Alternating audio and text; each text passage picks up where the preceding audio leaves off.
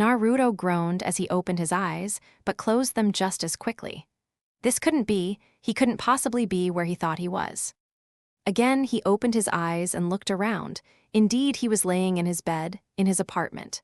The same apartment that Nagato, as Pain, had destroyed when he attacked Konoha. And seeing as it had never been rebuilt after that, it just wasn't possible for him to be in it. He closed his eyes briefly. Before standing, only then did he notice he was much shorter than he was.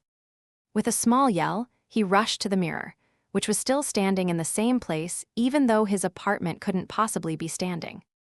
Looking in the mirror, he felt a fraction of fear. How was this possible? Looking back to him from the mirror was a kid version of himself. But that couldn't be, he was 17 years old. But here, he looked like he was 10, maybe even younger. He panicked. What was happening? One moment he had defeated Uchiha Madara, had been 17 years old in a teenaged body. But now he seemed to have been transported back in time, to a quick look to the calendar on the wall, 9-year-old body, the day before he began the academy. Before everything started, before the losses, before the death and defeat or almost defeat of Konoha, and more important, before the start of the end. Thinking about it, he was a 9-year-old child with the future memories of a 17-year-old, memories of events that still had to pass. He could prevent so much from happening. He could protect Sasuke, let him have his older brother. He could protect Hokage Jiji, Iro-Senin, Asuma-sensei. He could be so much more. Right now, he still knew how to access his Senin powers. Could still make the connection to nature's chakra, knew how to use Kurama's chakra and his Baiyu mode. Speaking of Kurama, would the old fox also be back? Or would this be the Kyuubi of a 9-year-old Naruto, still full of vengeance and hate? Would it, again, take the help of his mother to take away Kurama's chakra and mold it for his own? Would it take years, again, to build up a friendship with the demon housed inside him? Or would it be the same Kurama, and would he be able to just let the old fox roam and together strengthen their Baiyu transformation? Would they be able to stop the Akatsuki from taking away everyone, Baiyu and Jinchuriki alike, except for Gaara, Bee, and Juuki? Naruto sighed and ran a hand down his face. All this thinking and all these what-ifs, they were making him dizzy. There were so many variables at the moment that it would be impossible for him to change everything. But he blinked and stood straighter. If anyone could do it, then it would be him, Namikaze Uzumaki Naruto, Jinchuriki of Kurama. Kyuubi no Kitsune, son of Namikaze Minato, the Yondaime Hokage and Uzumaki Kushina, the Jinchuriki of Kurama before him. Godson to Jiraiya and Tsunade of the Senin, he could do this, he would do this. And Kami helped those who stood in their way. Looking at the calendar, he saw he still had a weekend before he started the academy, which meant, first things first, a talk with an old fox was in order. ACJ after breakfast, which consisted of an apple and instant ramen, which he knew wasn't all that healthy. But it was better than only the cup of instant ramen. He went and sat on his bed with crossed legs. Closing his eyes and taking deep breaths, he knew he had to talk to Kurama before he could decide what to do after. As he minded his respiration, he felt his chakra take his conscience with it, taking it to the sewer system he had grown used to. And it was there he was when he opened his eyes. It still was a strange experience, to kind of wake up inside yourself. But he had grown used to it. He had to use it for his Senin training, to acquire Kurama's chakra, and later to complete the Baiyu transformation. With a look around, he confirmed that everything was as it should be, as dirty and damp as he remembered. Even the seal his father put on the cage that held Kurama was still there. The only thing out of place, however, was the giant Fury Fist, coming through the bars towards him. As it stopped just before where he was standing, just outside the cage. The foxy grin on Kurama's face was all Naruto needed to bump fists with his Baiyu, a laugh echoing through the space they both were in. "You have no idea how glad I am you came with me, Kurama," Naruto told the demon as they both sat, one in and one outside the cage. Kurama nodded. "I heard your thoughts, Gaki. It would seem a lot of our former life was taken back to the past." Naruto smiled. "Good, I know I still need to practice on a lot of things, and that Senin, chakra and bio mode will take a few years, but it will still give me a head start. Kurama gave a crocked grin. It would indeed give you, and with it us, an advantage. Maybe that is the purpose of us being sent back in time. Even though we might not be able to change everything, you could always try and see what happens. We were not given this knowledge just to forget about everything that happened. Naruto nodded. I know there is so much that I could change right now, he stood. But first things first, let's get this seal of so you can come out again. I know I can trust you. As Naruto let his chakra guide him up to tear of the seal, he stopped for a bit and looked around. Kurama grinned. You think the Yondaime Hokage will appear? Naruto nodded and took hold of the corner of the seal, peeling it backwards just a bit. And as suspected, a hand took hold of his wrist and an arm wrapped around his waist. But with a smile, a held on and tore off the seal. As he landed on the ground, the seal in his hands and his father's arm still around his waist, he looked up. Seeing Minato there, in the same outfit as last time, looking at him in shock. Hi, Otu-chan, Naruto smiled at him. Minato still looked shocked with a glance back to Kushina, who Naruto saw as he looked around his father, then back at Naruto. What? How? What's going on? Naruto glanced back to Kurama, who smirked, before bursting out in laughter. Kushina had run forward as Kurama started laughing, but now, seeing as her son was safe and the fox was staying in his cage, for the time being she didn't make another move. Naruto stopped laughing and looked at his parents. Hello, Otu-chan, Oka-chan, it's really nice to see you again. They both sucked a deep breath in. It was Kushina who spoke. But Naruto, again? You were but a babe when we gave our lives to the Shinigami. You couldn't possibly remember us. Naruto smiled a sad smile. That's why I did this. I knew I would see the both of you if Kurama released a bit of chakra the moment I tore off the seal. I knew you'd both come to help me get the upper hand on him, but you don't have to ever. I just want to talk. That's all. I have so much to tell you guys. Before starting, he opened the cage behind him, etching fear on the faces of his parents. But Kurama just nodded at the two of them, before laying down and letting Naruto rest against his paw. As the couple swallowed a few times and looked at each other with a, is this real kind of look in their eyes. They also took a seat, across from their son, looking at their baby boy with confusion on their faces.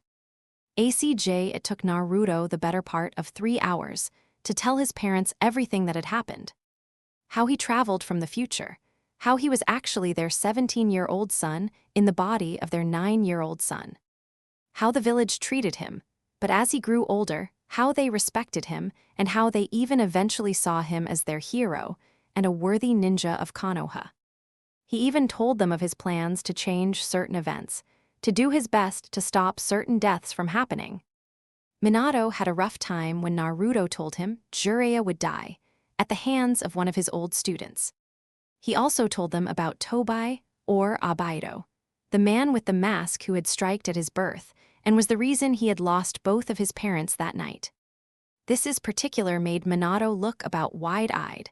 No wonder that man had known his moves, as his student. Abaido had seen Minato in action enough times to get familiar with his moves and thought process. After Naruto was done talking, it was quiet for quite a while.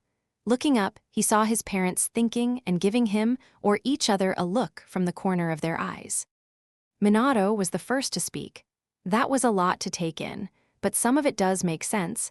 I'm even really glad you pulled this on us to talk and explain and even ask our advice. Which, as I understand, you never really got. Also, I am incredibly proud of the young man you came to be, Naruto. You even exceeded everything I ever expected of you.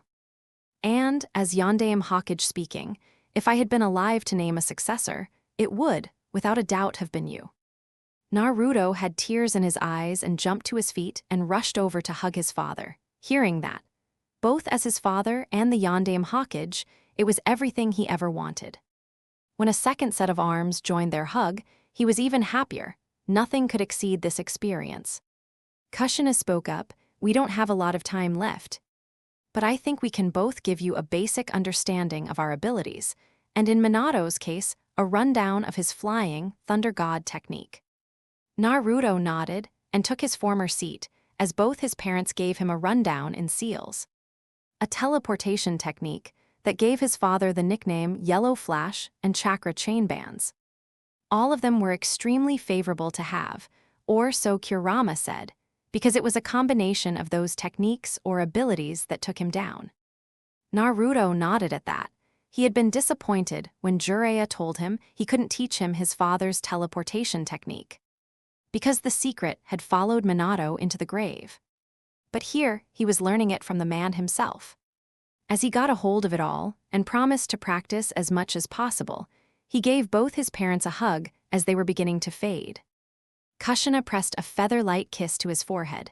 "Never forget, Naruto will always be with you and watch over you. Even when you can't see us, and we both know, for a fact you'll do us so very proud. We love you, son." Naruto wiped a tear of his cheek and was glad for the sort of hug Kurama gave him with a tail. He already had accomplished things he had set out to do.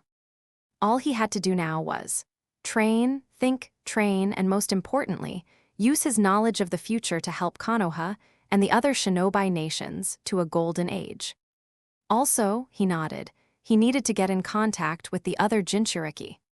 With plans like that, he gave a wave to Kurama before opening his eyes in the real world again. Seeing the sun was lower, indicating it was afternoon, he made himself a bowl of rice, veggies, and pork. After all, with being older also came a more mature mindset and thoughts, meaning he had to eat healthy. ACJ the rest of the afternoon was spent reading the few scrolls he had and trying to get into the library, which succeeded only because he was stealthy enough to not be seen by the head librarian. With a booklet full of notes on different jutsus and even breathing techniques, he set to go back home. Monday was his first day at the academy, and he promised himself to do better than last time. Chapter 2, Chapter Text. The weekend passed in a flash. Naruto made sure to study the knowledge he copied in the library. He also made sure to do the breathing exercises, so he could work towards Sage Mode, Bio Mode, and a combination of the two. After that, he made sure to take notes of everything his parents had told him, so he could practice on that and even make his own adjustments, like he had done to the Rasengan. And finally, Monday arrived, and with it the start of the academy, which meant he had to work fast now. In the previous timeline, the Uchiha clan was murdered after the first week of the academy, on a time that Sasuke, as the only Uchiha of school age, would be out of the compound. He knew now why and how Itachi had done it. The older Uchiha had told him on one of their encounters, and he promised himself then that he would make Itachi a hero of Konoha. Seeing as he didn't complete that promise in the future past, he would do it now, by making sure he never had to do this. Making sure the elder Uchiha could gain fame and a status as hero in another way. Seeing as he had little time, yet knew almost all the details. This because strangely enough Sasuke had been the one to fill in some blank spots. And of course he had a special kind of relationship with the current Hokage. He knew he could pull it off. He just hoped that, by telling the old man that he had seen strange people wandering around, like the men that used to protect him only with blank masks, instead of an animal, and that he heard something that should happen soon about the Uchiha. He grinned, he was sure he could pull it off. Only thing now, get to the academy on time and sitting through hours upon hours of lessons teaching things he already knew about. With a sigh, he zipped up his orange jumpsuit, because he wasn't Naruto without it, and to be honest he kind of missed it, locked the door behind him and ran towards the academy. ACJ once at the academy, he took a seat at the back of the class, as to not be noticed. By the looks of it, a lot of clan heirs still needed to arrive, and in the class, it was mostly civilian kids. And those he knew had been told to stay away from him by their parents. He knew from Shikamaru that the clan heirs were mostly told to be friendly with him. He now knew that most of the clans had seen the resemblance between himself and his parents, meaning making him pissed at them, made the heir to one of the oldest clans in the ninja world pissed at him. Even though he never got to claim his inheritance or announce to the world his true name, he died before that. ACJ the clan heirs arrived soon after. Seeing them all as little kids brought back a lot of fond memories, and he promised to himself he would spare them a lot of grief. He still remembered the look on Ino and Shikamaru's faces when their fathers sacrificed their lives for the allied shinobi forces, and he didn't want to see that happen again. He would make sure Inaichi and Shikaku died of old age.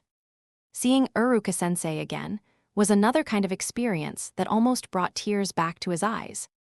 The gentle teacher had never been the same again when one of the Junbai's tailed beast bombs took out a class of academy kids right in front of him. Naruto took a deep breath. He couldn't afford to lose his cool, and he was here on a mission. And he couldn't have people like Uruka or Kami forbid Shikamaru figure out something was wrong with him. So after calming himself, he called out when his name was called on roll. Then looked around. Sasuke had taken a seat on the bench next to him, his head resting on his arms but looking at Uruka. If Naruto had to be honest, the Raven looked just like his brother, probably the look the younger was going for. He gave a small smile when the Uchiha looked at him, and it was returned. Looking further down, he saw Ino, Choji, and Shikamaru sitting next to each other, although Shikamaru had his eyes closed. Ino was chatting to a younger Sakura. He hadn't noticed her, and Choji was eating a bag of chips. Same old, same old. Further down was Hinata, still as shy as ever, although he now knew it was because Kumo kidnapped her when she was a toddler and Neji lost his dad because of that. Kiba, then, was seated in the row below him with Shino in the bench next to Sasuke. The Inuzuka was being his loud self, with his dog companion Akamaru yipping along with him. The Aburame was being silent and was avoided by most, especially because of the low buzzes that could be heard coming off him. Naruto smiled. He was back home. He had missed all of them so much, although they were still obvious kids right now. He knew what they could become, and he would make sure they became even more than that. We will make sure of that, Gaki. There's a reason we're here now. Kurama's voice sounded in his head. He nodded to himself. There certainly was a reason he was here. Watch out, everyone. Uzumaki Namikaze Naruto is here with a mission. Naruto sighed as he left the academy building. It had been quite the day, especially after seeing everyone again, even though they didn't see it that way. Now on to Jiji. He had to put in another part of his plan in motion, stopping the Uchiha massacre. Once in the Hokage Tower, he scowled back at the current secretary, a civilian young woman, who, like a lot of people, lost her parents to the attack on the night of his birth, and as so many of them, were blaming it on him. She did cower back a bit, so he let himself smirk a bit. While he had been quite a carefree kid, and ignored most of the glares and hateful words that crossed his path. But as he grew older, and the more obvious of hate stopped, he also realizes this was all such a waste of time. What person couldn't differ a kunai from the scroll it was sealed into? Because in essence, that was all he was. He was the sealing scroll and Kurama the kunai. He hissed through his teeth. He knew it would be a waste of time to gain the appreciation of the villagers. He would just have to try his best and convince them with his achievements like he did the last time. Only try to accomplish them sooner. Once inside, he gave a large grin. Jiji. You never guess what I did today? The old Hokage smiled, a hand steadying the headpiece, while the other took a hold of his pipe so he could exhale the smoke. Guessing from your excitement, you had your first day at the academy today. Naruto nodded enthusiastically. I did, Jiji, and it was awesome tebeo. The Hokage grinned, although Naruto could see a little flash of sadness, probably because of the end of his sentence. It looked a lot like his mother's. After telling the Hokage of his day at the academy, not that it was so interesting to him. But then again, he was supposed to be 9 years old here, and not 17. So he couldn't just switch to his suspicions. Well, they were more like truths, but he couldn't prove anything yet, seeing as it officially didn't happen yet. With a deep breath, he started, Jiji, I saw some strange people today. At the Hokage's questioning look, he continued, yeah, like the masks you used to post around me to guard me. At a nod, he explained, well, I saw some of those, but with blank masks instead of a Yu or Tora, and they scared me. He looked at the Hokage with large eyes, and. I heard them say something about Uchiha. I know a boy in my class, Sasuke, he's an Uchiha. What if they hurt his precious people, Jiji? Naruto almost grinned as he saw the Hokkage's face. It was impassive, but he could see the anger in those eyes.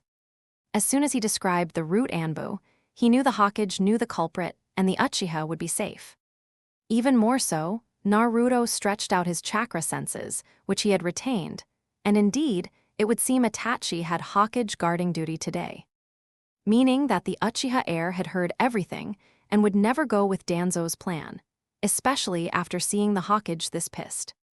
And seeing as Itachi would never start, Obaido would never be there to help, and the Uchiha clan would be safe. He knew they were planning a coup, but as soon as Danzo gets revealed as a traitor and someone who wanted to end the Uchiha clan, he hoped at least Mikoto or Fugaku would be smart enough to hold off the Uchiha elders. Naruto pursed his lips, seeing as Itachi was death by then, and Sasuke had never had a chance to interact with the elders that way. He had no idea of how this would turn out. But he did know this was the best solution for both Itachi and Sasuke. The days after, Naruto counted down until that faithful day, and let out a huge relieved breath as it passed without an incident. He didn't hear the screams. He didn't see every jounin in the village running towards the Uchiha compound. He was beyond relief that he at least succeeded in righting this wrong. It was with a happy smile that he entered the academy the day after, taking the seat next to Sasuke and smiling at the raven-haired boy. With Naruto purposely becoming his friend, the boy seemed like a ray of sunshine himself. Still collected and posed as any Uchiha, but he smiled a little now and then and knew when to relax. Speaking of smiling, the raven had turned towards him. "Hey, Naruto." The blonde hummed and looked up at his black-haired friend. "Would you be interested in joining us for dinner? I told my parents and Itachi about you, and they all want to meet you." Naruto swallowed thickly, while the Uchiha clan never wronged him except Obaido and Madara. But they don't really count, seeing as one was driven mad by Kaguya and her son, and the other was just as much a puppet. In the past, but still, this was the most prestigious clan of Konoha, and he was a clan less as far as the village Nose orphan who held the Kyuubi at bay. "Are you sure, Sasuke? They won't mind." Sasuke shook his head with a smile. "Nope, Tusan asked me himself this morning to invite you for dinner. I think they are just happy I found a friend my own age, instead of running after Niai-san and Shishui all the time." Naruto nodded. "Then I'd be glad to." Sasuke gave a grin. "Great, Itachi is coming to pick us up after class, so you can just tag along then." Naruto couldn't suppress his happiness. He let out a little whoop of joy. He had his best friend back already, even though the Uchiha didn't know it yet. He knew they were destined for great things and would achieve many things. More so now, Sasuke had a reason to stay in the village and fight for it. The grin that formed on his face lingered the rest of the day. He was just so happy. With all this, he felt invincible. Of course, he still had Kurama to keep his feet on the ground and remind him that this was just a small victory and that there were more hardships to come. Chapter 3, after the dinner at Sasuke's house, which went by very well. When Sasuke excused himself to go use the restroom, Fugaku told the little blonde that it was thanks to him informing the Hokage of the root Anbu that the whole clan was spared. As Itachi walked him home after said dinner, the clan heir also thanked him, for Danzo had already approached him with what appeared a mission from the Hokage. When he heard that Naruto had seen Root around and that they were talking about the Uchiha, he had confessed this to the Hokage as soon as Naruto left the office. The day after it was announced that Shimura Danzo had been found a traitor to the will of fire, and to Konoha and had been executed the day before. The next 3 years flew past, with Naruto once again connecting to the people that would at one time be known as the Rookie Nine. His friendship with Sasuke grew more. With the Raven still having his family, he never felt the need to become a revenge seeker, nor did he fill his days with only training. As for his scores in the academy, he deliberately fluked most of his written tests, except the one on sealing, citing scrolls he found in the library for extra knowledge.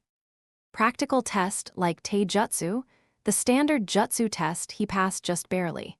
Making a regular clone with the amount of chakra he was carrying just wasn't easy. Outside of the academy, however, he spent almost every waking moment either meditating to get a hold of Sage mode, Biju mode, or a combination of both. Reading up on seals and practicing those he found in the library, or had written down from the conversation with his parents. Trying to unlock his chakra chains, and when he figured that out, to use them they were a lot like a muscle, so it took time for him to be able to use them for a period of time. Right now, after 2 years of training with them, he could hold them for 2 hours as a defense and 30 minutes. Heavy using, like for example subduing a Biju, and practicing his father's signature moves. Also, with meditating, he tried to do chakra control exercises. As in Uzumaki and a Jinchuriki, he had an almost inexhaustible chakra reserve. To get that much under control, he needed to be disciplined in doing control exercises with it. So far, he could tree walk, water walk, and let a leaf crawl around over his body. Not too bad for someone who was known as the dead last in the academy. Even if that was just a ruse, and he wanted to make sure he was paired with Sasuke and Sakura and mentored by Kakashi. Meditating the night before the Genin exam had him seated before Kurama, as the Biju helped him plan ahead for the following months. Starting with tomorrow the Genin exam, following to working up to a C rank, and hopefully getting the same one to wave, and finally for a short-term plan, the Chunin exams. Kit, you do know that everything you are doing right now might have a bigger impact than you know, right? Nodding at the question, Kurama pointed out, I know, but I have a head start right now, and I am quite certain I can handle most of what will be thrown at me right now, Titebeo. Kurama grinned. He couldn't fault the blonde for saying that. Not only was he in an open seal, with Naruto changing the sewer-like scenery to an open-field one. Not unlike the one he ended up on when his old man released them all from his seal. The old fox couldn't help but remember Hagoromo and his last words, nor seeing Naruto, the 17-year-old, standing before all of his siblings and just accepting them as they were. Remembering their names and letting them all think back of a different light-haired man who meant so much to them.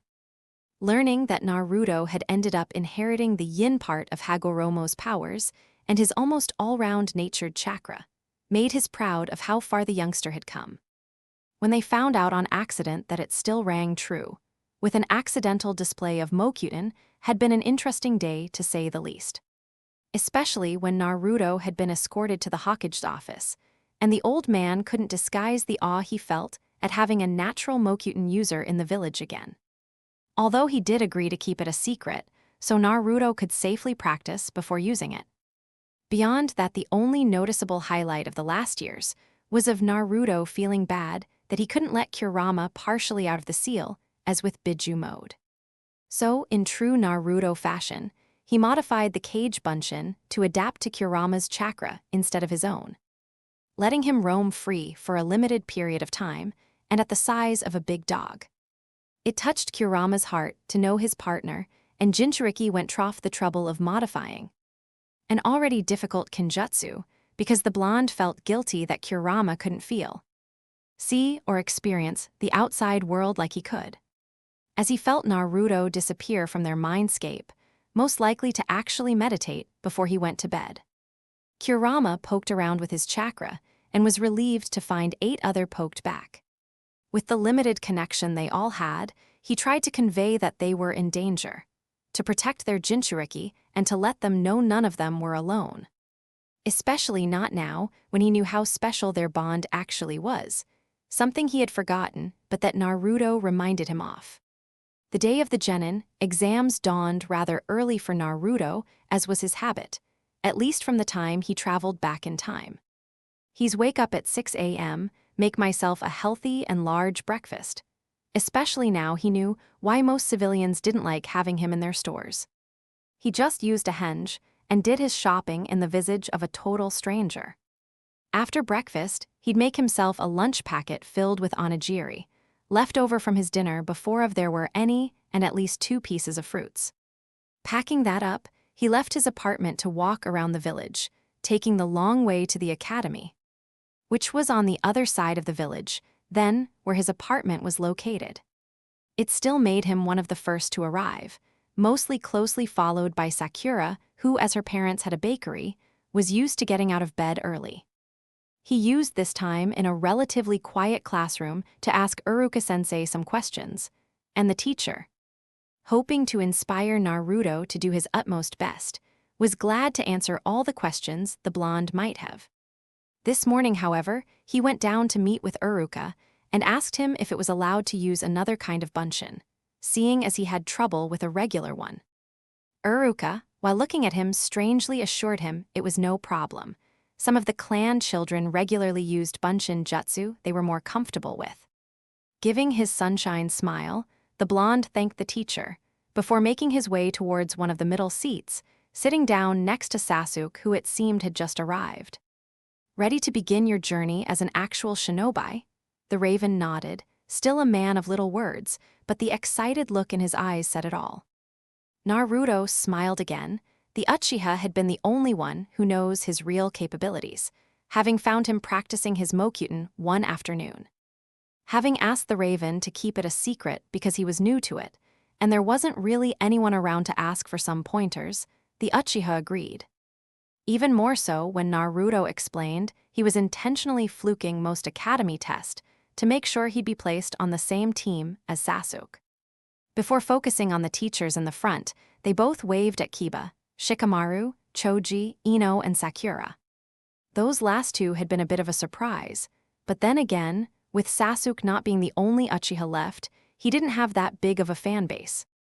Itachi, on the other hand, as clan heir, was quite well liked with the women, even though Naruto had the slightest suspicion the elder Uchiha brother wasn't that interested in the fair sex.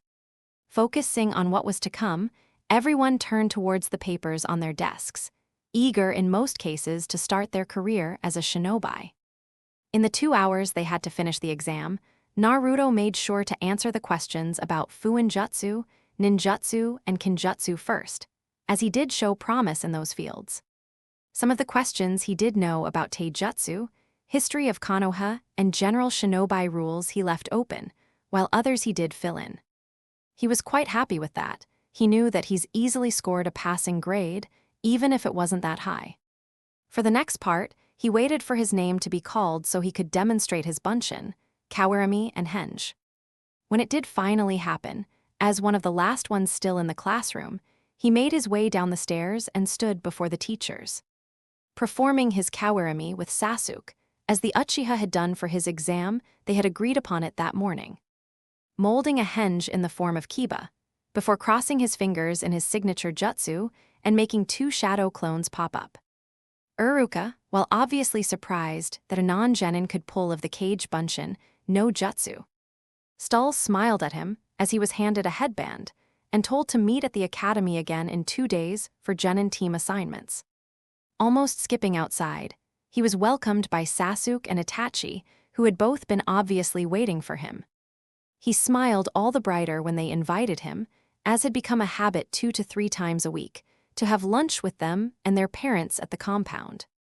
Not one to pass off on Uchiha Mikoto's cooking skills, he followed the brothers through Konoha, greeting multiple Uchiha men and women by name before entering the main house.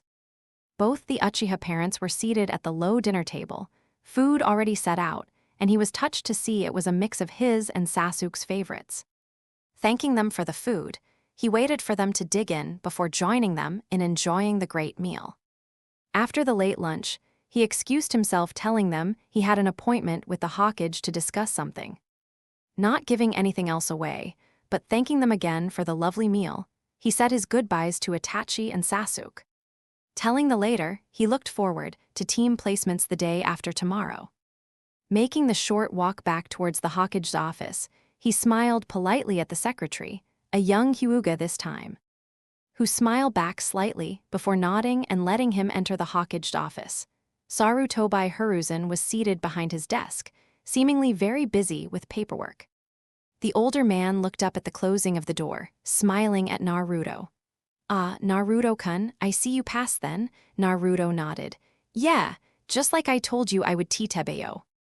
Hiruzen smiled again, putting his paperwork to the side, and lighting up his pipe before mentioning Naruto to take a seat. "What was it you wanted to discuss with me?" "Naruto, I must express my surprise at the formal way you asked for this meeting."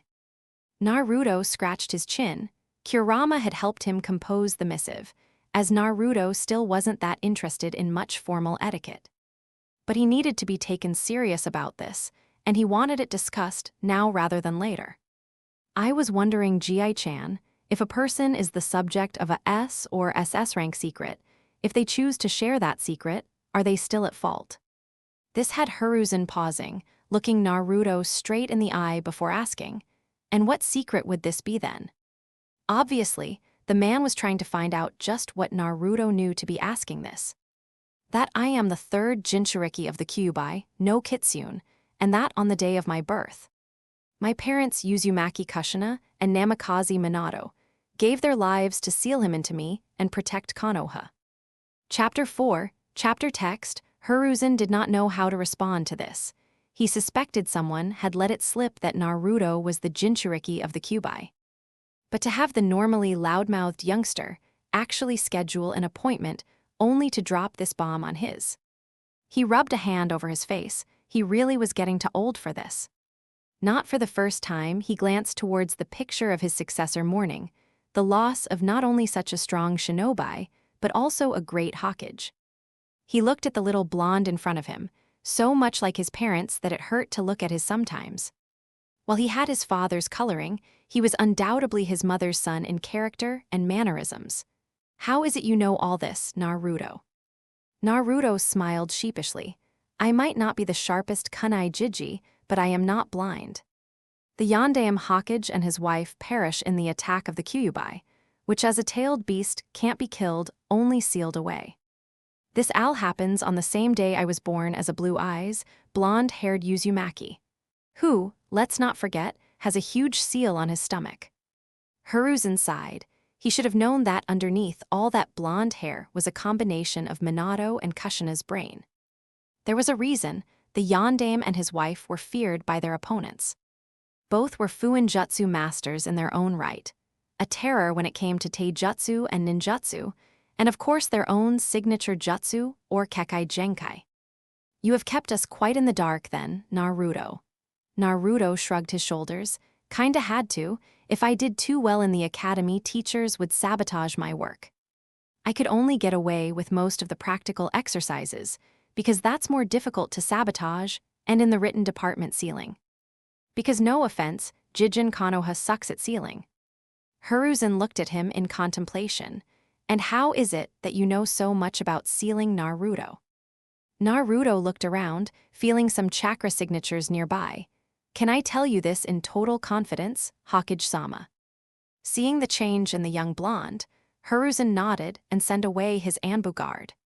Activating secrecy seals drawn by Uzumaki Maido and perfected by a joint effort of Minato and Kushina. Naruto heaved a sigh. "I like to meditate, and is doing so I came across the Kyuubi. Got talking to him, and in all he doesn't seem so bad. He did mention he had been controlled that night almost 13 years ago, and while he does not really care about humans, he wouldn't go as far as to eradicate a wild village." Taking a deep breath, he continued, "I felt bad for him, seeing as he was locked up in this sewer-like room with only walls and bars to keep him company. So I released the first seal holding him trapped there, hoping to at least let him roam, a bit he has been nothing but trapped for the better part of a 100 years after all." At Hiruzen's almost panicked look, he laughed. "Don't worry, Jiji, as soon as I ripped off that part of the seal. The chakra impressions Mom and Dad left behind in the seal appeared, and after Kurama. That's the Kyuubi, and I explained why. They took the remaining time we had to explain whatever they wanted me to know. Taijutsu, ninjutsu, fuinjutsu, even Dad's Hurashin, and then when I came out of my meditation, I took the time to write it all down." Hiruzen sighed once again. After the Mokyutin incident, he had thought that to be all of the secrets Naruto kept, but it would seem that the little blonde had kept a lot more. Looking Naruto straight in the eyes, he asked, "Can you give me a rundown, then, of where you really are in Tai, Nin, Fuin, and Genjutsu?" Naruto nodded. He supposed that was the least he could do for the old man that he had kept all of these secrets from. I suck at genjutsu, have too much chakra to properly mold one. But with Kurama's help, I can notice one the moment it is cast and can dispel it just as quickly. Taijutsu is not where I want it to be at. I managed to combine both my parents' preferred ones and have a habit of looking up new stances in the library or inventing my own. Ninjutsu is top-notch. Next to Mokyuten, I have a knack for wind-based attacks as my own chakra nature, and fire because of Kurama.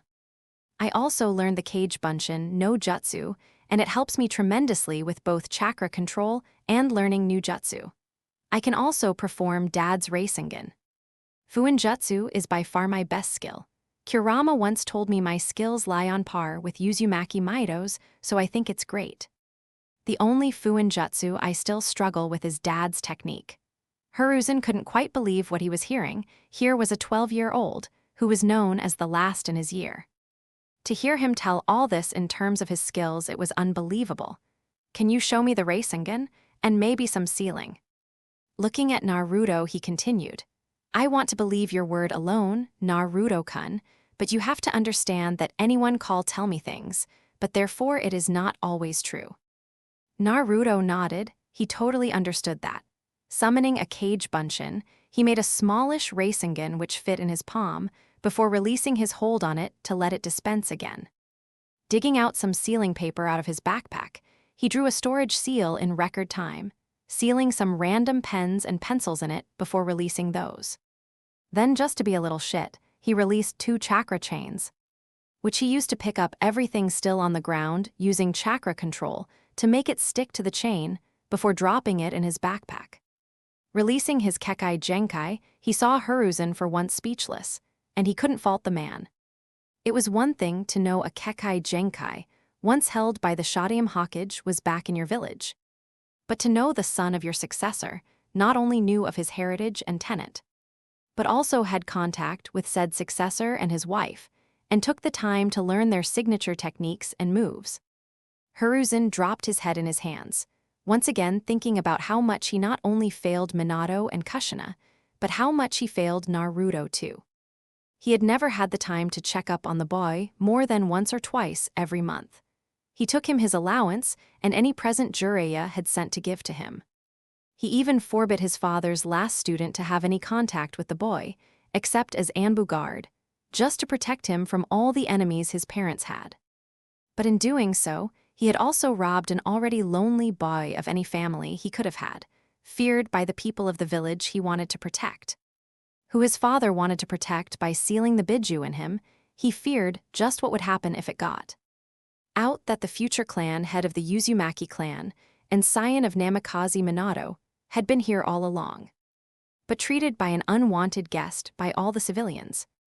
To not speak about what the ninja clans would do, he knew Naruto was great friends with almost all clan heirs his age, but most particularly Uchiha Sasuke.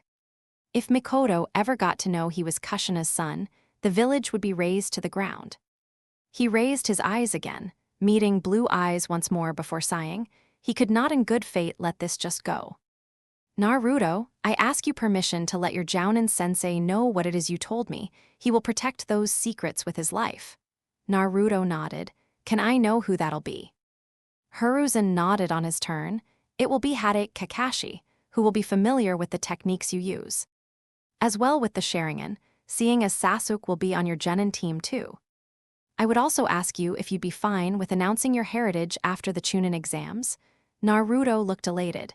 I'd love to. Hiruzen smiled. At least he could right some of the wrongs he had did these last few years. To finish up this conversation, and to answer the question you came here with. No, Naruto, it is not against regulations to tell people about an S or SS rank secret if this particular secret is about yourself. You won't get into trouble with telling others about either your parents or the Kyuubi. Naruto smiled, glad to be able to tell Sasuke and his family and to finally be able to talk to Kakashi about his parents. He had known towards the end that Kakashi had been his father's student and knew him and his mother quite well. But by the time he knew all this, they had been at war, meaning there hadn't been a lot of time to talk about that. He hoped that could change now, so he could get to know his parents, even if it was by second-hand stories and memories. With one last bow, Naruto left the Hokage's office, smiling at the Hyuga at secretary duty today and skipping his way towards his apartment. Tomorrow he would practice some more and tell Sasuke and his family about his secrets. After standing by him all these years, they deserve to know. Hiruzen was left quite stumped in his office. A lot of secrets had come to light in the hour Naruto had been in his office. He smiled. He couldn't wait for tomorrow. His jounin would be informed who their students would be. And he looked forward especially to Kakashi's reaction to his dead last student. The next day, rather fast for Hiruzen, they jounin senseis were told to meet at 10 in his office, which of course made it so Kakashi only showed just after noon. All the other sensei were told their teams and were making their way out when the silver-haired jounin entered, lazily waving a goodbye to those he passed. Hiruzen smiled a little grim smile. While he didn't like Kakashi's tardiness, he knew it was a habit he picked up from his late teammate Uchiha Obaido. After all the loss the man had suffered these last 15 years, he couldn't into himself to ask the man to stop. Nodding to Kakashi, he told the man to take a seat, pinning him with a stare until he actually did what was asked. "Thank you for showing up, Kakashi. I need to fill you in on your team starting tomorrow." Kakashi nodded. "Of course, Hokage-sama. Your team will consist of Haruno Sakura as Kunoichi of the Year, Uchiha Sasuke as Rookie of the Year, and Uzumaki Naruto as Last of the Year. However, it has come to my attention that Naruto wasn't judged fairly, so I asked him to come here yesterday and give an estimate of his skills right now. I want to let you look at them." Kakashi nodded. He had expected to get the Rookie of the Year team. Made it easier seeing as he was currently the only jounin who knew how to teach sharing and skills, so an Uchiha made perfect sense. To have Naruto on his team, however, made it a bit difficult. He wouldn't be able to bond with the boy as he wanted. Seeing as he couldn't tell him all about his parents, or try and teach him the jutsus the blonde's late father had taught him. He was, however, not that surprised to know the blonde had been sabotaged in the academy. A lot of the Chunin senseis working there had lost at least one family member that night 13 years ago. They were petty in their hatred towards the Kyuubi, but to take it out on a 12-year-old boy because of what was sealed within him was just nasty. He sighed. If only it could be possible to announce the boy's inheritance to the world, or at least their village. Would make a lot of the people who once shunned him turn their attitudes around so fast. Taking the paper the Hokage offered, he couldn't help but stare at what was written on it. This was not the skill set of a dead last academy student. If anything, that was the skill set of a Fuinjutsu genius and master. Hiruzen spoke. He also knows and has permission to tell others about the decreed secrets about him. Our talk yesterday made me see that I did a lot of wrong by Naruto and by you, and by anyone that once knew Minato or Kushina and held them dear. I plan on announcing his heritage at the next Chunin exams, which I have to admit will be a piece of cake for him. With the skill set he already holds, he could easily be at Tokubetsu Jounin level. It had been quite some time since we've had a Fuinjutsu master in Konoha. Kakashi nodded, still stunned to hear this. Chapter 5, chapter text. Naruto was quite nervous to be telling his favorite Uchiha family this. He knew logically that nothing would ever change between them. After all, he and Sasuke had always had a certain pull towards the other. His last life this had resulted in a very strong bond and friendship, which sadly was tested because of the Raven's quest for revenge. He hoped that by making sure the Uchiha massacre never happened, he could grow up happy and find another goal in life. He had been quite the amazing shinobi, only joining Konoha again to fight against Madara and Kaguya. He was drifting in his thoughts. He didn't need to think about it. This time will be different. He had an open invitation at the main Uchiha household, so he thought nothing of it to go there a couple hours before dinner to talk to all of them. Knocking on the door, Mikoto opened it and smiled at seeing him. "Naruto, we weren't expecting you. Come in, come in. Want me to go get Sasuke?" Naruto stepped into the house and scratched his chin. "Actually, I was hoping to talk to all of you if possible." Mikoto seemed stunned, but nodded, leading him to the sitting area. It was where they had eaten the last time he was here. Tatami mats lined the floor with pillows for more comfortable sitting on the floor and against the wall. Those against the wall were more for when guests were over, seeing as 4 pillows were set around the low table in the middle of the room. Mikoto left him alone, most likely to go and get the men of her household. Sasuke was the first one to enter the house, sitting next to Naruto. He pulled the blonde in a one-armed hug before making sure he was sitting proper as his father and mother entered, Itachi trailing behind them.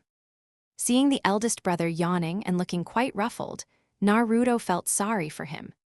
It would seem he'd just come back from a night patrol and had only gotten a few hours of sleep before being woken again. I am sorry for making you get up after only a few hours after a night patrol. Itachi shook his head, a fond smile on his face. I don't mind, Naruto. I got a few hours of sleep, and as usually after a night's patrol, I have my next mission not until a few days. Naruto smiled again, happy to feel so welcomed here. Fugaku was the one who spoke next. Now, Naruto, you came by to tell us something. Naruto nodded. Yeah, I already went by Hokage-sama to ask if it was okay to tell this to anyone, and I got permission. This had the family all the more interested. To have to ask for permission to tell a secret could only mean that it was a village-wide S or SS rank secret.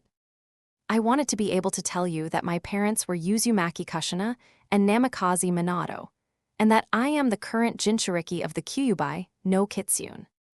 Sasuke and Itachi were left gaping after that revelation, not quite knowing what to say.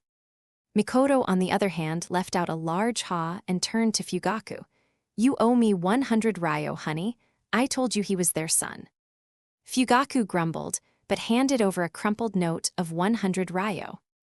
Mikoto smiled at Naruto. I was on a genin team with your mother, and I recognized her mannerisms in your way of doing some things. Also, I knew she and Minato were expecting, and a blonde-haired, loud Uzumaki getting around Konoha after their demise is quite the large giveaway. Also, Hokage-sama is lucky. Not a lot of people outside of Konoha knew how they behaved inside our village, or just naming you Uzumaki instead of Namikaze wouldn't have been enough to save you from their enemies. Naruto nodded. Last time it had been a shock to the other hidden villages to know he was the son of his parents. Seeing as both Minato and Kushina were quite the terror on the battlefield.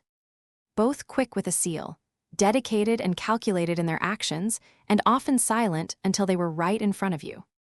In contrast to when they were home, where Minato was a bit of an airhead, with a love of naming his techniques with long, complicated names. While Kushina could be heard on the other side of the village. Mikoto could only smile at the son of her dear friends. She did miss them terribly, but to know a part of them still lived on in Naruto made glad to know she did right by them. That's not to say she would have treated him differently should Naruto have been the son of someone else entirely. After all, he had helped in making sure the Uchiha as a clan could keep on existing, and he was a great friend to her youngest son. Sasuke, who as a child ran after Shisui and Itachi, too much to really connect with other children around him. Which wasn't all that easy to start with, as most of the other Uchiha children were some years older or quite a few years younger than him. Shaking her head, she was glad Sasuke had a friend like Naruto. If the blonde were anything like his parents, he'd be someone to look out for in the future. Both Minato and Kushina were late bloomers in terms of their skill set, but once it set in, they were terrors on the field. Sasuke and Itachi had both regained their bearings, taking the time to question Naruto about what he had told him. How he had known who his parents were or who told him. What's a Jinchuriki? How did he feel now that he knew this? Why tell us this? It kept going for quite a while, the blonde in their house more than happy to answer any questions they had with a smile on his face. Sharing a look with her husband, she got up to start preparing dinner. He followed her through. There is no way their Jounin sensei will be anyone other than Kakashi.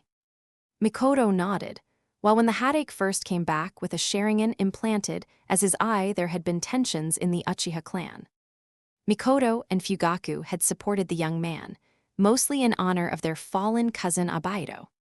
The boy never had many friends to begin with. To know he trusted Kakashi enough to have their medic teammate implant his sharing an eye in him was enough for them to trust the then boy. Over the years, they had stood by him, even if the elders were demanding it back, and even offered the man some lessons in using the Kekai Genkai. He'd never be able to turn it off, sadly seeing as he wasn't born with it, but with training, he could use it extensively. I know, gods know how long he has waited to be able to get to know Naruto. He pleaded with the Hokage numerous times to be able to spend time with him, so this kind of feels like a belated plan to make everything all right to those boys on the Hokage's part.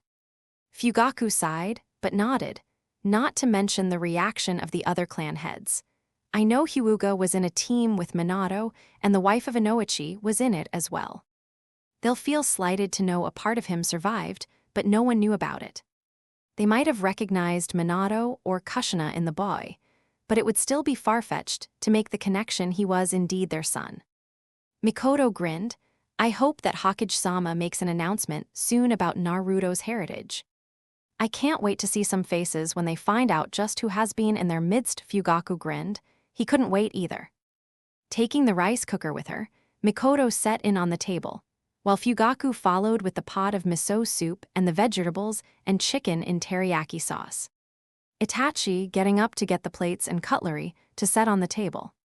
Dishing out portions for everyone, they sat down to eat, Naruto noticeably lighter now that he had shared his secret. The Uchiha family, on the other hand, were still honored that Naruto felt safe enough with them to tell them this secret. After dinner, Mikoto suggested she share some stories of Kushina and the few she had about Minato, making Naruto smile and take a more comfortable seat. Turning his eager gaze on Mikoto, Sasuke following, while Itachi went back to his bedroom. They stayed awake quite a while, listening to Mikoto's stories about his parents, Kushina's days as a genin, their days as a chunin and jounin. A retelling of how Minato saved Kushina when Kumo-nan came and kidnapped her, followed by his compliment about her red hair.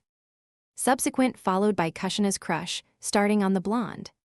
When Mikoto finally stopped talking well into the night, Naruto was invited to stay the night in Sasuke's room. It was dark out, and even if they were in village, both Mikoto and Fugaku dreaded to think what some civilians would do to Naruto should they find him after dark.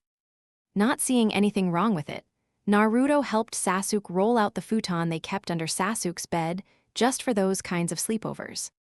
He wasn't worried about tomorrow. With his habit of waking early, he was sure he'd be up early to have breakfast in the Uchiha household and to go back towards his apartment to change clothing. The next morning, Naruto, as predicted, woke early.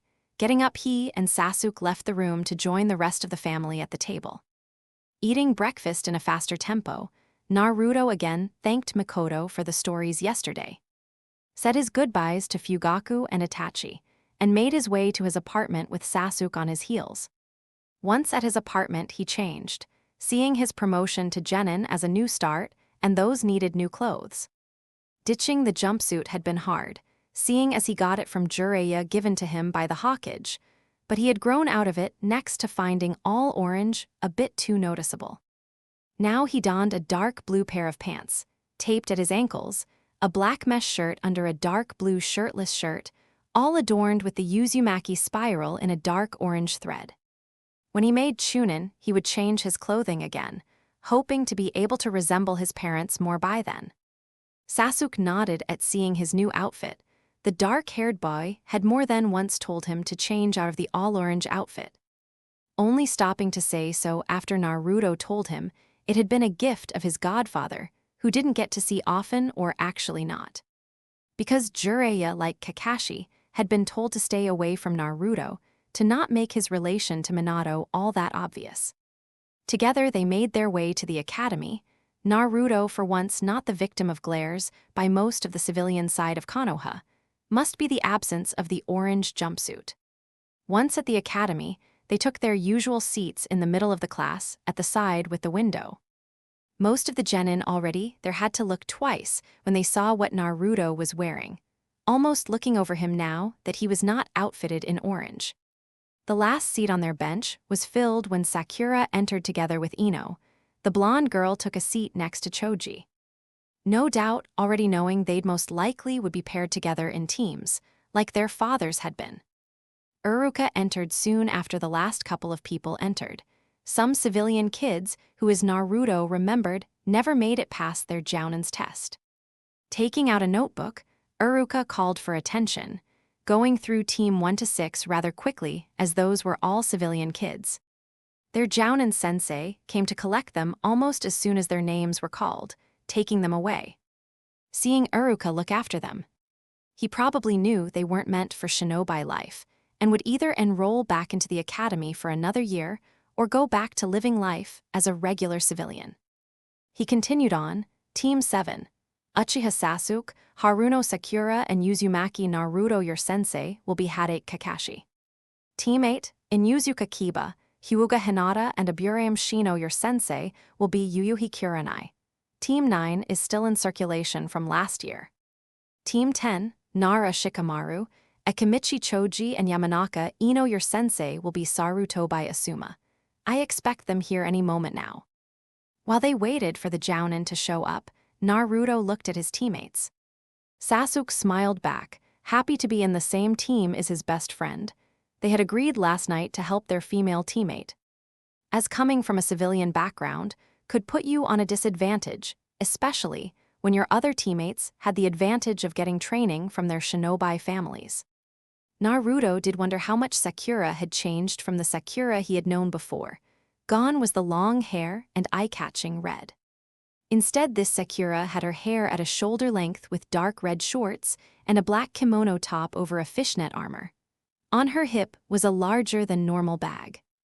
Naruto fondly remembered telling her one day that she'd be a perfect medic with her chakra control. Something the girl took to heart, seeing as she looked up medical jutsu in the library, and would be able now that she was a genin to go to the hospital and ask for official medic nin training. All in all, they had a pretty all-rounded team with Sakura as a medic, and hopefully soon as a heavy hitter as soon as she found out she could augment her natural strength with chakra. Sasuke as their taijutsu, and hopefully kenjutsu expert, he had excelled at those in the other time. With lastly Naruto as their fuinjutsu and ninjutsu expert. All they had to do was wait for Kakashi to show up, pass his bell test, not that the others knew that already, and make Team 7 a go. Chapter 6, Chapter Text. Just like the last time, Kakashi was late, although Naruto could feel his chakra in the region of the memorial stone. In the future/past, Kakashi had told him and Sakura that the reason he was always late was because Obaido had always been giving the most far-fetched excuses. In an effort to stay sane after all the losses he had, Kakashi had adopted some of the mannerisms from his best friend. After getting to know Obaido survived and was the instigator to the Fourth Ninja War, Kakashi was never the same. Even less so when he actually had to let go off the Uchiha. Uruka was still sitting at his desk, most likely looking over mission rapports or something like that, waiting like them for the last Jounin sensei to come and get his students. All the others had already been collected, and he was quite sure Team 1 to 3 had already been failed. Seeing as he heard them talking in the hallways registering for another year in the academy. Not that it would help all that much, as far as he knew, only the rookie 9 made it, the others might a year later, but he never saw them in the field. Shaking his head, he let it slide from his mind, it didn't matter at all. He never did have any contact with others younger than him, with Konohamaru and his teammates being the exception. It wouldn't make a difference in the future. He knew why he was here. Sooner than he expected, but still horribly late, Kakashi appeared at the door. Eyes smiling at Uruka, who from the look of it was irritated at the Jounin, but let it slide seeing as Kakashi was one of the elites from Konoha. He saw Kakashi look over all three of them, passing over Sakura rather quickly, only slightly sticking on Sasuke and resting on his for the longest time. My first impression of you, you are interesting, meet me on the roof in 5 minutes. After that, the Jounin shunshined away, most likely to the roof. Turning to his teammates, Naruto smiled. Ready to go? Both nodded, Sasuke quicker than Sakura. The pink-haired girl had tried to talk to Sasuke, but Naruto had pulled out a book on kenjutsu stances, which he took and started reading. Naruto himself went over his sealing notebook once more. Now that he had indeed told the Hokage his skill set, he didn't need to hide anything anymore. Reading a rather advanced book on Fuinjutsu fell into that now. Sasuke kept pace with him, smiling a little smile, no doubt glad to have the book. I knew you wanted to start practicing. I heard you bugging Itachi and Shisui about it. Why not get a head start even if it is theory? And I know for a fact our sensei is one of Konoha's very best. So he might know some others who are very well trained in kenjutsu and might have time to take you on for a few hours a week. Sakura kept to the background, while she didn't have the whole fangirl thing going on this time around. It also meant that she never got that extra boost in confidence she had last time in her fight for Sasuke's attention. She was still very good friends with Ino, though. Naruto had thought about it, and he hoped to influence Kakashi to either tell them about the Sannin and get Sakura taking after Tsunade, or suggest to Sakura himself that maybe she should become a medic nin. It didn't matter right now. They jogged up the stairs, meeting Kakashi just over the 5-minute mark on the rooftop. You are late. Sasuke and Naruto scoffed. We had to run, Jounin-san. Newly minted genin normally don't know the Shunshin technique. This had Kakashi look slightly sheepish, making Naruto think that Kakashi wanted to come at this like he was training an Anbu team who would have known the Shunshin. Sit down, you three, let's get to introducing ourselves. Naruto smiled. Could you start, sensei? Kakashi looked at him, with something of a painful pride in his eyes, making Naruto think the Jounin saw either his parents or Abaido in his actions. Sure, name's Hadate Kakashi. I like some things and hate others. My hobbies are none of your business, and my dream is something you are too young for. Sasuke next to him grumbled. He probably recognized the name as the former team leader of Itachi and Shisui's Anbu team. Both the elder Uchiha had told both Sasuke and Naruto that while Kakashi was a great Jounin, his social skills sucked. To the shock of both boys, it was Sakura that spoke. Sensei, this tells us nothing about you. If we are to work as team, would it not be a good teamwork exercise to get to know each other better? Kakashi, I smiled again. And how do you suppose we do that? Naruto's hand shot up. We could deduce what we think about the other and see how much we get right. Say we each make a deduction or a guess about the other. Explain how we came to it, and the person who's it about had to either agree with it or tell us it's not like that at all. Kakashi nodded. I can go with that. Would start you all on information gathering too. All right, Blondie, you start. Naruto nodded, happily. All right, so sensei, you have a summoning or multiple summons with coarse hairs, so either dogs or another canine. I can see the hairs on your pants leg. Sasuke, you really want to learn kenjutsu, because I heard you talk it over with your brother and cousin. Sakura, you don't have a lot of chakra reserves, but it gives you great control over it. I noticed you were always one of the first to get a jutsu correct in class. Kakashi was impressed, even though it was no secret he had a pack of dogs as summons. Naruto said it was deduced because of the hairs on his pants and not because he heard it being told. Looking around, he saw neither of the other genins saying anything about it, so the blonde must be right about that too. Noting to the Uchiha, Sasuke spoke. Sensei, you have a Sharingan in your left eye, given to you by a cousin of mine. Itachi and Shisui showed me the entry of you in the bingo book, and your epithet was Sharingan no Kakashi, so this would be your greatest asset. But also your greatest downfall, seeing as you are not an Uchiha by birth, it would take a lot of chakra to keep it going. Naruto, you love gardening. I saw you tending to the pots my mother has in her kitchen window, pulling brown leaves from the plants and watering them every time you come by. Your small window garden in your apartment is your little joy. Sakura, while your taijutsu is a bit sloppy, you do pack a punch, probably because of the control you hold over your chakra. I got hit once, and it hurt for a few days. You might want to train on that some more. I heard Senju Tsunadeheim of the Sannin could obliterate a rock with just one punch. Kakashi was once again pleasantly surprised that already 2 of his students could pay attention to what had happened and took every information. They were given away with them. He could do something with this, now to see if their female teammate was as on point. Kakashi-sensei, I know you really like eggplant. You regularly come by at my parents' shop and buy the vegetable in bulk. Seeing as canines shouldn't eat it, I deduct it as for you. Sasuke, you really like tomatoes. Your mother always comes and gets those in large quantities, and you always have something tomato in your bento at the academy. Naruto, you have habit to eat a lot but in smaller portions. You always have a lot of snacks with you. Mostly veggie sticks or crackers or something. You do eat a normal portion of food at lunch, but I guess you have a higher metabolism than others. Naruto smiled but gently corrected Sakura. Almost right, Sakura-chan, I do have a higher metabolism, but I also have huge chakra reserves because of my clan. And to make sure I don't stay hyper all through the day, I eat more to burn off chakra with digesting more food. Sasuke looked surprised too, at him stating that, making a mental note to tell his parents so they had some snacks on hand the next time the blonde was over. Kakashi cleared his throat. Is there anything left to share before we start our test? Sakura looked at her teammates, worry in her eyes. There is another test. Kakashi nodded. Normally I'd ask you to come bright and early tomorrow morning.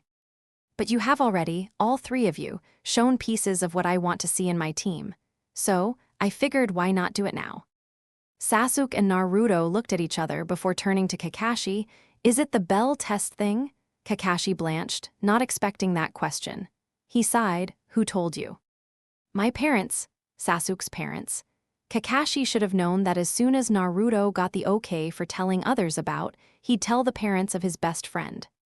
Who now that Kakashi thought about it were friends with Minato and Kushina. Kushina and Makoto had been in the same genin team, if he remembered correctly. So, I guess I can just ask what the objective of the exercise is then. Naruto and Sasuke nodded, pulling Sakura in it and whispering in her ear, before all three answered. Teamwork. Kakashi had to smile. They didn't do the test like he wanted to, but they got the essence of the exercise already. Even more, they already showed some teamwork in their way of interacting with each other. Indeed, teamwork. I live by the next saying, those who break the rules are scum. But those who abandon their friends are worse than scum, and I refuse to take a team whom don't at least show promise to have a great team dynamic. Konoha is known for their teamwork, and as anything higher than a chunin. You won't always stay with your genin teammates, but will still need to able to work together well with their teammates. All three genin nodded. It was one of the things that was told in the academy when they touched upon the beginning of Konoha and its starting morals. With Naruto and Sasuke, it was only intensified because it was what Sasuke's parents and brother would tell them. I will see you tomorrow then. Be at training ground at 9 a.m. We'll do some drills and go over each of our skills and flaws. With that, he disappeared, making Naruto look a bit troubled. He had wanted to talk to Kakashi about what the Hokage no doubt told him. And to let his fathers only. At the moment, remaining student know he didn't blame him for anything in the hopes the man didn't keep putting the blame on himself. He promised himself to do that tomorrow. For now, Sasuke invited both Sakura and him to his house. His parents wanted to meet his genin teammates. In their words, those people stay with you for the rest of your life. Sakura was quite excited.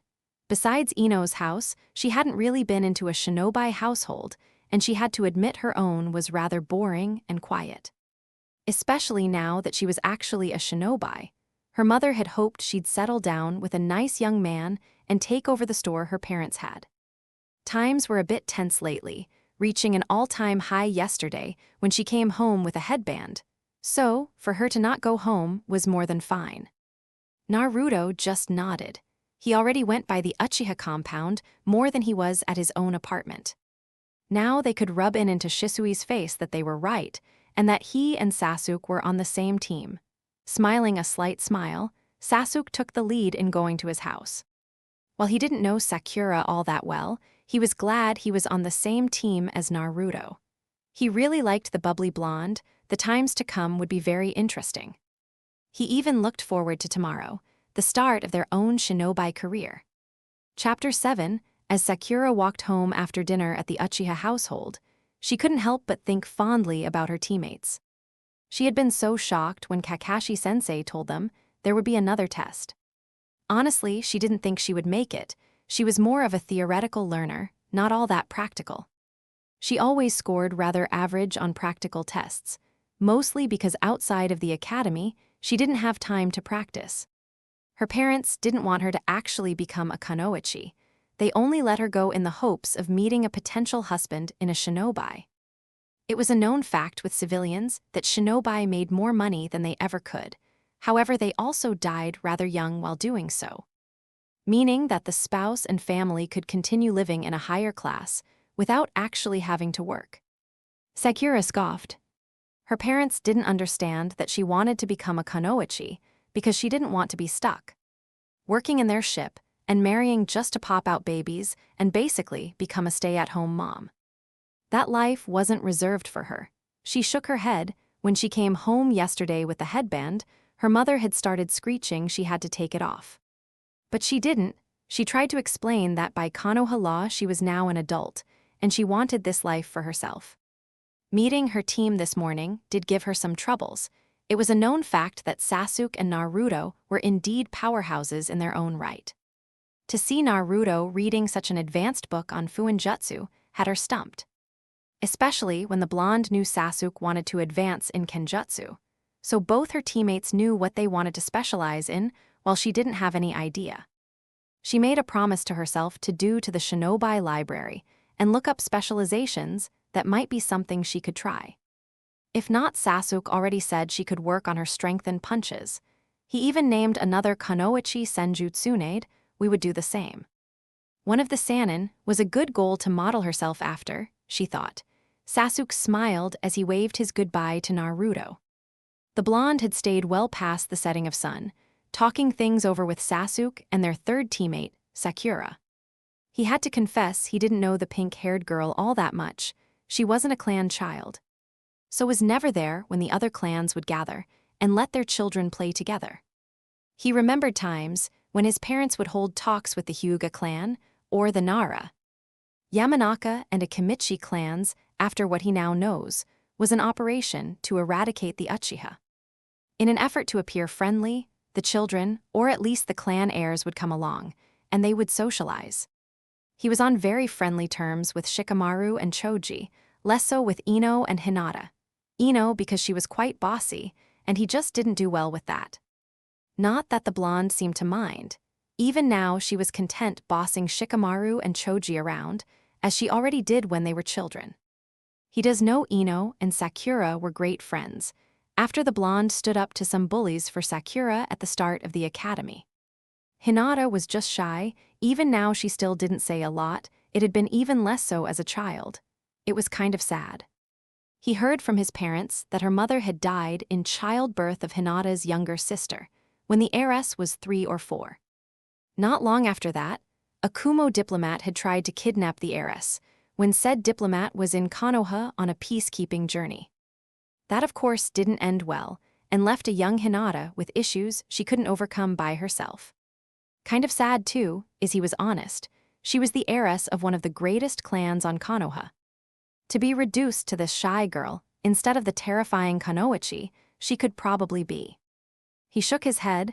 She had been put on a team with Kiba and Shino after all, and if Kiba was good at something, it was to get people to speak out. He had been quite the handful for the few times his clan and the Inuzuka had met up. Enough talk about his classmates. He smiled as he thought about today. He was in a team with Naruto, which was awesome.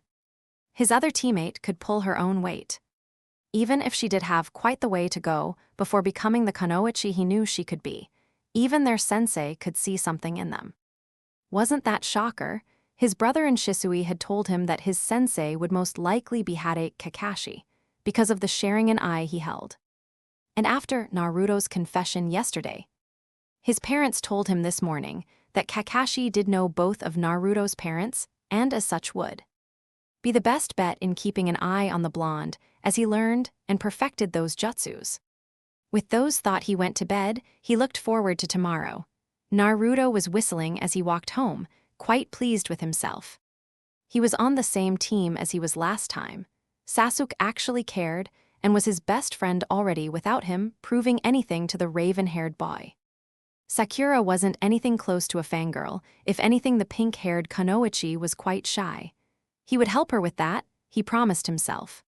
Tomorrow, as they talked about their skills and flaws, he would tell her what he knew of Tsunade Botchan, hoping to lead her onto the path she had been amazing on.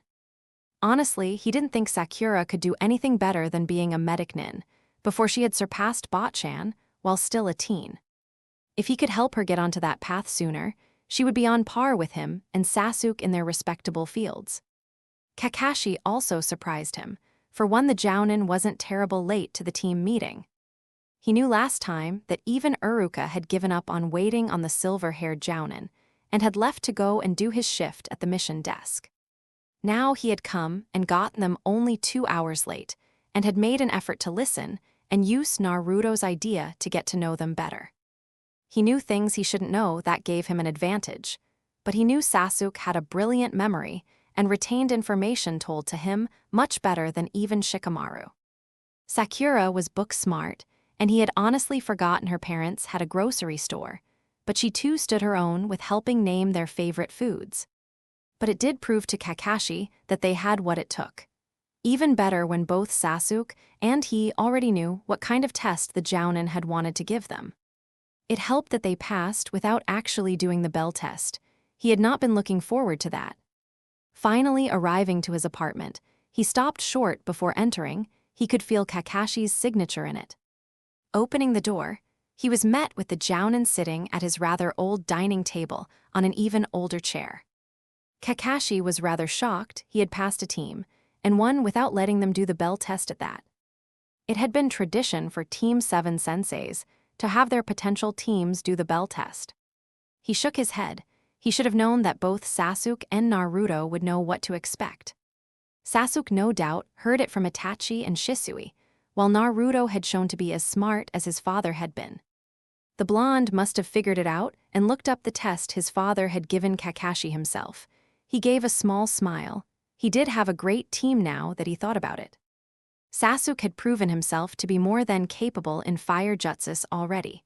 Throw in a good handle of the Uchiha Taijutsu. The boy would only be more all-rounded as soon as his Sharingan bloomed to life. He had seen the book on Kenjutsu in his hand, liking that he wanted to learn something not that standard in his clan. Challenging himself was a good quality. Sakura, on the other hand, did run a bit behind the boys, but she seemed to want to keep up already. She showed her deduction prowess, and with some work her taijutsu should clean up. Throw in some element-based jutsu as soon as he knew, and maybe steer her towards being a medic nin. He knew from Rin that medic nins did need perfect chakra control, as she already had it at this age. He actually looked forward to seeing her grow in the next months. His last student, Naruto, shocked him when the Hokage showed him the file that was compiled when the blonde had asked for a meeting to discuss the SS rank secrets pertaining himself and the knowledge he had.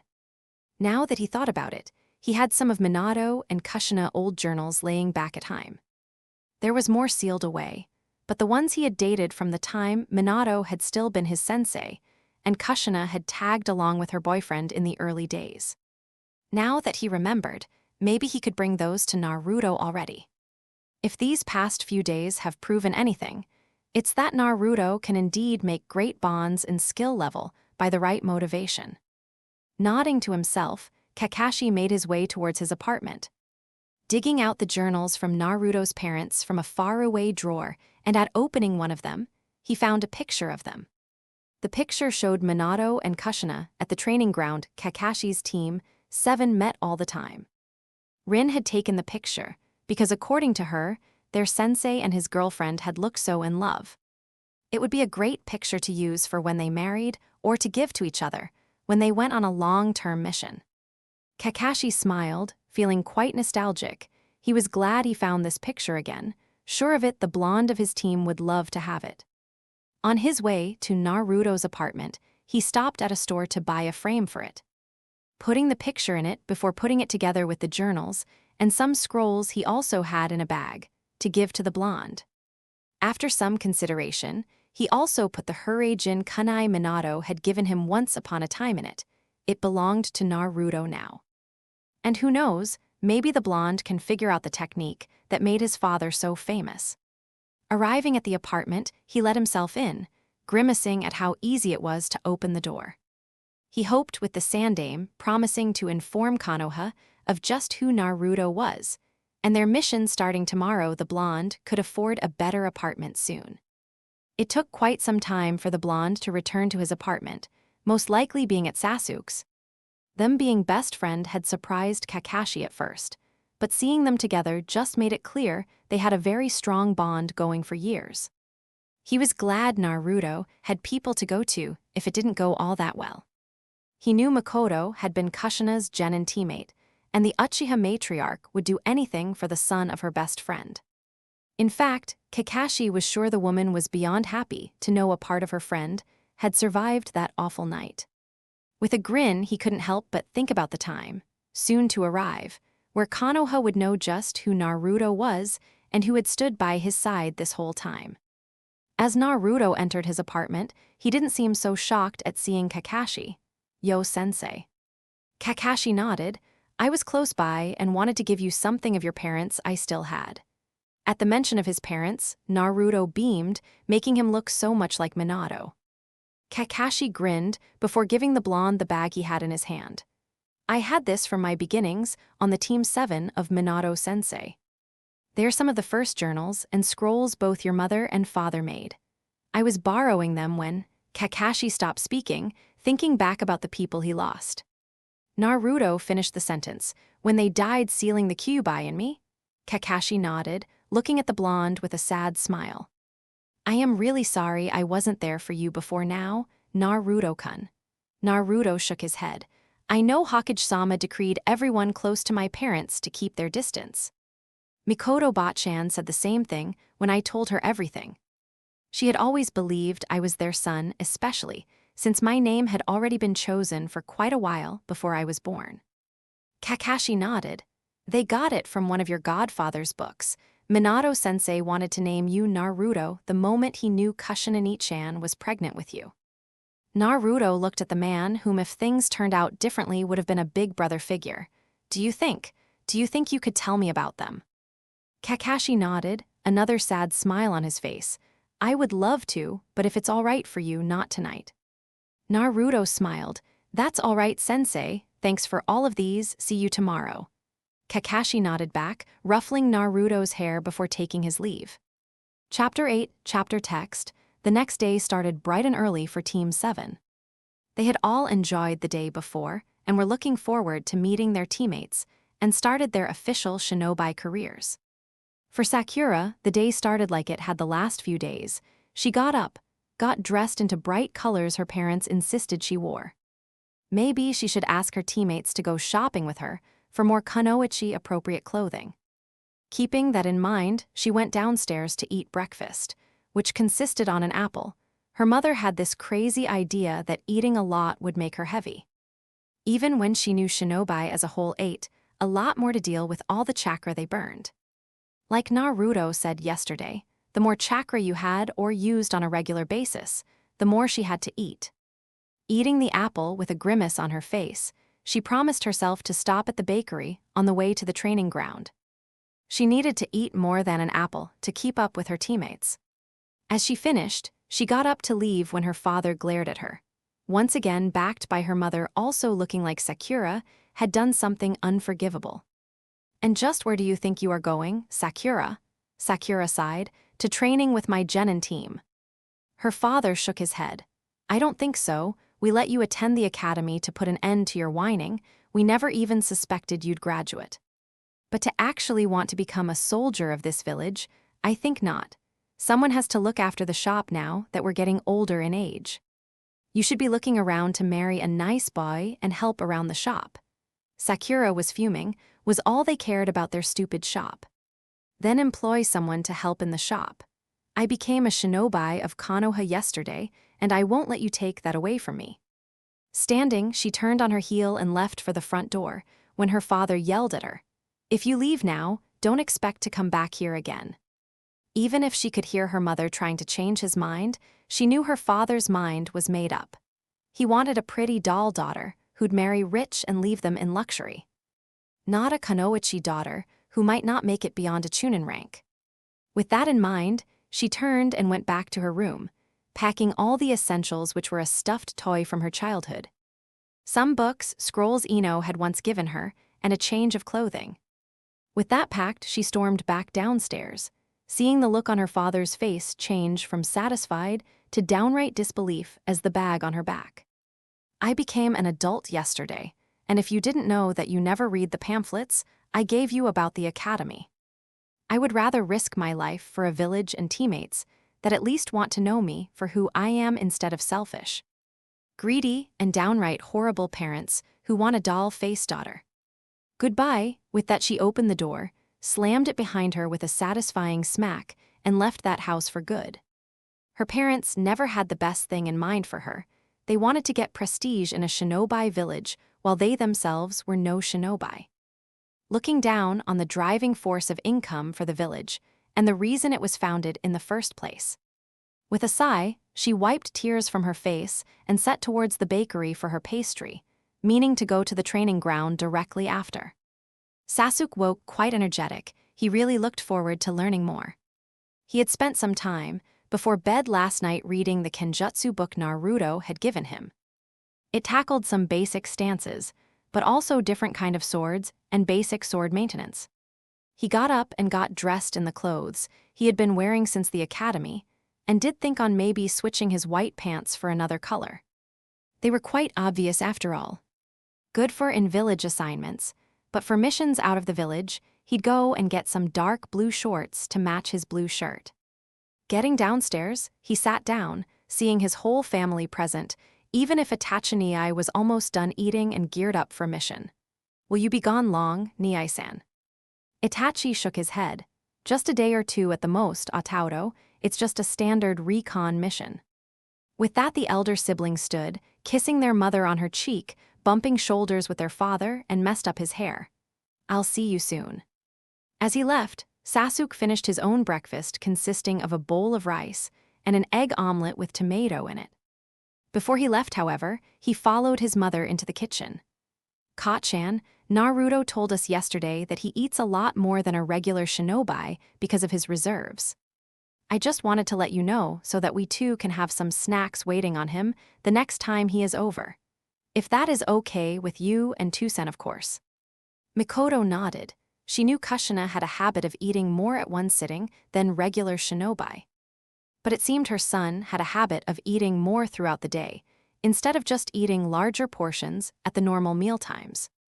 Of course, Sasuke, no problem at all. Thank you for telling me. I'll be sure to stock up on some vegetables, crackers and fruit to set out next time Naruto comes over. Smiling at her works, Sasuke pressed a kiss to her cheek and went to say goodbye to his father who was still sitting at the table. He made sure to get his kunai pouch and went out the door. Naruto got up rather late, seeing as he had spent quite a while reading his parents' journals well into the night. Might not have been that great of an idea, but it had happened, tough luck. He just needed to make sure it didn't happen all that often now that he was an active shinobi. Even if the knowledge he got from those journals were things he never had known before. The theory of his father Hurei-jin and the making of the seal for the kunai he used for that. It did help that he had one of the first kunai ever made for that purpose now too. From his mother's journals, he got exercises he could do to lengthen the duration of his chakra chains. Some jutsu she had used them for, and some Suten jutsu, to counter the Futen jutsu his father had in his. Dressing again in the dark blue clothes he had worn since the team selection day, he prepared himself some breakfast. Cooked rice with an egg on top, some baked tofu and pickled eggplant and carrot. Finishing his breakfast, he washed out the plates and pans he used and set them on his drying rack to dry while he went to training with his team. He made sure he packed an extra bag with snacks and his parents' journals to read some more in his downtime before tying his kunai pouch around his waist and leaving. Kakashi actually got up at a decent time, took a shower, got dressed and prepared his breakfast, some miso soup with eggplant and a bowl of rice. Summoning his pack, he made sure to give them all their food, telling Pakan that he might summon them to meet his team today, before leaving with a small spring in his step. He had an amazing team to train after all. Sakura was the first to arrive at the training ground they agreed to meet at. She had stopped at the bakery to get some sweet buns as breakfast. Before leaving, however, she remembered what Naruto said and took some pao buns too, filled with pork, chicken, or tofu enough to share with all of her teammates. Kakashi-sensei arrived not long after that, carrying 4 bento boxes from the Akimichi BBQ place. She went there a few times with Ino, so she looked forward to eating those. Sensei put the bentos next to the bags from the bakery she got. A smile on his face. It disappeared, however, when he saw the extra bags she carried. "Sakura, why are carrying that much luggage?" Sakura bit her lip to stop herself from starting to cry. She was glad she left her parents. But now she had to find a new place to stay, and she had no idea how to start on that. "My dad gave me an ultimatum. If I walked out the door to go training, I wouldn't be let back in. My parents don't really approve of shinobi in general. The only thing they think shinobi are good for is for a generous income. The reason they let me attend the academy was to find a shinobi husband. So that they could retire and live off the income my husband would bring in while I man the grocery store they have." Kakashi sneered at the stupidity of civilians, but settles now to comfort his only female genin. "Is there anywhere you'd be able to stay?" Sakura shook her head. "Not that I know of. I know I could spend a couple of nights at Ino-chan's house, but they don't have room for another to live there full time." Kakashi grimaced, thinking about his own 1-bedroom apartment. He could look for a bigger place, he guessed, but that would take time. The salvation came in the form of the black-haired teammate. Sasuke, having heard what Sakura told their sensei, spoke. "I'm sure my mother wouldn't mind you living with us. I know she's always loved to have a daughter." So, Sakura brightened, and even Kakashi was shocked the Uchiha just offered that. "But could you ask Ino to spend one night at her place first?" "I still have to ask my mother. And knowing her, she'd want the air out the spare bedroom and make sure it is tidy enough before someone else moves in." Sakura nodded, making plans to find the other blonde and ask her if that was okay. Knowing Ino, she wouldn't say no to a sleepover, if just to be able to complain about Shikamaru and Choji, maybe even their team sensei. While they were waiting around for their last teammate to show, Sakura took out a scroll Ino had once given her on a D-rank Earth Jutsu. Sasuke went to read the Kenjutsu book he was reading yesterday, and Kakashi opened up a notebook to keep track of everything they would be discussing today, just to know which skills his genin had that could be sharpened and perfected, and which flaws they had that either needed improvement or needed to be handled, so it wasn't a liability. When Naruto arrived, he smiled sheepishly at being almost late. With getting up after last night, he had to be honest to himself that he had gotten up much later than he usually did. Kakashi smiled at his genin, for once more then glad to get a team he could help shape in the little terrors he already saw hints off. Sitting down, he mentioned the genin to do the same, settling down in a semicircle. Once settled, he asked them to start naming their skill sets, average techniques or skills, and their flawed techniques or skills. He also asked them what they wanted to work on in the near future, what jutsu they wanted to learn, and overall, what they thought they needed to become stronger shinobi. He pointed towards Sakura, who was sitting next to him, and waited for the girl to answer his question. Chapter 9, Chapter Text. Sakura had thought long and hard about the question she would know she'd get today. So, when the time came to answer it, she said, "I have near-perfect chakra control, retain all of what I read even once. I know my taijutsu could be a lot better, but I never had a chance to practice outside of the academy because of my parents, so I need some help with that. I know no ninjutsu, except the 3 taught in the academy, mostly because I don't know my affinity. And again, because I couldn't practice, and not able to look up scrolls in the shinobi library, had no way of getting ninjutsu to learn. I was quite good at genjutsu, again because of my great chakra control, but I don't know many, so that needs work. I know I need more strength, more ninjutsu under my belt, and in general more help in training. I also have no idea what I want to specialize in. Maybe medical jutsu, like Tsunadeheim." Kakashi nodded at her, smiling. She had indeed been prepared for answering this question, and the answer seemed a bit too rehearsed. But it didn't matter. She did probably need to most work out of all his students. Looking at his two other students, remembering Sasuke had touched upon Tsunade-sama, but the black-haired seemed to be looking at his blonde best friend. Looking back to his female student, Kakashi smiled. I think it would be a great idea to simulate Tsunade-hime. Sakura, she was a great medic, but more she was also a frontline fighter with her Daten and chakra augmented fists.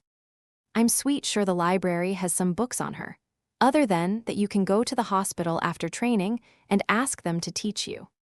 Sakura brightened, after the morning she had, to know that her team supported her in her quest to become a medic nin was refreshing. Kakashi continued, as for your taijutsu, genjutsu and ninjutsu, I'm sure we can figure something out. Handing her a piece of paper he explained, this is chakra paper. If you channel some chakra into it, it will show you what your chakra nature is. Sakura nodded, taking the paper between her two hands before channeling chakra into it. When she did this, it crumbled beneath her fingers, making Kakashi smile. This means you have Daten-natured chakra. Just like Tsunade-sama, I know a few Daten jutsu. I can get you started on. Sakura smiled even wider, sitting back as Kakashi-sensei asked Sasuke to start his own evaluation. Sasuke smiled at his teacher as he answered his sensei. While I don't have perfect chakra control, I have a decent control over it. I know the chakra control exercises up to water walking, from training with my brother. My ninjutsu consist mostly of Katen jutsu, and the 3 academy jutsu. I would like to learn more Katen, and any other chakra nature I might have. I have about 5 jutsu memorized up to C rank. My taijutsu is the standard Uchiha style, again taught to me by my brother and my cousin Shisui. I have an almost mastery of it, but wouldn't be opposed to learning other and adding this to my already known katas. I don't really know any genjutsu, and seeing as I don't have my Sharingan yet, I can't use my doijutsu to strengthen those. So, I need some help in that department. I would love to learn kenjutsu, and have begun reading up on the subject. I watch Itachi and Shisui practice with their tanto on occasion. And because of that, I know I want a longer sword than a tanto and incorporate it into my taijutsu. Kakashi nodded. Uchiha were always taught Katen jutsu from a young age, seeing as there hadn't been an Uchiha who hadn't had a Katen-natured chakra, be it primary or secondary. I'm sure I can help you with the basics of kenjutsu and genjutsu, and we have masters running around in the village who can take over after I taught you the basics. For genjutsu, I also advise you to ask Itachi and your mother. They were both quite proficient in them. Sasuke nodded, happy that his sensei accounted for the bond between Uchiha in helping him strengthen his weak points. He made sure to remember to ask his mother after he asked her if Sakura could stay with them. He'd ask Itachi when his older brother was back from his patrol mission. Accepting the chakra paper, he channeled some chakra in it, making the paper wrinkle before catching fire. Kakashi smiled at him too, Raten primary with a Katen secondary. I can help you with that too, seeing as I also am Raten-natured, so is your cousin Shisui, if I'm not mistaken. Sasuke grinned. He liked Shisui. To have an excuse now to ask both his brother and his favorite cousin to help train him was awesome. He nodded to Kakashi. Before exchanging a look with Sakura, both of them excited to begin training. Both turning to the last member of their team, as the blonde scratched his head before answering. My chakra control is shit. I have too much to actually have any kind of control over it. But I do try to do as many chakra control exercises as I can fit into a day, so that I at least can measure it out before using it instead of using an excessive amount for a simple jutsu. I do, however, have multiple elemental jutsu under my belt, all up to A rank, as well as some kinjutsu up to S rank. I need jutsu that take more chakra than usual as I overpower minor ones. It was the reason my regular bunshin never turned out well. I won't pass on having more jutsu though. My taijutsu is a mix of my clans and random things I picked up here and there. If it works, I'll use it, even if it doesn't belong to a certain kata. Except my clan's katas, I don't know any, so I wouldn't pass on that either. My mastery, however, is in Fuinjutsu.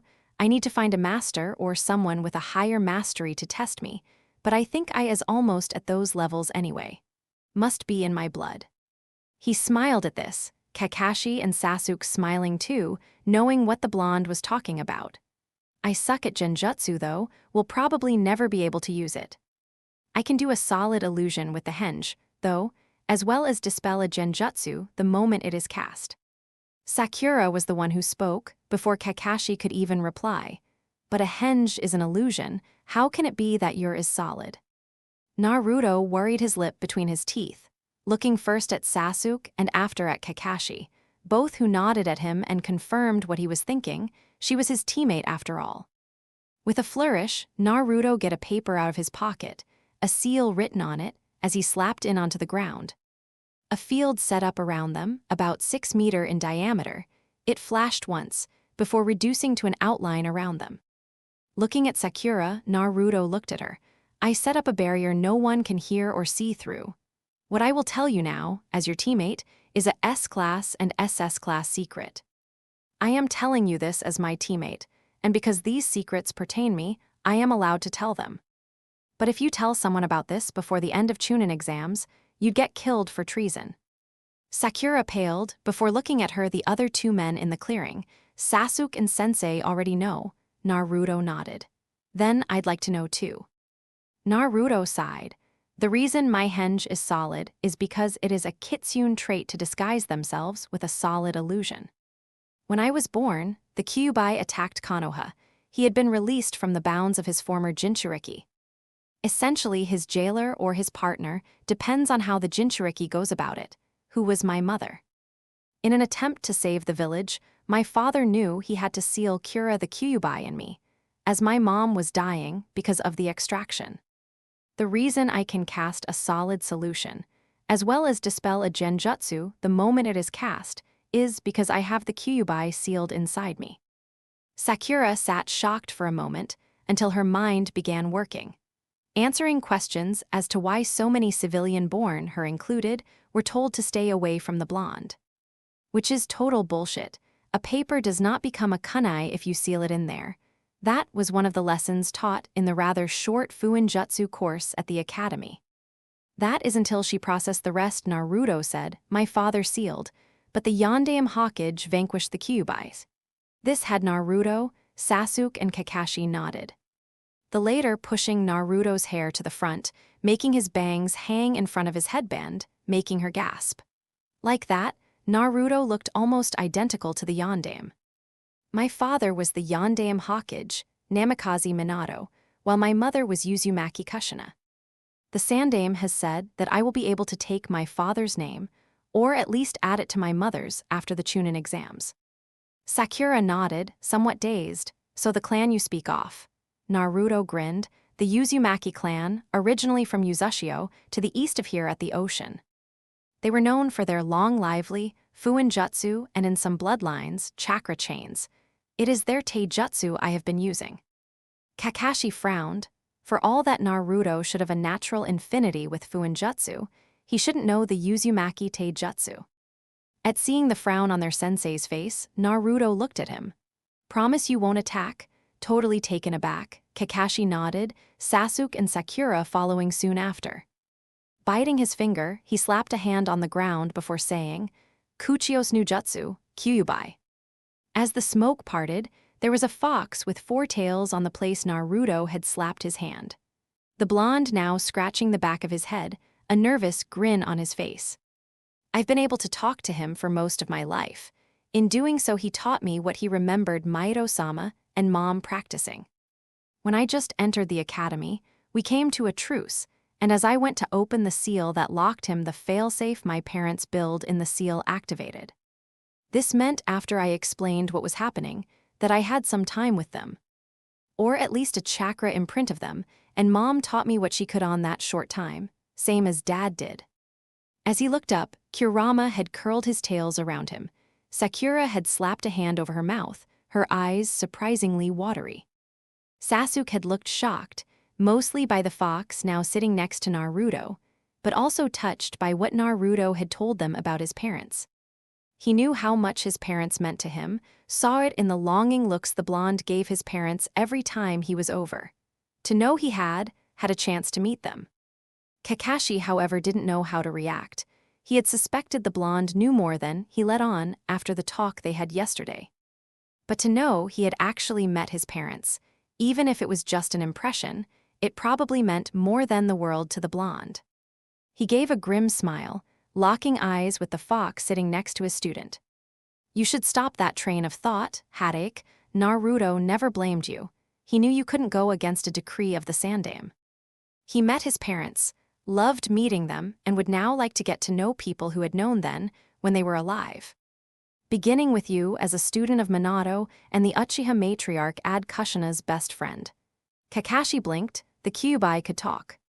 Chapter 10, Chapter Text. Sakura gasped at hearing the gruff voice coming from the fox. She had not expected that. Seeing the look on their sensei and Sasuke's face, neither had they. Sasuke voiced the thought they all had, you can talk. Kurama growled, before Naruto set a hand on his head. Stroking the fur there, it was a lot easier to cuddle up to Kurama when he was the size of a normal fox, instead of the towering form he had in reality. Of course, he can talk. Kurama has been around since the beginning of the Shinobi era. He and his siblings were brought into being by the Rokudo Sennin. A growled Naruto left the fox, but the blonde just shook head. They need to know that before I accept the chakra paper. At hearing this, Kakashi frowned, but held the paper out to the blonde. As Naruto held it in between his hands, the paper split into two, showing a primary nature in Futon after that half of the paper burnt up, a secondary nature in Katen. It was when the other part turned into wood first, followed by a chain. After this, the paper assembled again before emitting a soft glow. Kakashi chalked, his one eye wide on his blonde student, Sasuke and Sakura seeing the reaction as something not normal. Naruto, a primary nature in Futon, followed by an almost as strong secondary nature in Katen. He swallowed, followed by a chakra nature in Mokuton and the Uzumaki chakra chains. I have never even seen the paper assemble again. Kurama chuckled. That means he has the ability to channel pure yin chakra, making him capable of adapting to every chakra nature out there. He gets that from me, same as the Katen. I was the first created back in the day, meaning I am the most powerful of the Biju. Naruto is the first Jinchuriki. I have that just wants to be friends and deserves the leftover chakra I held from my father, seeing as I couldn't channel it. Naruto continued, already knowing this. The Futon is from Dad. I know he had powerful Futon chakra too. The Mokuton is an after effect of the yin chakra. Dad had Senju blood, very diluted though, but because of the yin chakra it manifested in me. Kakashi nodded, still too shocked to be hearing all of this. And the chakra chains? Naruto grinned. Moms, they manifest in every one of the main lines, so yeah. Kakashi's eye widened. The main line? The Uzumaki main line, so that meant that. Naruto nodded. Mom was the last Uzumaki princess after Kiri and Kuma leveled Uzu to the ground. Sakura's eyes widened at the implication of this, but that makes you royalty twice over. How is it that no one knew that I don't remember another Uzumaki being in the village at any given time? People must have known your mom and knew she was married to your dad. So why do they treat you so horribly? The pink-haired girl ranted some more, mostly about the stupidity of Konoha and the unfairness about it all. Making Naruto and Kurama think fondly about the Sakura they had left behind in the future. The spitfire of a woman willing to protect Naruto of everything, something that in the end cost her life. Naruto shrugged. They never knew. It was kept a secret from the moment my parents had died. People probably thought I was some orphan dad had found, and in an effort to honor them. The Sandaime gave me the name they picked out for their child, if the civilians had known that, and a now unused surname. I think only people who actually knew my parents could see them in me, especially those who knew the name they had picked out for me. I mean, a blonde with the surname of Uzumaki, called Naruto, found after the Yondaime and his wife died giving their life to the village to vanquish the Kyuubi. Not so subtle. Kakashi nodded. He had known the moment he saw Naruto who the boy had been. But the Sandaime had forbidden him from keeping in contact. It was the main reason he let himself be put on the Anbu squad looking after the blonde for years. Looking at the blonde, Kakashi couldn't believe just what a person his sensei's son had become. How amazing this little blonde was even as a genin. He smiled he had the best team, if he was honest. As if the Kyuubi Kurama, as Naruto had called him, knew what would happen. The tail's wound around the blonde released, so that Kakashi could wrap his arms around him instead. Your parents would be so proud of you, Naruto.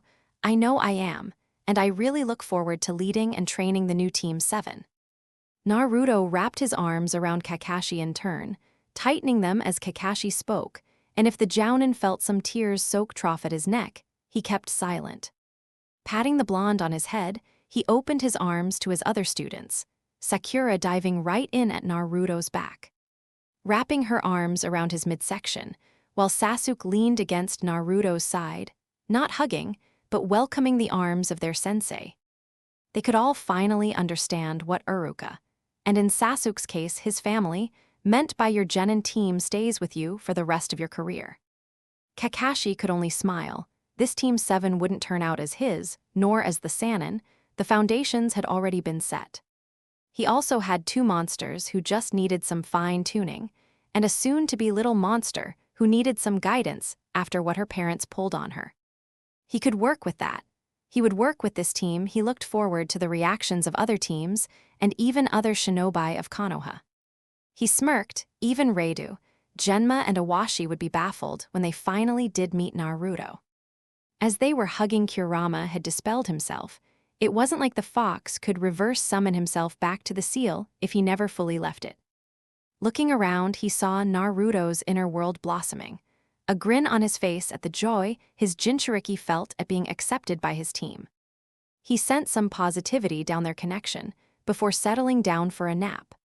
Releasing each other, Naruto also released the seal that powered their private little zone, making the bubble disappear as soon as he pulled the seal off of the ground. Now, before we finish this conversation, let's eat something first. I brought some bentos, while Sakura had brought some pao buns for us to enjoy. As Kakashi finished speaking, he gave each of his genin a bento box, while Sakura gave out the buns. They all stayed quiet as they ate, enjoying the feeling of belonging some of them either hadn't felt or hadn't felt for a long time. As they all finished eating, Kakashi cleared his throat, so his students looked at him expectantly. So, small recap. Sakura, we need to work on you taijutsu, ninjutsu. Ninjutsu specifically, genjutsu, and I guess some chakra control exercises never hurt anyone. Other than that, you plan on going by the hospital to ask for basis medic nin training. Sakura nodded, so Kakashi turned to Sasuke. Sasuke will focus on Reiten ninjutsu, kenjutsu, and genjutsu with you. Be sure to ask your mother and Itachi for some tips, or maybe even Uchiha, only genjutsu to use without the Sharingan, and Shisui about some Reiten jutsu. We can practice taijutsu in between everything. Sasuke smiled before he too nodded. Naruto, I'm afraid I can only look after you as you practice. I might have an old Anbu colleague who might be able to help with Mokyuten, but other than that you're mostly on your own for ninjutsu and fuinjutsu. I can help you with gathering more Futen and Katen jutsu, however. Naruto smiled, really looking forward to when training actually began. Other than you three separately, I also plan in drilling you all in formations, standard Konoha rules, and survival training. We can have mock taijutsu battles. For Sakura to implement what she has learned so far, and the boys to practice their own katas. I'll look around, and if I come across something useful for either of you, I'll let you know. Let's meet here again tomorrow morning at around 9 a.m. to start training. Sasuke, can you make sure you have an answer from Makoto-sama by then? At Sasuke's nod, Kakashi smiled before continuing. All right, that's all set then. Now, could you boys help Sakura find Ino, while I go tell the Hokage that Team 7 is a go? At all three of their nods, Kakashi vanished in a shunshin. Naruto stood and took a hold of one of the bags in the clearing. Seeing the contents, they seemed to be from Sakura, looking questioning at the pink-haired girl. Said pink-haired girl looked down before answering, "My parents didn't want me to become a kunoichi. This morning I got an ultimatum. Either I stay and don't become one, or I leave and I wouldn't be allowed back inside. I really liked yesterday, and none of you were ever mean to me in the academy, so I really wanted to show my worth. I hate that they don't get that." Sasuke continued, "She'll be spending a night at Ino's, because she has a free invite to stay there while I go and ask my mom if she'd mind housing her starting tomorrow." Naruto hummed, that made sense. In the future past, Sakura's parents' dislike for shinobi had only made an appearance when the then young woman would work long days in the hospital under Tsunade and Shizune. After one too many fights, she had used the money she earned to rent an apartment in one of the shinobi housing complexes, the same one that Kakashi rented an apartment even.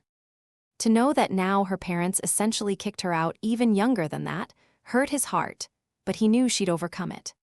"Let's go find Ino-chan then. I think Team 10 will most likely be at that training ground close to the Nara compound.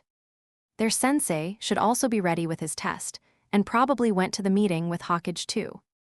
If I remember correctly, Sheikah loved Cloud watching in the clearing of that training ground. If they are not there, we can go and ask one of their parents where they are." As Sasuke and Sakura nodded, picking up the other bags still on the ground, they set off to the mentioned training ground. Kakashi appeared in front of the Hokage's office, for once not horrible late, which seemed to shock his Jounin colleagues. Eyes smiling at them, he stood next to Asuma and Kurenai, waiting his turn to declare his team either failed or passed. The Sandaime cleared his throat, a brush at the ready to either cross off names who quit the shinobi life altogether, to underline those that went back to the academy, or to circle the teams that would be activated starting today. Team 1 failed Hokage-sama, but all three decided to go back to the academy. Hiruzen nodded while underlining the three names under Team 1.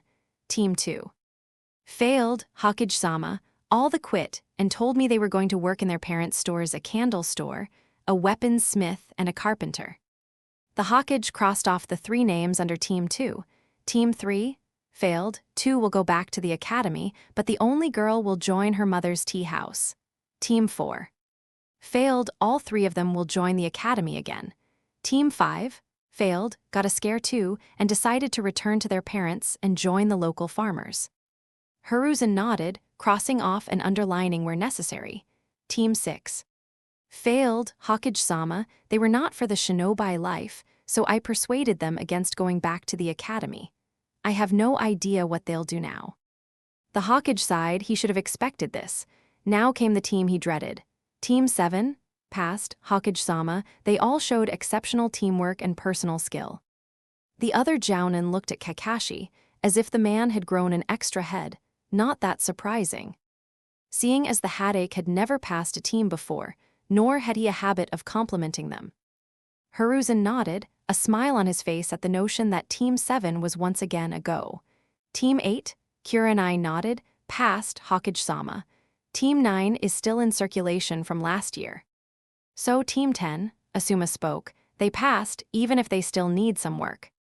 The Hokage nodded, dismissing the Jounin of the failed teams, before turning towards the Jounin of the teams that would start their entry in the shinobi life.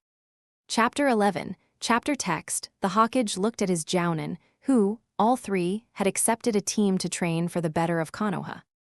Nodding, he said, "Starting today Team 7, Team 8 and Team 10 will be in active service of Konoha. As I am sure you all know, a newly minted Genin team has to complete at least 20 D-rank missions to be eligible for a C-rank mission. And seeing as Konoha will host the next Chunin exams, I will also say that to be able to register your team to compete, you will have to complete at the least 50 D-rank missions and 1 C-rank." Seeing his Jounin nodding, Hiruzen looked at each of them in turn. "Is there anything else you want to make sure I know about your team? Now would be the best time to do so." Kurenai and Asuma shook their head, both feeling that they had to train with their team, even more to be able to tell the Hokage what kind of team theirs would turn out to be, and where in the bigger picture of Konoha they could fit. As the two left, After getting permission from their leader, Kakashi stayed behind to the surprise of the other two jounin. Hiruzen hid a smile. He had known that Kakashi would pass his team, and even after reading Naruto's added file, he had been sure the blonde would be able to surprise his father's student. He was proven right when, as his son and Kurenai left his office, the white-haired Hadake let himself fall down on the chair at his desk, a hand rubbing over his eyes. "Hokage-sama, with all respect, but you have given me a team of little monsters." Hiruzen chalked on his laugh, preparing his pipe to be lit. "How so, Kakashi?" Kakashi sighed. "Well, I have a genin with perfect chakra control who, thanks to the little hinds her teammates have dropped, want to emulate Tsunadeheim. Has a dot in nature too. She knows well what she needs to improve. Even if most of that improvement is needed, because her parents didn't want her to train at home, only having sent her to the academy to find a rich husband." At this Hiruzen sighed. It had been an ongoing trend since they allowed every civilian to register with the academy. Families would send their daughters to the academy, only to try and get her to marry one of her former teammates as they got older in a ploy to enrich themselves without actually having to do something. This was a shinobi village. It was obvious his warriors would make the most by protecting and serving their Hokage. Civilians just never made that kind of money with just their shops and trades. But then again, Konoha wasn't founded for civilians. It was founded to give young shinobi a chance to grow up without fearing for their lives in childhood.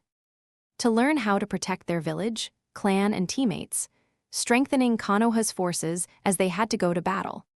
Sometimes laying down their lives. To do that, this was reflected in the money they earned. He waved his hand. He already knew, but with the civilian council not minding their own business, these things kept on happening. Does she know what she has to do? Kakashi nodded. She already made the choice to go for Team 7 all out, making her parents kick her out. She should be looking for Yamanaka Ino to stay a night at the Yamanaka residence, while Sasuke asks Mikoto-sama if they were open to fostering her. Hiruzen smiled a soft smile, thanking for not the first time, a little blonde who came and told him the Uchiha clan was in danger of root. When he heard of that, his heart had hurt for his old teammate. After finding out what the old man was planning, however, and the departments of what he had done both to the village and to the shinobi en route, the Hokage in him had ordered his immediate execution. To know Danzo had conducted several missions behind his back, in an effort to let Konoha, his Konoha that is, come out on top. Killing people he had only heard of, who had connection to Konoha but couldn't be counted under her rule. It all became even worse when there were Sharingan eyes found in his arm, taken no doubt from 3 Chunin who had disappeared on a mission not that long ago. He had them taken out and sealed before getting those back to Fugaku, who wouldn't be here anymore if Danzo had his say. The old Warhawk had made plans to have the whole clan murdered by their own prodigy. Because a couple of elders had been planning a coup, because of the Whisper campaign Danzo had started after. The attack of the Kyuubi, as Uchiha Madara, had been known to have controlled the fox demon before. So that is one little monster accounted for, should she actually be able to emulate Tsunade-chan. Kakashi nodded. "I don't have any doubt in that, to be honest. She has quite the way to go, but she already listens to her teammates when they offer advice and plans on going by the hospital after training starting tomorrow." Hiruzen nodded, and the other two. Sasuke already has a terrifying control over the few Katen jutsu he knows, even more when his primary in Reiten. He wants to learn the art of Kenjutsu, has already been reading up on basic movements and maintenance. I plan on getting him a practice sword as soon as possible. If, like I suggested, he trains with us and asks his family for some tips on Reiten and Genjutsu, he'll be an all-rounded fighter. Hiruzen nodded. Uchiha as a clan were all-rounded between their doijutsu. They mostly Katen chakra nature and quick, powerful taijutsu. This Uchiha seemed to fit into that mold just fine. And Naruto, Kakashi snorted. I don't really think I can teach him a lot, ninjutsu sure, but fuinjutsu and even taijutsu. Kakashi shook his head. He has been in contact with his tenant for quite some time now, the fox taught him what it remembered of Kushina's and Maito-sama's taijutsu. I am honestly afraid of what he can do on a battlefield. Between his chakra natures, fuinjutsu and taijutsu, I estimate that boy will catch up to both his parents by the time he's a chunin, if only because we won't be able to promote him directly to jounin. Hiruzen chalked, in the first place because Naruto had been in contact with his tenant, had been for years if Kakashi was to be believed. The fox had been teaching his the Uzumaki taijutsu from what it remembered, and he remembered it to be very destructive. He clasped his hands under his chin, looking at Kakashi. What do you propose we do? Kakashi swallowed obviously, his eyes letting Hiruzen know that what the jounin was about the ask could go really wrong, really fast. Give Naruto his parents' belongings that are stored here. Let him take the knowledge they had and teach himself. I am sure that if he combined Minato-sensei and Kushina-san's taijutsu, he'd be unstoppable. Together with that yin chakra nature, it would be devastating in a way Konoha hasn't been since the Third War. Also, if possible, get in contact with Jiraiya-sama and get him to test him. He's already too advanced in sealing for me. A grasp on fuinjutsu I have never seen. I wouldn't be surprised if he'd be able to replicate the Huraijin his father was so famous for.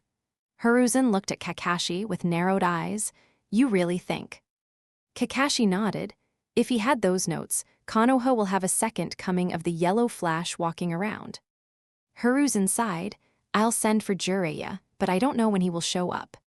Thinking for quite a while, he leveled Kakashi with another stare.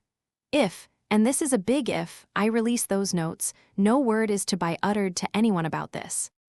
Kakashi, I will announce Naruto's heritage after the Chunin exams, and not sooner that is if he passes. Only then will the S-rank secret pertaining this be lifted. Kakashi nodded. He could live with that if he'd be able to get Naruto those notes. Hiruzen stood, walked towards the picture of Minato on the wall and pushed it aside, revealing a seal behind it. Biting his finger, he smeared blood on the seal. With a poof and smoke, he was now holding 2 scrolls, which, after straightening the picture of his predecessor, he handed to Kakashi. This generation is the future of Konoha, Kakashi, but I don't need to tell you that. Especially Naruto, if even half what he told me a couple of days ago is true, Konoha will be a force to be reckoned on as he comes into his own. Add a decent medic and an all-rounded Uchiha to that equation, and of course you as their Jounin sensei, I expect all 3 of them to pass the Chunin exams in their sleep. Kakashi grinned, his one visible eye closed in an eye smile. Don't worry, Hokage-sama, I'll make sure they break every record while at it too. Hiruzen nodded, sitting himself back behind his desk, needing to start on the paperwork adding teams 7, 8, and 10 to the roster. As Kakashi vanished in a shunshin, he suddenly remembered something, yin release. No one was left in his office to answer. As Naruto predicted, they found Team 10 in the training field close to the Nara complex. Shikamaru was indeed laying on his back, watching the clouds. The stains on his clothes did hint at the test their Jounin sensei gave them. Choji was eating, more than they were used to be seeing, most likely to replenish the chakra he used up while doing their test. Ino was practicing katas, her clothes even more dirty than the boys, telling Team 7 that she'd taken the heaviest hit. Probably practicing her taijutsu to get more familiar with it, so something like that wouldn't happen anymore. She stopped, however, at seeing Sakura entering the clearing, her teammates close behind her. Sakura-chan. Sakura gave a watery smile, tears rolling down her cheek as she threw herself into the arms of her best friend. Sakura-chan, what happened? Turning her eyes to her best friend's teammates, she narrowed her eyes as if calculating if they had anything to do with her current state. Both boys shook their head. Her parents kicked her out when she chose Konoha, and being in Team 7 over them and potentially marrying a shinobi, so they could retire in the near future. I plan on asking my mother if she'd mind if Sakura stayed with us from tomorrow, but she'll still need a place to stay tonight. She said that she had an open invite to yours. Ino's mouth was hanging open. She'd never liked Sakura's parents the few times she'd been over. They didn't work that hard, at least not as hurt as her father did when he was still head of T&I.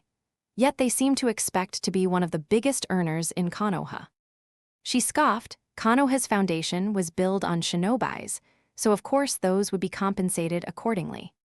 Her father once told her that Konoha was a shinobi village. The civilians came second place in that. Welcome in settling down in the village, but in no way needed with the merchants that came by often enough. To know that those people had let Sakura enroll in the academy, only to be disappointed when she actually chose to become a new leaf of Konoha, didn't sit well with her.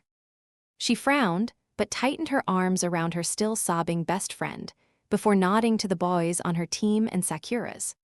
Of course she can stay with me for tonight, and thank you, Sasuke, for wanting to do that. The Uchiha shrugged. Genin teammates become close to family is the least I could do, especially since we have the room. Ino gave a slight smile, helping Sakura to stand straight. Could you and Naruto help us get her stuff at my place? Both boys nodded, while even Shikamaru and Choji took the bag Sakura dropped, before all four followed her towards her house. Settling Sakura on the couch, where the girl just flopped, emotionally spent.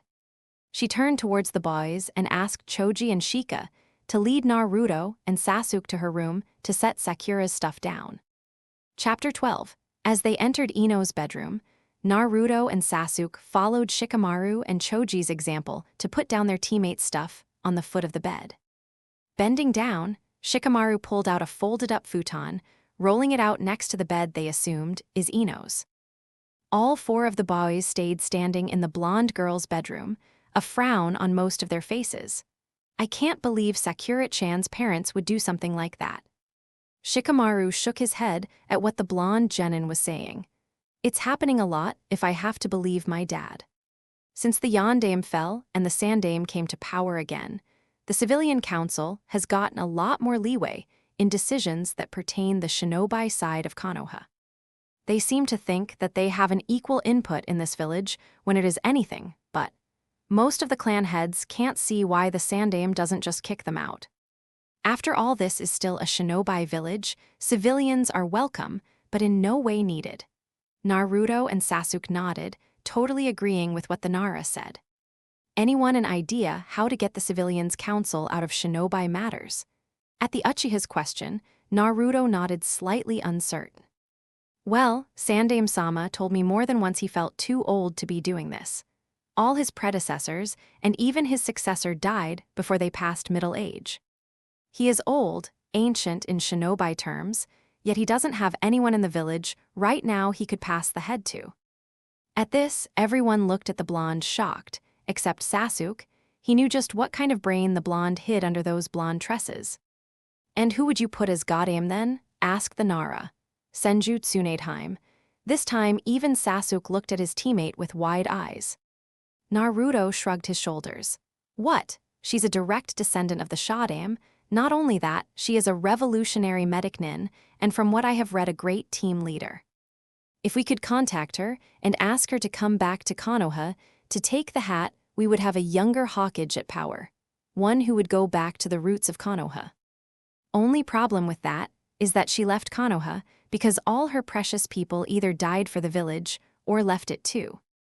Grimaces held the faces of all the boys in the room, silence turning heavy after that. Not even Naruto knew a way to get Tsunade Botchan to come to the village early. Even if they didn't have Danzo to worry about this time, he was very aware of the fact that the Sandaime didn't have that many years left in him. He sighed, looking around and saw the others deep in thought as well. Choji was the one who broke the silence first. What if we, I don't know, try to write her as the new generation of Konoha? It's new leaves and all that, worrying about the village her grandfather once founded, would that help? This was met with silence until it was Shikamaru who broke it. I guess it could never hurt to try. Sasuke and Naruto nodded to that, it wouldn't indeed hurt to try. While the boys were upstairs, Ino made sure Sakura was comfortable on the couch where she had fallen asleep. She knew her dad wouldn't have any trouble with letting Sakura stay the night. As she was tidying up and contemplating on what to make for dinner, the boys came back downstairs, filling her in on what was said on sending a message to Tsunade Heim. She nodded along to the plan, especially if it could bring change to a system that had allowed her best friend to get hurt so much by her parents. Setting out some small finger foods, Choji and surprisingly Naruto made sure to grab some before leaving. As they stood in the doorway, Sasuke and Naruto turned. "If you want, we could train together sometime. To promote teamwork and all that in genin teams, show them our will of fire and all that." Sasuke added, "We are the future of Konoha after all, and we might not be on the same genin team. No one knows what missions we'll be on in the future. If we can get a head start." At this, Team 10 looked at each other before nodding to the boys of Team 7. "We'd like that. We're more an intelligence gathering/scouting team as it is. Might do us some good to take on some heavy hitters to prepare for the future." With a wave, both boys left the Yamanaka household, Choji and Shikamaru following them after they said goodbye to Ino, promising to check in on her in the morning. The walk back to the Uchiha compound took them a while, Naruto tagging along, as most days, to enjoy Mikoto's cooking. As they entered the compound, Shisui crossed their paths, giving Sasuke the perfect opportunity to ask his older cousin for some Reiten jutsu. Shisui. At hearing his name, the man looked up from the scroll he had been reading, smiling at seeing his favorite little cousin, let's not tell Itachi that, and his best friend. "Sasuke, Naruto, always nice to see you too. Coming to enjoy Mikoto-sama's cooking again, Naruto." At Naruto's nod, the elder laughed, a grin still on his face as he turned towards his favorite cousin. "I was wondering if you'd have some spare time this week to help me with something." Shisui's eyes widened just a bit. While Sasuke was more social because of his exposure to Naruto, he wasn't one to ask help from anyone outside his older brother. "Sure, what do you need help with, Reiten jutsu?" Shisui's grin turned sharper. I do believe Itachi owes me a week worth of takoyaki now. We had a bet going on your affinity, me saying it was primary lightning, while Itachi insisted it was fire." Sasuke grumbled at hearing his older brother and cousin had a bet over him, before turning expecting eyes on his cousin. "But sure, your sensei is Kakashi, right? I'll come find you tomorrow somewhere to help you with some Reiten jutsu." Sasuke smiled as he nodded, saying his goodbyes to Shisui as they made their way further to the main house. Mikoto was already preparing dinner when her son and somewhat nephew entered. Smiling, she was surprised when Sasuke asked, "Ka-chan, could you help we with some genjutsu when you have some spare time? Kakashi-sensei said you were quite good with it when you were still an active Kunoichi." While Mikoto was shocked Kakashi had remembered, she was also touched her son came to her for help. It would seem that Kakashi knew how to support his pupils in getting the help they needed. Even if he could have helped them with those things too, but helping one of your pupils with their flaws often came at the cost of your other pupil's progress. She nodded nonetheless, promising Sasuke she'd help him in the evening after they'd have dinner. "I have another question. Our other teammate, Sakura, you met her yesterday. Well, her parents are civilians, and they choose this morning. Either them and their unrealistic expectation for her to get married to a shinobi she met in the academy, so they'd be able to retire and live the good life. Or Konoha and her genin team, by which she wouldn't be welcome in their house anymore. Needless to say, she chose the last one after our great introduction yesterday. But now she doesn't have a permanent residence anymore. As an active shinobi, she doesn't get the allowance Naruto got as an orphan. And I don't know if D ranks would make enough for her to get her own apartment. So, while she was able to stay at Yamanaka Ino's place tonight, I promised I'd ask you and Tusan if you'd be willing to take her in." Mikoto scowled at hearing all that poor girl, and those awful parents. Once more an example of how entitled civilians felt in this shinobi village. She huffed, turning to her son before nodding, "I wouldn't have any problem with taking Sakura-chan in. But let's ask your father at dinner to make sure he doesn't mind either." Sasuke nodded. His mother didn't say no, see he didn't see a reason for his father to do so. At dinner, after telling about the day in full detail, making Mikoto and Fugaku gape at the blonde at their table. especially when said blonde once again slapped a privacy seal on the ground and summoned his tenant in a smaller form. They told Fugaku of what had happened with Sakura, and as expected, the man also didn't have a problem with the girl staying with them. It would be in a guest room on the other side of the hall from where his family slept, but neither boys saw a problem with that. Sakura wouldn't see a problem with that either. Most likely over the moon, a prominent clan would be willing to foster her, until such a time when she made enough to afford her own apartment. Fugaku excused himself, waiting until Naruto dispelled Kurama and pulled down the privacy seal before going out the front door with a meaningful look to his wife. He entered the building at the edge of the compound, which housed the police force of Konoha. Once only manned by Uchiha, in recent years they accepted people from all the clans. And even civilians with a shinobi background, who more often than not weren't cleared for active shinobi duty, but could still stand their own against the small-time criminals that slithered their way into Konoha and her darkest corners and alleys. Making his way towards his best deputy, a Hyuga by the name of Fukuokaru, who had a habit of knowing over 80% of the active shinobi, and about half of those on either police duty or retired altogether, and cleared his throat. "Fugaku-sama, you're in rather late." Fugaku nodded before bending down to the seated man. "I came in to ask you a favor." Fukuokaru nodded, carefully looking to see if he could deduce the reason of said favor. "My son's genin teammate, Haruno Sakura, was given an ultimatum by her parents, the owners of the Haruno grocery store on Main Street, to choose her parents, and the despicable way civilians think shinobi will marry a civilian girl they once shared a classroom in the academy with just to profit of the generous income we rally. Or her team and her duty to Konoha, which meant she wouldn't be welcome in their house anymore." Seeing the look on his deputy's face, which was probably the same one he was sporting, he added, "It would be such a shame that after losing their only daughter to the good of the village, they would also lose their shop after all. Shinobi stand with their own, even if it's just a genin. In this case, this generation is the future of Konoha, with all the clan heirs that graduated yesterday." Fukuokaru nodded, an almost Cheshire smile on his face. Indeed, it would be such a shame. With that, Fugaku nodded one last time to the Hyuga, knowing that by noon tomorrow every active, non-active and retired shinobi would know what those people had done to one of their own, to a new leaf of Konoha's great tree, and make sure to never shop there again. Maybe then the civilians would learn just how many people in Konoha were, or are shinobi, who are sick and tired of the arrogant and entitled way they were behaving in a village, whose foundations rested on its shinobi force. With a grin, he walked back towards his house, already seeing multiple Uchiha talking to neighbors or random passerbys on what awful people those Harunos were, and how awful they were for asking their Kunoichi daughter to choose them over the village.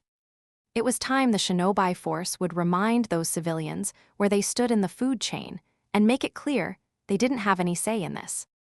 While walking through the front door, he also thought of the blonde he'd crossed on his way back home, a little sunshine. So very much like his parents, that the civilians would be crawling back to him on their hands and knees at knowing his heritage. But it was already too late. They acted on a hate not destined for the blonde, now that Fugaku knew the truth. He'd make sure his nephew would be safe from those that thought him the Kyuubi no Kitsune, instead of Namikaze Uzumaki Naruto. Chapter 13, Chapter Text. When Sakura woke up, it was to the smell of food filling her nose. Her stomach reminded her of just how hungry she was, growling in a way that would have made her mother scold her. After all, a lady was supposed to be then, so eating as extensive amount of food was just not done. The thought of her mother made her tear up, rubbing at her eyes. She was startled as she felt a hand on her shoulder. Looking up, she saw her best friend, Yamanaka Ino, in front of her. The blonde girl had a small smile on her face. "Hi, Sakura-chan, did the nap do you any good?" Sakura nodded, kind of embarrassed to have fallen asleep like that. Ino shook her head at the look she sported on her face. "Don't feel bad, Sakura-chan, you were emotionally exhausted, which is totally normal after what you went through. Now my dad should be home in a few minutes and dinner is ready. I hope you like teriyaki. Sakura nodded. She loved teriyaki, but her mother almost never made it because it held quite a bit of fat. The pink-haired girl frowned. Everything she did seemed to remind her of her parents. Enough about them, they obviously made their choice, just as she made hers. Standing up, Sakura took a seat at the table, smiling slightly as Ino smiled at her, beaming as she smiled back, small as the smile was. Just as Ino set the rice cooker on the table, Inoichi entered the house. He didn't even seem to be surprised to see Sakura sitting there. Just pressed a kiss to the side of Ino's head as he took a seat and started to put dinner on his plate. "To-san," Ino started, "would it be all right if Sakura stayed here for the night?" Inoichi nodded. "Of course it's all right. I take it you put up the bedroll in your room." Ino nodded. Shika and Choji did so when they, together with Sakura's teammates, Sasuke and Naruto, came back to carry all the stuff. Inoichi nodded before turning to Sakura. "I wouldn't worry about anything. The shinobi rumor mill is something very special in Konoha. We all take care of our own, especially all the new leaves." Sakura nodded, somewhat insecure. "I have heard that before, the new leaves. Uruka-sensei always called us that too. But what does it mean?" Inoichi smiled. "You know how Konoha means, hidden in the leaves." At Sakura's nod he continued, "And that our Shodaime had Mokyuten." Again, Sakura nodded. "Well, it started there. Hashirama-sama saw Konoha as one large tree, full of new leaves, older leaves, and sturdy branches. The trunk is the Hokage, and other people like the Jounin commander. People at the base of making sure our tree gets the nutrition to grow. The sturdy branches are our Jounin, both the senseis and regular Jounin. The older leaves are the Chunin, already in tune with what is expected of them, but still at a point in their career where they have space to grow. While our Genin are the new leaves, unmolded and at the start of their career. They need the most support by their Jounin sensei, most definitely, but also from their team, and if we can give it from other shinobi." The blonde took a moment to eat some, before continuing. "Your generation is the future of Konoha, and as is known, Konoha's greatest strength is teamwork. Meaning that we as a shinobi force take this to the extreme, and will always work together even in village." He took time to eat the last of his meal before finishing what he was saying. "As a whole, the shinobi force of Konoha will function as a giant team, supporting each other and making sure all our new leaves have everything they need to succeed. It is because of this everyone is so mad at what happened to you, and trust me, you are not the first. The civilian council has gotten it into their heads, especially since that death of Yondaime-sama, that they can have a say in shinobi matters. Forgetting that Konoha is, and forever will be, a dictatorship built on its shinobi. We are what makes the economy of Konoha flourish and attract civilians to our doorsteps. With their civilians' mindsets and beliefs, and we as a team are sick of that, of being treated like some monster. When they are the ones who came here looking for protection, a life away from the road, and a steady income with all the inhabitants of Konoha." He sighed, seemingly tired of all this. "The shinobi want to go back to a system like in the time of the Shodaime, Nidaime and Yondaime, where civilians were indeed welcome, but where they had no input on how Konoha was run. This is getting ridiculous. Don't get me wrong, Sakura-chan, I think you have the making of a splendid Konoichi. But civilians thinking they can send their daughters to the academy just so they can drop out as a newly minted genin just to meet a potential husband." He shook his head. "A lot of time and effort is put into academy students to prepare them to become genin and to give them a good enough base to start building on by their Jounin sensei, as to make sure that Konoha was a new generation of new leaves who can protect it and its will of fire." Ino spoke up. Shika said that Shikaku Oji-san said the same thing or close to the same thing. He suggested we write to Tsunedaime-sama and ask her to take over as Godaime. As the granddaughter of our Shodaime, maybe she can get us back to how it was. Inoichi smiled sadly. "If you could do that, that'll be great. But I am afraid Tsunedaime lost too much precious people to Konoha's will of fire that she is afraid to come home." This made both girls look down, saddened by that news. Sakura, because she had read up some about Tsunedaime, at the encouragement of her team. Ino, because she still remembered the tales her mother used to tell her about Tsunadeheim, who had been her Jounin sensei, a strong medic nin who could smash through a wall with just her fists. Inoichi, seeing the girl's mood plummet, said, "Why don't you both go and wash up before getting an early night? I'll clean up." As they stood, Inoichi called after Sakura, "You can leave your belongings here tomorrow morning, Sakura-chan.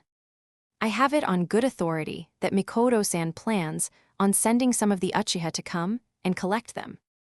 Sakura gave a small smile. They said yes then. Inoichi nodded, for once happy with the shinobi rumor mill. To know this girl, his daughter's best friend would be welcomed in the home of Konoha's most prominent clan. When he heard the girl giggling some time later, as he was seated into the couch, he couldn't help but think back to a time when a blonde had been Hawkage, said Hawkage's son was a genin of Konoha now, and was not acknowledged as such. He sighed. He still didn't understand what Sarutobi had wanted to achieve with making Naruto's heritage a SS rank secret. After all, everyone who knew Minato or Kushina could see he was their son from a mile away. Soon this would change. Rumor had it the boy was aware of both the secrets the Sandaime had kept and had permission to tell people about them. The next morning, Sakura woke as she heard Ino getting up. The blonde smiled at her, handing her a towel as they met at the door of the bathroom. "You get ready for the day, Sakura-chan. I'll go and make us bento boxes to bring with us." Sakura nodded, a small smile on her face, thinking back on how well she had slept and how glad she was with both her teammates, but also with Ino. Getting ready, she dressed in the pink dress her parents had gotten her, as well as black legging underneath. Her face contracted, making a note of getting her teammates to come and help her get some new clothes. These were far too noticeable, were they ever to go into the field. She nodded, hoping to do some D-ranks today, so she could go to the store and get herself some new clothing. Ones that weren't tailored to look pretty, but to be practical, like a Kunoichi's should. Getting downstairs, she joined Ino at the door, taking the bento box the blonde offered her. Once outside the door, they parted ways, Ino going towards the Nara compound, no doubt to pick up Shikamaru and Choji who waited for her there, while Sakura went the other way, towards the same training ground they had met up in yesterday. Once there, she saw that she was once again the first, so she set down the bento box and took a seat close to the road, opening a journal she carried about basic medic ninjutsu. Naruto and Sasuke were the next to arrive, as usual together, laughing about something or another. Smiling at them, both boys smiled back before taking a seat close to her. Sasuke taking out a scroll on Raiten Jutsu Shisui had pressed into his hands this morning. His older cousin apologizing for not being able to make it today, he had been called on for a mission. Naruto, on the other hand, brought our sealing paper and started drawing all sorts of seals. Sakura could recognize a general storage seal and the privacy seal he had used yesterday. She went back to reading her journal, so lost in it she never noticed Kakashi-sensei arriving in the training ground. As the Jounin cleared his throat, she startled, turning red at getting caught off guard. Kakashi waved it away. "Let's just make a note of it to make sure it doesn't happen again, all right, Sakura-chan. In village, it isn't that much of a problem, but once we evolve to C ranks this can't happen anymore." She nodded, putting away her journal. Looking around, she saw the boys had already tucked away their own scrolls. Kakashi clapped his hands. "All right, seeing as we're an official team now, we're going to start with the real work D-ranks." The fake cheer he let out at that had all of them laughing. Sasuke and Naruto shook their head. "We all know, Kakashi-sensei, that D-ranks are just glorified chores. As first step in a genin's career in village, to build up to real missions, where we'll get more money out off. D-ranks as a while pay us a small allowance as genin, and you slightly more as a jounin." Kakashi sighed, as the blonde spoke. "Seriously, Naruto, is there anything you can say that doesn't seem like one odd your parents said it? Kushina said the same thing when my Team 7 started our career." Naruto just smiled cheekily, no promises. A bigger sigh left Kakashi before he smiled. "We'll do some D-ranks in the morning and train in the afternoon. Sound good to all of you?" Looking at the blonde on his team, Naruto, If we use the Cage Bunshin, we can do more D ranks on a shorter time, making us eligible for a C rank faster than most other teams. Sasuke and Sakura, both knowing what D ranks could entail, turned to their blonde teammate, a pleading look in their eyes. Said blonde laughed, "No worries, guys. I'm all for making sure we can do C ranks as fast as possible. I know D ranks are for the better of the village, but most of those are given out by civilians, and most of those don't really like me." This last was said at a softer voice, making all his teammates frown. Their little ball of sunshine didn't deserve to be treated like that. Especially not with what he held in his blood. The blonde was by all accounts royalty. Chapter 14, Chapter Text. The morning was filled with 4 D ranks in total. They had to help a couple of merchants set up on the market square. But seeing as they were new merchants, coming to Konoha for the first time, they had hired a genin team to help them find the way and set them up. Their second mission was to pull weeds from an old woman's garden. For once, even though she was a civilian on first glance. The woman brought out some juice and sweet buns, winking at them as she went back inside. Looking at their sensei, the man smiled and said, "That's Eiko Bot-chan, she's a retired Kunoichi, who after a bad mission wasn't cleared, she makes sure to write up a few D-rank missions when the genin teams start up. If you ever need to know which shinobi could help you with something, she's the first person to ask." The genin nodded, taking a break with the juice and sweet buns. Together with Naruto clones, they had made quick work of the weeds in Eiko Bot-chan's garden. Some time after, as they finished, the woman came out and gave each of them a bottle of water. Turning to Sakura, she said, "If you ever want the input of another civilian Kunoichi, come find me." At Sakura's nod, she turned to Naruto, rubbing Trophy's hair with a smile.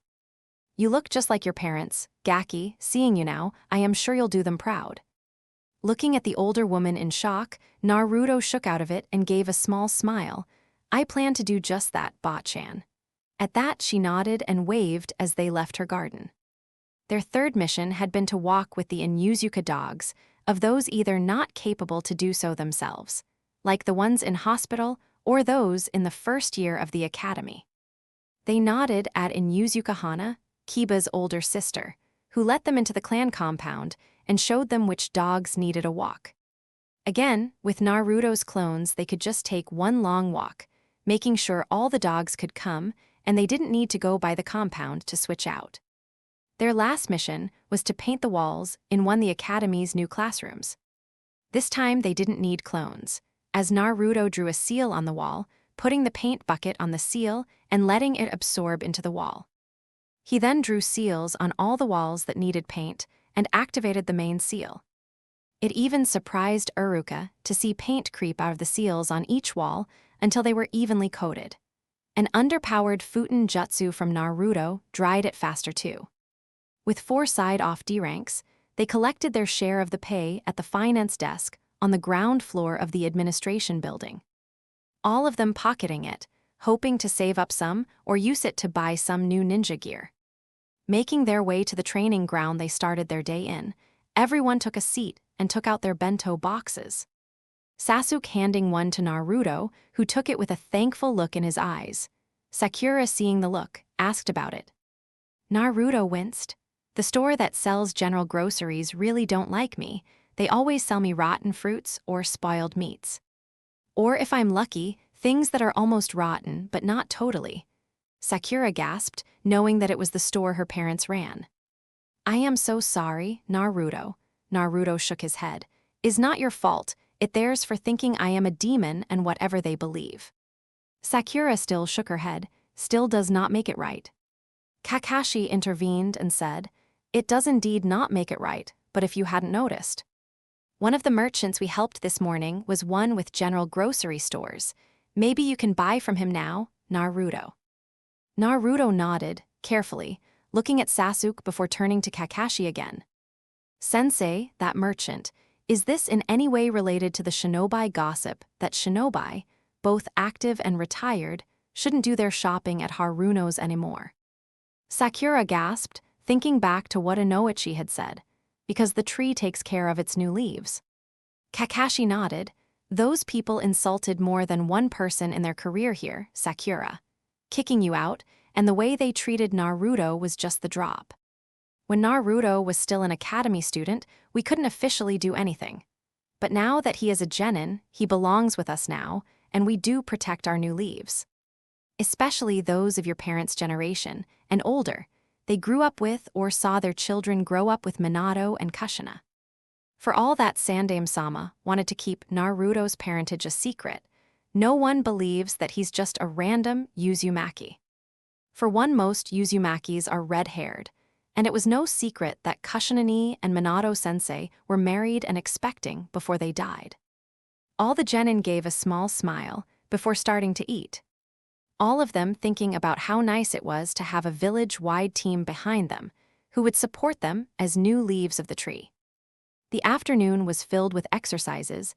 Kakashi ran all three of them through some katas. Sasuke wasn't all that good in them, but Kakashi explained that it was a general style taught to most genin. But he remembered most Uchiha didn't excel in it, seeing as it had its roots in a long-forgotten Senju kata. Sakura did excel in it, seeing as the moves relayed on strength in its swings, using your own momentum and that of your opponents against them. Naruto could pass by with it, but changed his own taijutsu training to his parents' styles soon enough. The Uzumaki style, using quick movements, a non-distinct pattern and core strength to deliver blows and kicks. The Namikaze style, that his father developed, used elements of Futen Jutsu. So again, quick movements and kicks and blows following in rapid succession, perfect to use together with the Hurajin. Not that he had mastered that jutsu yet, but he was making progress with it. Having seen his father and the Nidaime in action with it, helped to figure out how to use it. He hoped to make progress now that he had already decoded the seal his father used, as well as the matrix it held. Now came the process of putting it all back together and making it his own. As Sakura began to tire, Kakashi called for a break. When the only girl blushed and seemed to be angry at herself for tiring so easily, Kakashi explained to her. You only recently started exercising this much.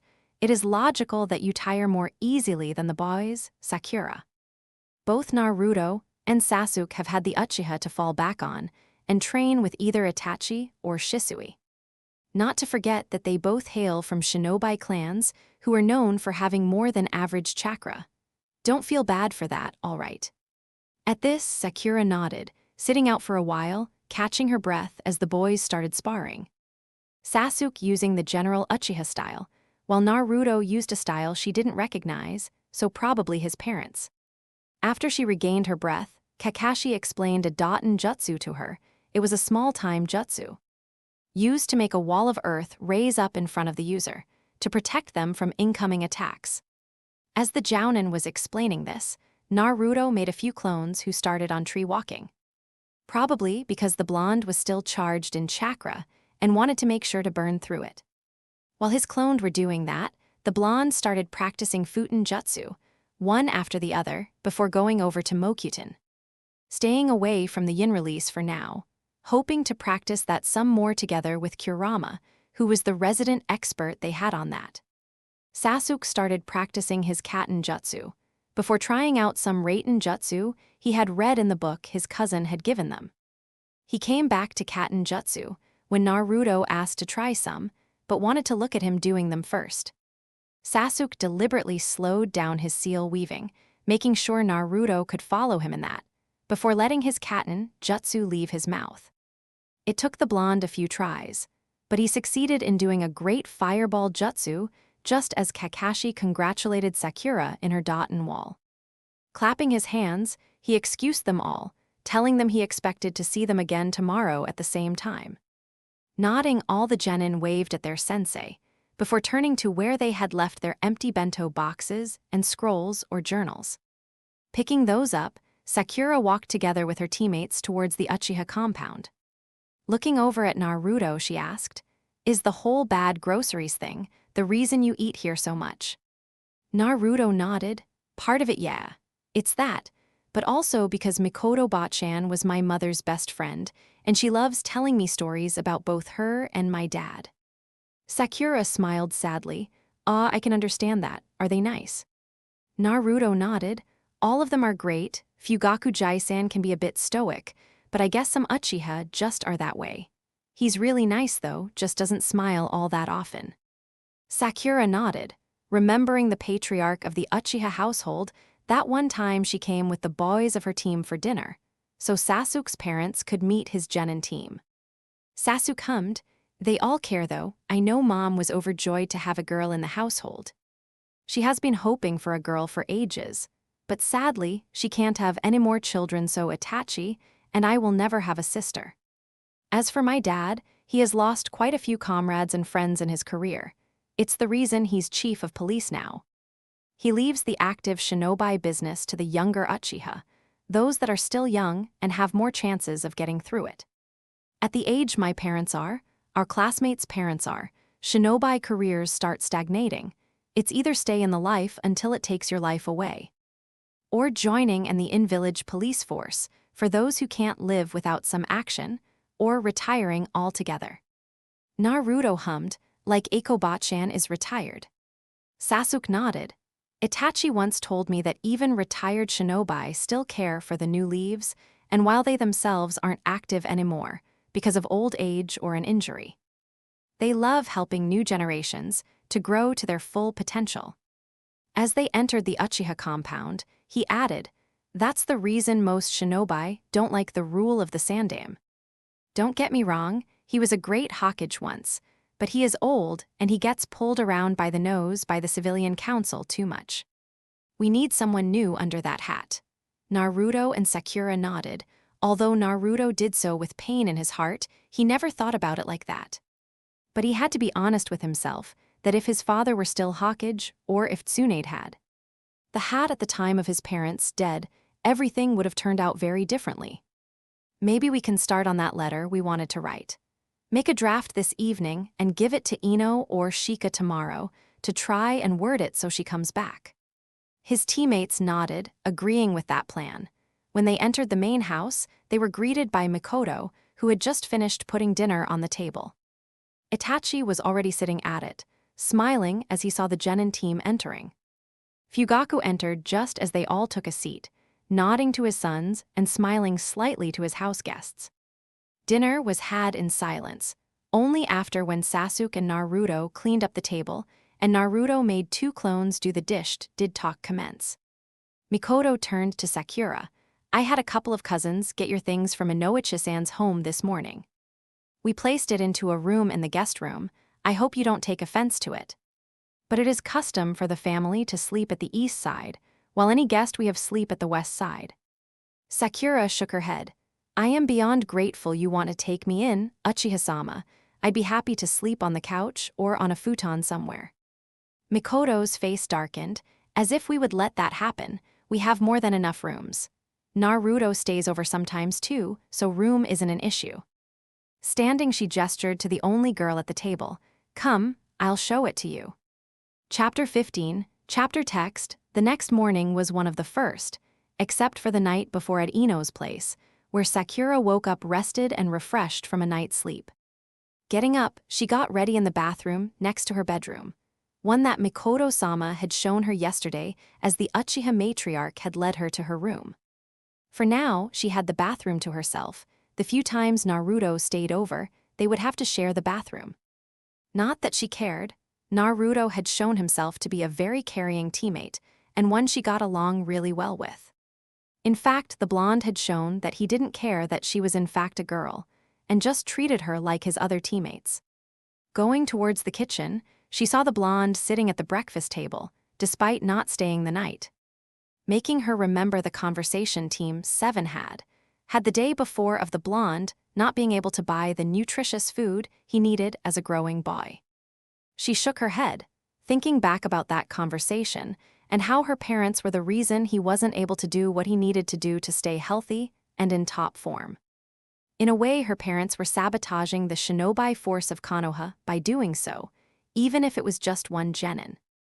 As she took a seat, she turned to Sasuke's father, who, as she picked up the hints right, had been the person who started the rumor mill that her parents kicked her out and found their own standing more important than Konoha's shinobi force. As much as she had loved her parents at one point in her life, she liked Sasuke's family and her team a lot more. As they accepted her as she was, and what she strived to be, instead of pushing and pulling her to be what they wanted her to be. Fugaku-sama. The Uchiha patriarch looked at her, one brow raised but otherwise silent. I was wondering, seeing as Naruto isn't able to get the food he needs at the Haruno grocery shop. Isn't that, in a way, sabotaging the Konoha shinobi force? After all, if they are willing to do that to a genin, who knows? She trailed off into silence. Seeing Sasuke's eyes shining from the way he nodded at her, obviously thinking the same way about that. Naruto, however, looked at her with a pained look, and she could understand that. He never really knew his parents, and probably wondered how she could word it so that in reality, her parents could be branded as traitors to Konoha. Fugaku hummed, "When you put it that way." He didn't say anything more but nodded at her, letting her know he would let that little tidbit of information get to the right people, making Konoha's shinobi aware of this fact be the end of the day. Eating her breakfast, she went and got her medical journal before joining the boys at the door, saying their goodbyes to the family still sitting at the table. Once outside, Naruto took her wrist and turned her to him. Why, Sakura-chan? Because they would never agree with the true meaning of Konoha. They are civilians, Naruto, who after almost 4 decades in Konoha and being born here, still don't get that this is a shinobi village, where civilians are welcomes but don't get any input. They are welcomed for the merchandise and trades they bring with them, but that is it. Naruto nodded slowly, getting her way of thinking on that part.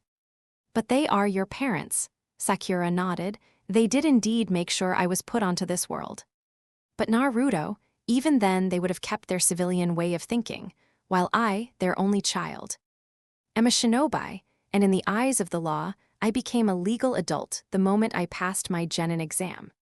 In their eyes, I am still a child and will stay a child until I am married and my husband took care of me. This is not something I want, not the husband part. I haven't really though about that. But in their way of thinking, I should be married by 16 and gotten pregnant at least one before 18 years of age. That is something I don't want for myself. This time both Sasuke and Naruto nodded, Sasuke mostly because in ninja terms 18 was still young. Most kunoichi started setting down around 30, after they had a career as a jounin or at least a chunin behind them, and an overflow of cash from all the missions they went on. 30 was an age you either became someone who stayed close to the village, spend almost all your time on mission because you didn't have anything else to do, or settled down and started a family, if you wanted that sort of thing. Most jounin sensei were approaching 30 or had just passed it, and saw a genin team as a trial for starting a real family. At least that's what Itachi and Shisui had told him once. Naruto could see why Sakura did what she did. He still didn't fully understand. But he agreed that to force a girl to marry before she was 18 and to have children shortly after was not something he wished on anyone. Much less someone who once was a dear friend was becoming a dear friend. Sakura nodded, seeing that the boys got where she was coming from and supported her in that decision. Now, before we go to the training ground, seeing as we are rather early, could you both come with me and help me choose some other clothes? I am really sick of seeing this pink dress. The looks on both their faces spoke a million words. They had probably wanted to tell her this, but hadn't known how to breach the subject to her. When they arrived at the training ground, Sakura was sporting her new outfit, black leggings, with a green apron skirt over it, a kunai holder strapped to her leg, and a larger-than-average hag hanging behind her back. As a top, she was wearing a short-sleeved armored mesh shirt with a dark green tank top over it. She had also gotten a green kimono top to wear over it, should they ever go on a mission in colder weather. Entering the training ground, they noticed Kakashi hadn't arrived yet, so they settled down. Naruto taking out a piece of paper to start penning the letter they wanted to write to Tsunadeheim. While waiting for Kakashi, they started to worry when the jounin was approaching an hour in tardiness. While Naruto remembered a time where Kakashi was always at least 3 hours late, now that hadn't been the case. A few minutes, yes, but never more than 15 minutes. After an hour, the jounin arrived at the training field, seemingly elated, but also slightly apologetic at seeing his genin team sitting there waiting for them. "I am so sorry for being late, team. But I managed to get us permission from the Hawkage to do a C rank, even if it is just a border run. I felt that you all needed to take a breather away from Konoha." This had them all looking slightly shocked. As a team, you needed to have at least 20 D ranks under your belt before you were eligible for a C rank. So no way in hell were they able to get the Hawkage's permission to get one so soon. Naruto narrowed his eyes, taping into Kurama's charka slightly to confirm what he already suspected. "Nice try, Shinobi-san, but we are aware that a genin team has to have 20 D ranks signed and delivered before they get considered for a C rank. Also, Kakashi-sensei wouldn't think we need a breather away from Konoha." A grumble came from the shinobi before they released their henge to reveal Uruka-sensei. Uruka-sensei, hearing the surprised exclamations from his former students, the Chunin rubbed at the back of his head. "Hello Naruto, Sasuke, Sakura. Kakashi sent me to tell you he is waiting at the mission desk. He was in a meeting with the Hawkage about something they're not telling me about, and it ran rather late. Could you follow me?" As they nodded and followed after the Chunin, they were surprised how on edge Kakashi was standing at the mission desk, his one visible eye not looking at where the Hawkage was sitting. "Ah, Team 7, Kakashi has already gotten you mission for the day, off you go." Feeling slightly uncomfortable with the way the Hawkage spoke to them, they all looked at their sensei and, at his nod, left the mission office. As soon as they entered their training ground, Naruto slapped a privacy seal down and looked at his sensei with a questionable look in his eyes. Kakashi sighed. "Sakura's parents came to the Hawkage to complain about my influencing their daughter to leave their home in a fit of temper. Refusing to go back because I would have told her that. When I told her that wasn't the case, the Hawkage as usual wouldn't believe me. Thinking the world, for some strange reason, of the Harunos. I never did get that, to be honest. Your mother, Sakura, is head of the Civilians Council and seems to be able to manipulate the Hawkage to do a lot more than either the Shadame, Nidame, or Yandame would allow, and I don't like it. The reason he sends Uruka after you was to make sure you were all happy in my care. For some strange reason, he is suddenly getting second thoughts about me having a genin team. Something doesn't add up to that." Naruto suddenly remembered something from when they were a whole lot younger. "Kakashi-sensei, how strong would a genjutsu have to be to fool the Hawkage?" Kakashi looked contemplated, strong enough for neither him nor his Anbu to notice and cast by someone he trusts without a doubt. "Why?" Naruto swallowed thickly. "When Sasuke and I were younger, I once told the Hawkage I saw strange Anbu running around talking about killing all the Uchiha. Shortly after that, it was announced that it was a Rouge Anbu orchestrating that. But if I remember correctly, Shimura Danzo once had a hand in this organization called Root, right?" Kakashi paled, not knowing how Naruto came across that information. At seeing that look, Naruto said, "Kurama told me." Kakashi accepted this and sighed. That might have been the case. Seeing as when Danzo became the Sandame's council, suddenly the Civilian Council had a lot more say in everything. Naruto nodded. "Is there any way we can know for sure that this is Danzo manipulation, the Sandame, seeing as I don't think that a civilian couple is capable of that?" Kakashi nodded. "I don't know for sure, but I'm sure we can come up with something. Let's do our D ranks for now, we'll brainstorm for a solution after." Team 7 nodded. Starting on their D ranks with a renewed vigor, they helped some more merchants settle into the booths at the marketplace. Helped to clean out the stables of a farmer just outside the village. Helped sort out books at the Shinobi library, where after an incident between two Chunin, a wall had collapsed, taking a few rows of books with it. And ended their morning with their first catch tour around. The cat of the daimyo's wife was for once rather docile as they caught it, settling to Naruto's chest and staying there as they went back to the Hawkage's office to deliver the cat to its owner. As they entered, it was to the daimyo's daughter waiting for them, Tora going to the teenaged girl with ease. Seeing she didn't squeeze the life out of the poor animal the moment it was placed into her arms. Looking at the Hawkage, Naruto found that the old man wasn't looking all that well. Thinking back about it, Danzo had been branded a traitor to Konoha and had been executed the day before that announcement was made. But Naruto never heard of a funeral being held or even hearing about the body being disposed of. He poked at Kurama, who together with him looked around until they found an anomaly within the wars of the Hokage's office. Not knowing how to convey this to Kakashi, he just approached the Hokage for a hug, like a younger Naruto did a lot of times. When he was pushed away, Naruto's eyes narrowed, and he used Kurama's chakra to disperse the room-wide genjutsu that had been cast, revealing Danzo sitting in the Hokage's seat, where he was soon apprehended by the Anbu standing guard. While Naruto approached a cupboard none of them saw before. Opening it, he was met with a sickly Hiruzen who didn't appear to even breath. An Anbu with long purple hair gently pushed him aside, a green glow surrounding her hands as she checked over the old man. She pursed her lips, but persevered, making his breathing lighter. Looking around, Naruto noticed that Kakashi and another Anbu still had a hold on Danzo. Turning, he handed a seal to his sensei, who recognized it as a chakra-suppressing seal and slapped it onto the traitor. Tenzo, go and get me Shikaku and Inoichi, stat. Itachi, Shisui, don't start that I am using your real names, this is an emergency, go and get me all the clan heads. We have a traitor to deal with.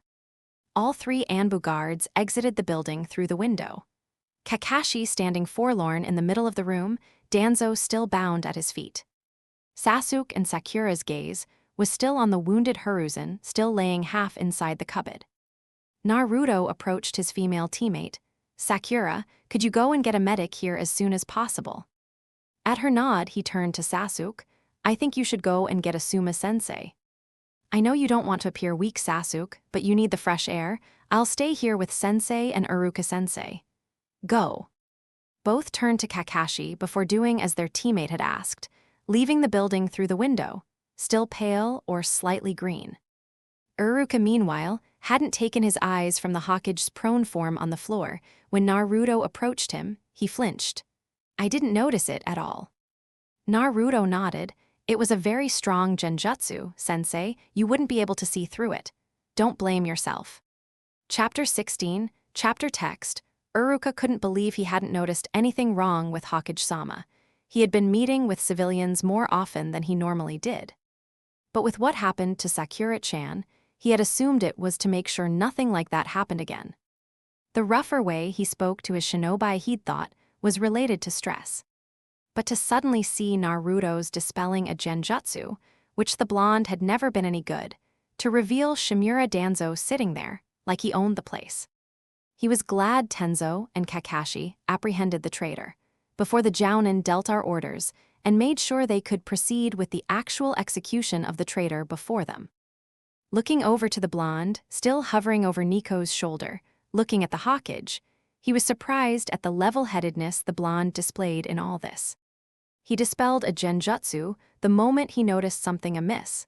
Glancing at Kakashi, he saw that the Jounin was glancing at his student from time to time. He even noticed his teammates' queasiness at seeing the Hokage laying so still and send them out, so they had a moment to regain their bearings. Sending Sakura to get a medic nin, which she wanted to become, if the rumors were correct, and sending Sasuke to get Asuma-sensei, Sandame's son. Iruka nodded, a proud smile coming to his face as he kept looking at Naruto's back. He has grown a lot since he graduated. Sakura ran towards the hospital, her face, which must have been paler than she thought, spurred people to jump aside. Letting her trough towards the front desk, where she had stood a couple of days prior, asking for some reading material for aspiring medic nin. Atsuko, the medic nin who had suggested her the books, looked up, a smile on her face, which quickly faded at seeing the pale look on the pink-haired girl's face. Sakura-chan, what is wrong? Opening her mouth and closing it a few times, Sakura took a deep breath. She needed to get help for the Hokage, and she needed to get it now. Someone attacked the Hokage. I was sent to get medical assistance. Eyes widening at the information that someone had attacked, Atsuko turned and started barking orders. Getting a junior medic nin, and a few nurses to follow her as she gestured to Sakura to lead the way. Knowing the haste needed for this, Sakura took to the rooftops, slightly unfamiliar with this way of racing through Konoha. She persevered and hoped through the window at the Hokage's office. The medic team following suit. They were met with Uruka, who nodded at Atsuko-san. One of the genin noticed the genjutsu and released it, revealing Shimura Danzo in the Hokage seat and Hokage-sama in that cupboard over there. Nico has been administrating first aid, but we need a professional opinion. Atsuko nodded and took a seat next to Nico, a fast conversation going on between the two women. As Nico nodded and stood, Atsuko took her place, going back to barking orders. They got a drip into the Hokage's arm, which Sakura didn't know. But at least she saw the old man's chest moving, indicating that at least he was breathing. As she passed Naruto, the blonde took her by the arm and set her down in one of the chairs by the mission desk. Just in time it seemed, for the moment she sat down, Sakura broke down in tears. Sasuke was on a mission. In a way it was as important a mission as Itachi and Shisui were on right now. Only his was more important to the person who asked him to do this. Naruto felt strongly about family bonds, as did the Uchiha if he thought about it. But Naruto took it to a whole other level, so he understood that the blonde had asked him to go and get Asuma-sensei. It helped that he had an idea as to what training ground Team 10 used every day. Entering the clearing, he took a moment to catch his breath and to think about what he needed to say. Looking up, all the members of Team 10 were looking at them, Ino and Choji with something akin to worry in their eyes. Shikamaru and Asuma-sensei more interested, but willing to wait until he caught his breath to explain. Asuma-sensei, you need to go to the mission office. There has been an assassination attempt on Hokage-sama. Asuma paled, for the Hokage was not only the village leader, but also his father. The Jounin nodded, looking at his team, who made motions that he should go. Nodding once more, he took off across the roofs for the administration building. Sasuke, mission complete, collapsed, heaving deep breaths, trying not to think about what he just saw. As he calmed down, he found Choji in front of him, the Akamichi giving him a wry smile. Not commenting on what had just happened, he nodded to Boy, accepting the hand up from him and standing. I think I need to go back, my team's still there too. Team 10 nodded, falling into step with him. As he looked up at the only girl accompanying him, she shrugged. My dad and Shika's will probably be called in so. Also, our sensei's there, so no reason or us not to be there. Let's also not forget my best friends is in your team and could use another girl to comfort her. Sasuke nodded, that made sense. As they approached the administration building, Sasuke met his parents there, both relieved to see him all right. His mother caught him in a hug, which he accepted, burying in her warmth for a moment and looking at his father. Fugaku nodded at his youngest, before turning to the other clan heirs behind him. Then lead the way inside, Itachi most likely telling him where he needed to be. As they entered the administration office, the Hokage had been moved, but from the sounds coming from an adjoined room, they were in there with the medic team. Kakashi was still standing in the middle of the room, Nico and another Anbu member next to him. They had also been joined by Inoichi and Shikaku, who were both quietly conversing with Kakashi. Naruto and Sakura were seated on chairs against the far wall. The girl was still red-eyed, meaning he wasn't the only one overwhelmed by what had happened. Ino rushed towards her best friend, hugging the girl as Sakura welcomed the hug wholeheartedly. Mikoto went over and checked on Naruto and Sakura as well. Sakura accepting a hug from the Uchiha matriarch after she hugged Naruto. Finally, somewhat calmed down, the door to the adjoined room opened, revealing Atsuko, Asuma on her heels, pushing a wheelchair with Sandaime-sama in it. The Hokage still looked pale, but was conscious. A pained look on his face as his eye landed on the still frozen form of Danzo at Kakashi's feet. The door opened, revealing Inyuzu Katsume, Hyuga Hayashi, and Aburame Shibai. Straightening, Shikaku looked at the Hokage. Can you tell us what happened, Hokage-sama? We were all in the assumption that Shimura Danzo was executed. Hiruzen nodded. So was I, or at least I ordered it that way.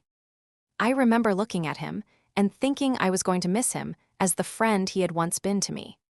The Hokage's eyes turned contemplating. After it was over and done with, I went along my normal routine. But I'd get this urge to do certain things I normally would never do. I didn't think it meant something, until he looked at Naruto as he said this. Kakashi saw this too. Until Naruto came to see you, after his regular genin test, to confess something. Hiruzen nodded at that. I suddenly didn't want to put Naruto on Kakashi's team, nor did I want to go through with actually revealing some things after Naruto made Chunin. Which I couldn't possibly do. It was something we agreed on that afternoon. He sighed. The day after team assignments, Danzo suddenly appeared in front of me, a heavy-duty sedative at the ready. I have to confess that I don't know anything after that, until I woke up with Asuma and Atsuko above me. Atsuko nodded once, turning to Kakashi. I will be taking the Hokage with me, he still needs some medical attention. Kakashi nodded, seeing the looks on everyone's faces, even the one of the Hokage's face. He said, no, I am willing to be a stand-in for a little while, but I have no desire for the hat. Hiruzen sighed.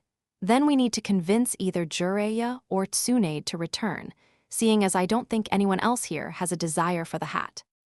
All the Jounin present shook their head, not interested in the position that would put them at the top of Konoha's tree. As everyone sighed, the Hokage was escorted out of the door, Asuma remaining to fill in for the head of the Sarutobi clan. Turning to Kakashi, Shikaku asked, how was it that you knew something was wrong? Kakashi rubbed at the back of his head and said, I didn't, Naruto did. This made the whole room look at the blonde, still sitting next to his teammates and Team 10, looking up at the mention of his name. At Shikaku's questionable look, he answered, something didn't feel right, so I dispelled the genjutsu. This had Uruka speaking up, but Naruto, excuse my language, but you suck at dispelling genjutsu. Naruto nodded, looking shy as he caught the eye of first Kakashi, and after the eyes of his teammates and the Uchiha clan head and his wife. At their nod, Naruto handed a seal to Fugaku, who slapped it onto the wall, enfolding the room in a privacy barrier. The Jounin, who didn't know, looked around in wonder, some recognizing another blonde's work in the seal used. Naruto made a few hand seals, slapping the ground in front of him, making summon smoke appear. I suck at it, but he doesn't. As the smoke cleared, a dog-sized Kyuubi stood before them. Greetings, humans. Most of the people in the room paled, not expecting that. Uruka stammered, not knowing what to say to that. He looked around at Konoha's elite and clan heads, noticing that only one Uchiha in the room looked as surprised at the rest of them. Neither Kakashi nor Sakura seemed surprised. You knew, Team 7 and the Uchiha head family. Said people nodded. Naruto told us the moment he got permission to do so by Sandaime-sama. Well, he told us other things first. The whole summoning the Kyuubi came after a few days. But yes, we knew. Kakashi proceeded, where Fugaku left off. I can also guess what Danzo found out that made him influence Sandaime so much. At the questionable looks of some of the people in the room, and the dawning understanding in some of the others, Kakashi gestured to Naruto. He found out who my parents are, and how well of a grip I have on a Kekai Genkai thought lost to Konoha. Add that to me being the Kyuubi Jinchuriki, I'm sure he saw a little weapon in the making.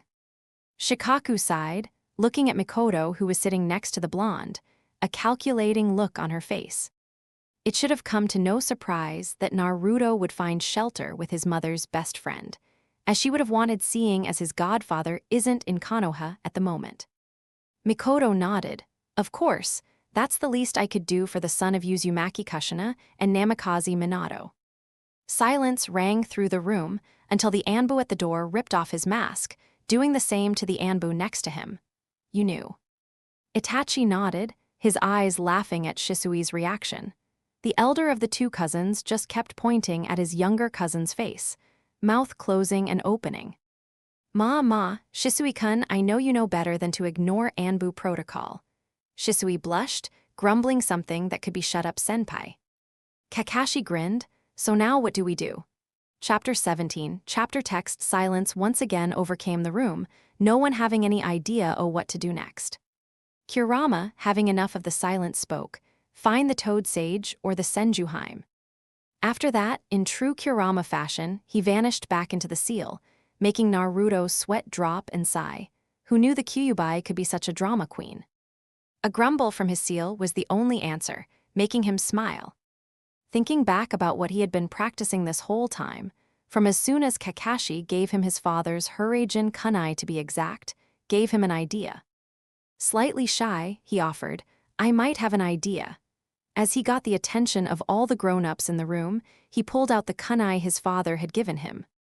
As my godfather and dad's sensei, Jiraiya-sama must have gotten one of these at one point in time, or my dad tagged him on the skin. I figured it out a day or so ago and am attuned to Dad's matrix, as well as my own developed one. This made silence rang through the room once more. More than one person looking at Naruto like he was a whole new person. If the reveal who his parents were didn't do it, this tidbit of information did it. Hyuga Hayashi snorted. "Aren't you full of surprises, boy? Next thing you'll tell us that you also have control over your mother's Kekai Genkai." Kakashi, as well as Sasuke and Sakura, snorted, with Mikoto and Fugaku trying to conceal a smile. "Sure, Hyuga-san." As he said this, 2 chakra chains burst out of his back, hanging in front of Naruto like an extra pair of appendages. The Hyuga choked, paling as he looked at the chains hanging in front of the boy, before collecting himself and sighing. He mumbled something akin to, "should have known." As Naruto stayed smiling, Shikaku and Inoichi looked Naruto right in the eye. "Do you really think Jiraiya-sama still had a Hurajin kunai?" Naruto shrugged, knowing for a fact Jiraiya carried it around with him everywhere he went. As a reminder of his late student and the promise to his parents, he couldn't keep namely taking care of Naruto. Can't hurt to try, seeing as the only one knowing to get in contact with them is Sandaime-sama, and he's out of commission right now. We really need a stand in Hokage, at least, preferably a godam, to judge over not only Shimura Danzo, but also someone new the civilian council can't get on their side. This got nods from everyone, even the genin. "All right, Naruto, you can try to find Jiraiya-sama and give him intel on what happened here today. Ask him to find Tsunade-sama and relay to her what you told him. Ask him, and through him, Tsunade-sama to come back to Konoha post-haste." Naruto nodded, settling down to find the kunai Jiraiya carried with him.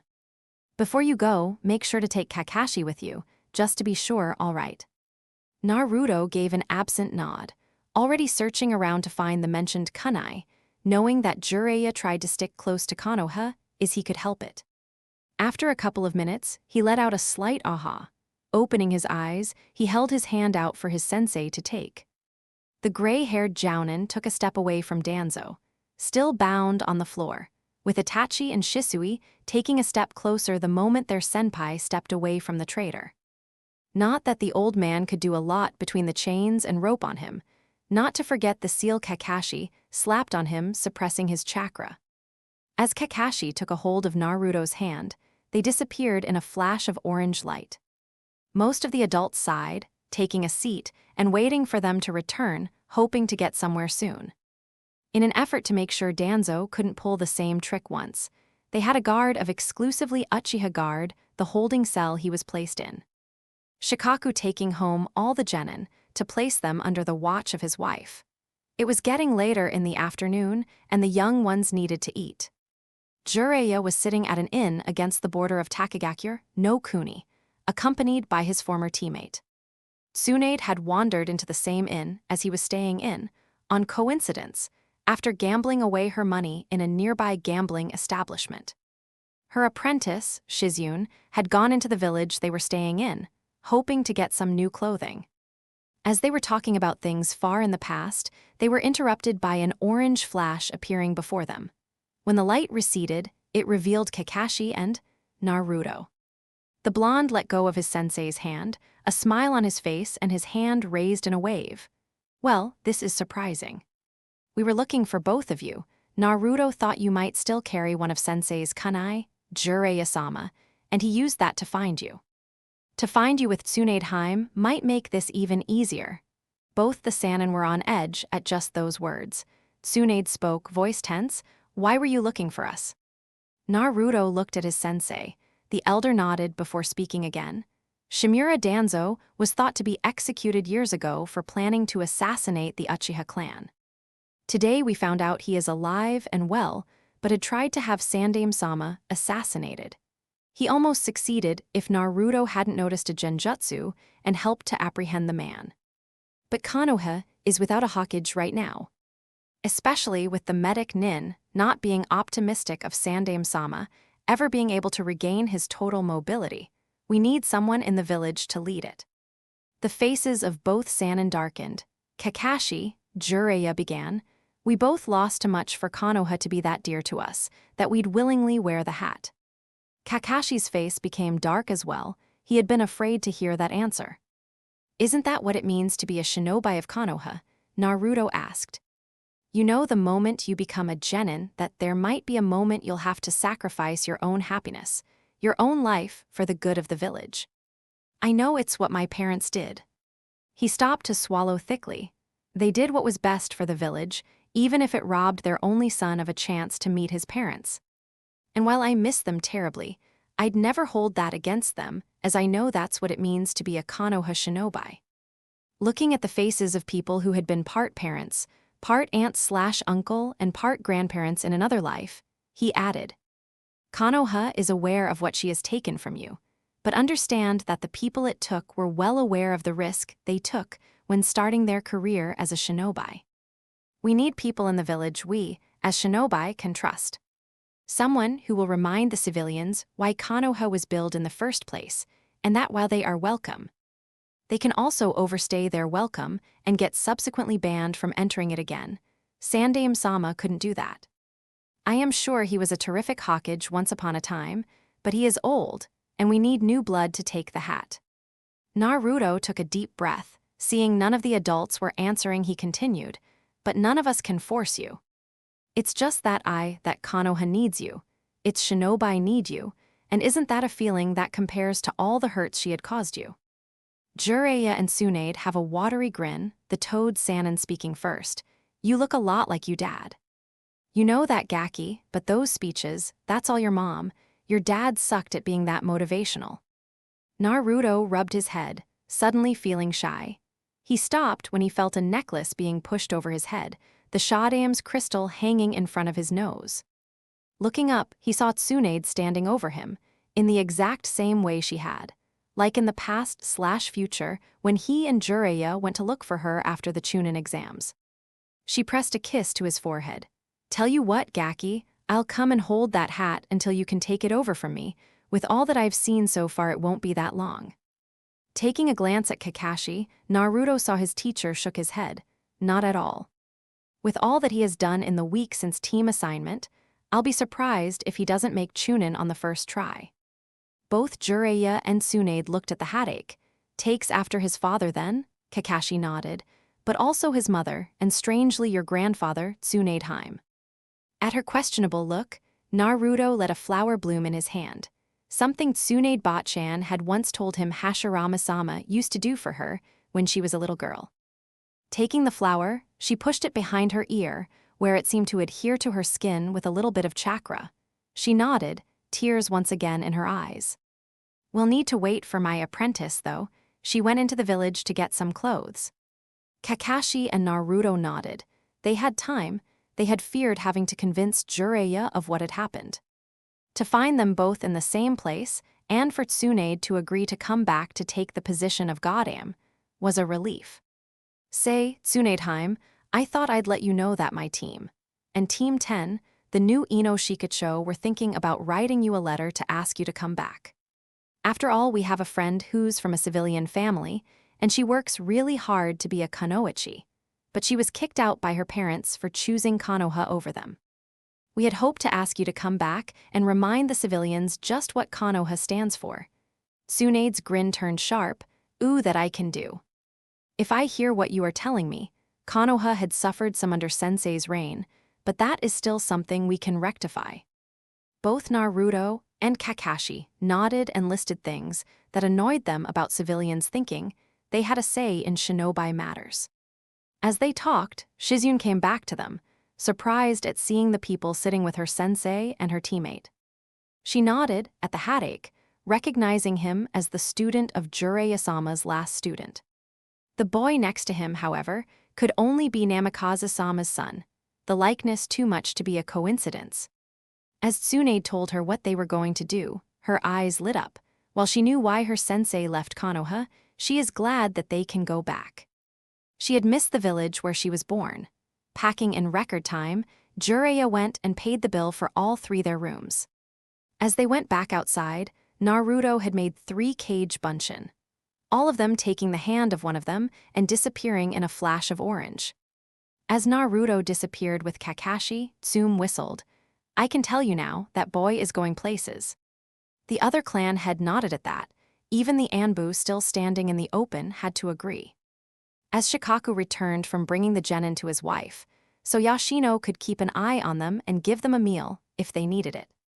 It had been quite the day for all of them, and even the genin had to get used to seeing the darkness of the world. It hurt them to know that the darkening of their new leaves had happened in Konoha itself, within her walls.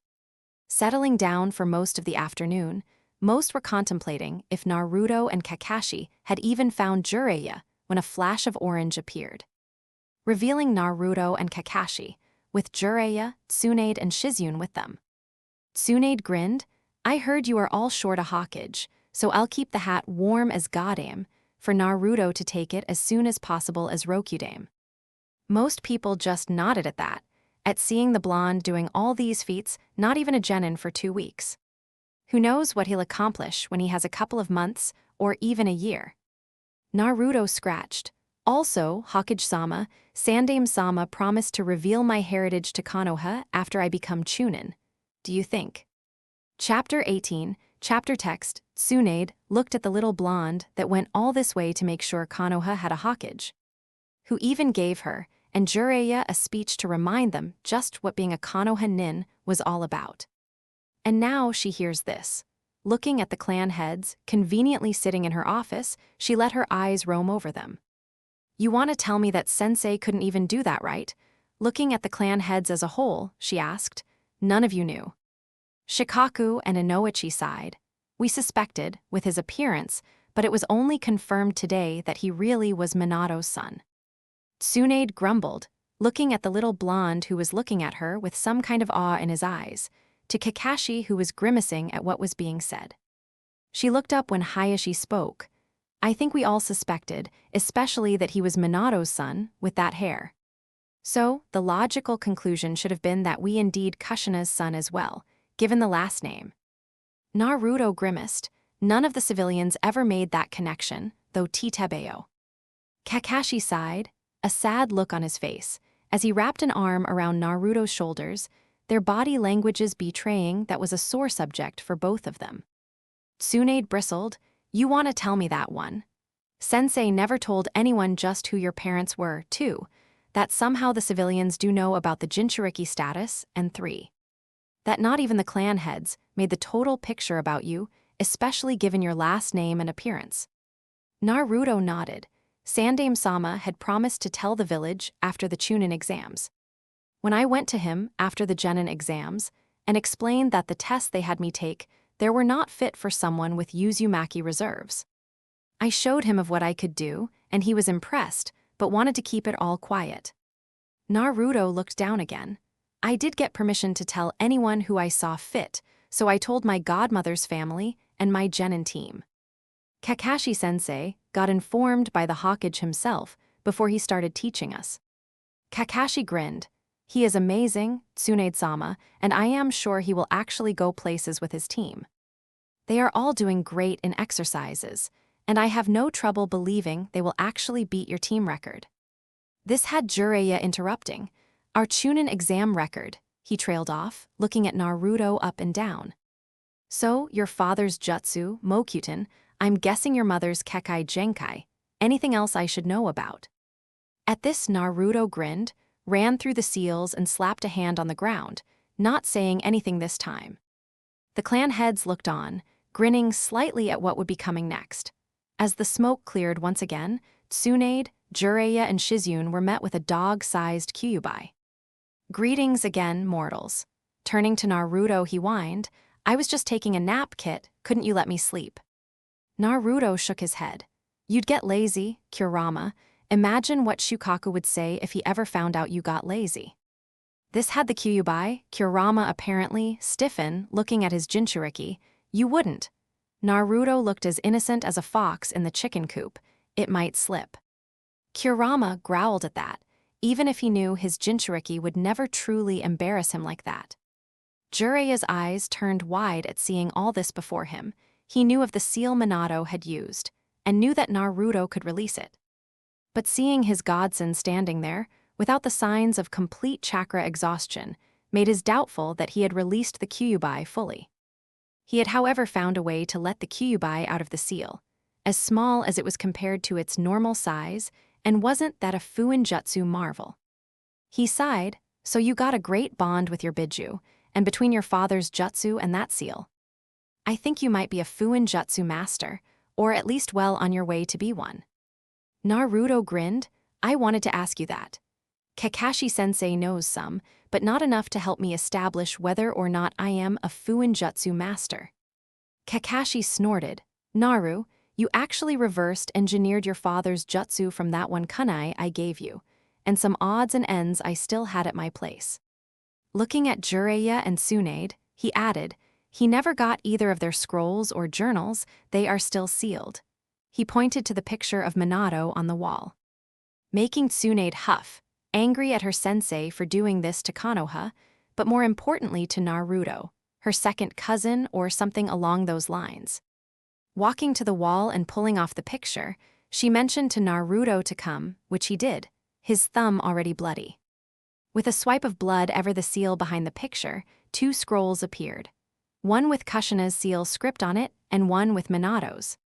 Without ceremony, she dumped the scrolls in Naruto's arms, the blonde looking at them as if they were a treasure. Which in a sense, they were, after all. Naruto had been orphaned the day he was born. He wouldn't have been able to meet either Kushina or Minato. As Naruto cleared his throat, she noticed that she said that last part out loud. Naruto looked at her, tears in his eyes. I did meet them, or at least a chakra imprint of them they incorporated into the seal. When I loosened it enough so I could let Kurama out in such a way. He indicated to the fox curled up on the floor, one eye closed and the other fixated on Naruto. Tsunade hummed, shocked to hear that. Looking at her teammate, she could see that Jiraiya couldn't believe what he was hearing, and that it hurt him to know Naruto had met his parents in such a way. She had known how difficult it had been for Jiraiya to lose his student and said student's wife. He knew they were expecting, but it took Sensei ages to confirm that the child had been born and was living in Konoha. They should have figured something was wrong then, for Sarutobi to keep Naruto's birth a secret even from his godfather, thinking back about what he said, and your godmother. Uchiha Mikoto, who if Danzo had his way wouldn't be here today. Looking at the Uchiha couple standing close to the door, she grimaced, not thinking that Danzo would do such a thing to one of the founding clans of Konoha. Mikoto spoke, we suspected as well, but it would seem that Naruto and our youngest son, Sasuke, were friends for a young age. So he would often come over to our house, where our suspicions were verified. He behaves and acts so much like Kushina and Minato, it sometimes seemed like they were back with us. And after he became a genin, it was like he flourished, especially when he told us that he was indeed their son and had inherited quite a lot from his parents. Mikoto smiled, leaning on Fugaku as Naruto came and hugged her. Tsunade hummed, but apart from Mikoto and Fugaku, no one got actual confirmation who his parents were. The other clan heads shook their heads, not until this morning when he told us in an effort to track Jiraiya-sama. Looking at the blonde still in Mikoto's arms, she turned to Kakashi. His teammates know, Kakashi nodded.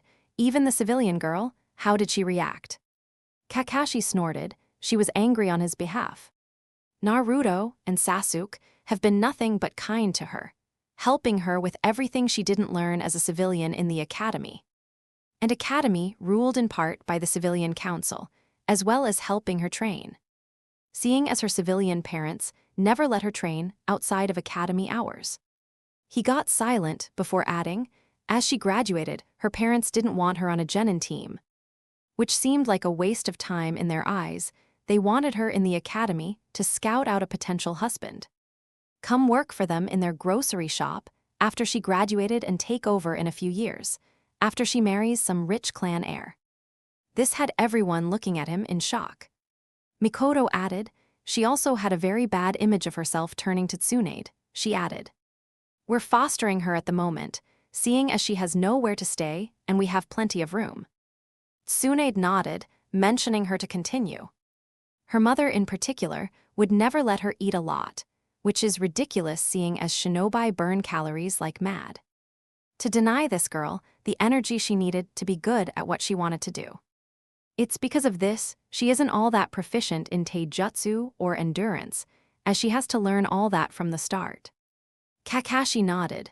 The boys have been coaching her in it though. They made a pact to all bring something to training. Partly so they could eat together at noon, but also to have little snacks, especially for Naruto, but the other two take a bite or two at times. To make sure they have enough energy when we train. Mikoto smiled. I noticed she ate like a bird at first. But she steadily started eating more, especially after seeing what we all eat in a day. Tsunade nodded. I figured, even while not on active duty you still train, do you not, Mikoto? Mikoto nodded. I do indeed, not as intensive as I did before I became a mother, but a kunoichi has to be prepared to defend her village should her Hokage ask her. Tsunade smiled at that, seeing Inuzuka nod at that, indicating she did the same. Tsunade nodded once more. All right, plan of action. I want all the clan heads here tomorrow at noon to discuss the damages done to Konoha in recent years, both by Sandaime-sama, by Danzo, and by the Civilian Council. As they all nodded, she continued. I will take the hat first thing tomorrow and remind Konoha just what they have done, especially to a royal Uzumaki. At the shocked looks from most of the people in her office, she added, Kushina's father was my grandmother's nephew. From her brother, the last Uzukage if I remember correctly, and with that the daimyo of Uzushio. He had children later in life, as Uzumaki tend to do, making Kushina, like me, an Uzumaki princess. Seeing as my grandmother abdicated by marrying my grandfather, and his line became the main line, Kushina, and now Naruto have more right to that than I do. Tsume started laughing at that. Those Saivis won't know what hit them. This made all of them smile, especially Naruto, knowing his true heritage would be made known to the world, or at least Konoha. With a smile to Naruto, who was still in the arms of the Uchiha matriarch, she turned to Kakashi. Get him home, or at least somewhere he feels safe. He should rest some after everything that happened today. Kakashi nodded, gathering Naruto, who waited to come with until Kurama was back in the seal. He nodded to Mikoto and Fugaku, who asked if he could collect Sasuke and Sakura and wait for them at the Uchiha compound, to which he nodded again. As they went out of the door, Tsunade's face adopted a darker look. Let's go deal with the traitor first. I ask all of you to give your judgment, Jiraiya. You're my stand-in for the Senju clan. The Toad Sage nodded, his face closed off and serious for once. Together, they all made their way towards the holding cells, knowing Shimura Danzo would be no more at the end of the day. It would be nothing more he deserved after all he had done to Konoha and her citizens. Chapter 19, chapter text, following the not yet instated Hokage to the holding cells. Mikoto and Fugaku followed close by. They were mad that this madman had escaped justice for so long. They had hoped after last time that the Hokage would be more careful in actually checking if the person he executed for treason was dead and couldn't hurt them all, once again. Looking at his wife, her face closed off, Fugaku had the same thought. To know that the Sandaime had this much blood his hands from not doing anything, and from not learning from past mistakes. Coming to a stop at the cell they had put Danzo in, the guards, all Uchiha, looked up to see who was approaching. Seeing Tsunade lead a delegation of clan heads, among them their own, they bowed. A look from Fugaku had them nodding and moving aside as to let Tsunade pass into the cell. Itachi and Shisui came to stand next to their parents/aunt and uncle, a look of awe in their eyes. Did Naruto actually succeed? Mikoto nodded at the question Itachi posed, a proud smile on her face. As Tsunade spoke, they all looked at the cell where Danzo was held, seeing the old war hawk sitting on his knees, a sneer on his face. The bindings and seal still in place, but his mouth free so he could at least speak. Shimura Danzo, as Godam Hawkage, I will be your judge and executioner. My Shinobi Council of Clan heads your jury. I have heard of your crimes from them, as well as seen what Konoha has become in the absence of a great leader. What is it you say in your defense? Danzo sneered, Konoha is weak, I would have brought it to greatness, but Sarutobi wouldn't let me lead to do so. He looked at Fugaku, Mikoto, Itachi, and Shisui. The Uchiha have been too powerful to control, so they had to go. If only that little monster hadn't seen my root agents and went to tell on me to Sarutobi. Letting his eyes run past Jiraiya to come and rest on Tsunade. I almost succeeded in getting the Sannin to leave Konoha and give me a free pass on being the one closest to Sarutobi. A cruel laugh followed that statement, making everyone present look at the man as if he were crazy. To know he did all that because he wanted to mold Konoha to his image, even if that image would be totally against anything the founders of Konoha stood for. Tsunade frowned, a thunderous look on her face. Any one of my counsel against the execution of this man? None spoke up, as Tsunade suspected. She took out a kunai, pulled Danzo's head back by his hair and ran the kunai over his throat, cutting it, with no chance to survive. As she listened and didn't find a heartbeat, she cut off his head. Taking off the bandages on his arm revealed a few Sharingan eyes implanted on his arm. She mentioned Fugaku forward and explained her findings to him. The Uchiha clan head looked away in disgust, but nodded and bowed to the Hawkage when she let him take the body to extract the eyes. Tsunade handed the head over to an Anbu guard, making sure it was one of hers and not a disguised root operative, ordering them to burn it to a crisp and make sure the ashes get put in the Shimura gravesite. Turning to Itachi and Shisui, she said, "Put on your masks again and gather your teams. I want Konoha combed out to every little nook and cranny, for anything Danzo had files, his root agents, anything and everything. Bring it to me so I can go through them, together with anyone here willing to do so. What he said about the Sannin doesn't sit right with me. Neither does the fact that Sensei never noticed just what Danzo was doing. I want to get on the bottom of this, on what he had his hands in, be it in village or outside of it." Itachi and Shisui put on their masks, bowing and disappearing with a "Hi, Hawkage-sama." As they left, Tsunade dismissed everyone still there, hearing from all the clan heads that they would be happy in helping with going through all the files Danzo had hidden. She nodded her thanks at that, turning to Jiraiya and hiding her face in his broad shoulder. Putting his arms around her, the two Sannin stayed there for a moment longer. Thinking back on what this man had taken from them, this village, and most likely their wayward teammate. After leaving the Hawkage's office, Kakashi held a hand on Naruto's shoulder, just to make sure he wasn't lost in the crowd. Looking around, more than a few civilians were glaring at them, most likely at Naruto now that Kakashi thought about it. Before he couldn't react, but he knew Tsunade wouldn't mind, so he glared right back, making them all back off. Leading Naruto to the Nara compound, he knocked on the door. Yoshino appeared in the door opening, smiling at seeing them. "Kakashi-san, how nice to see you again.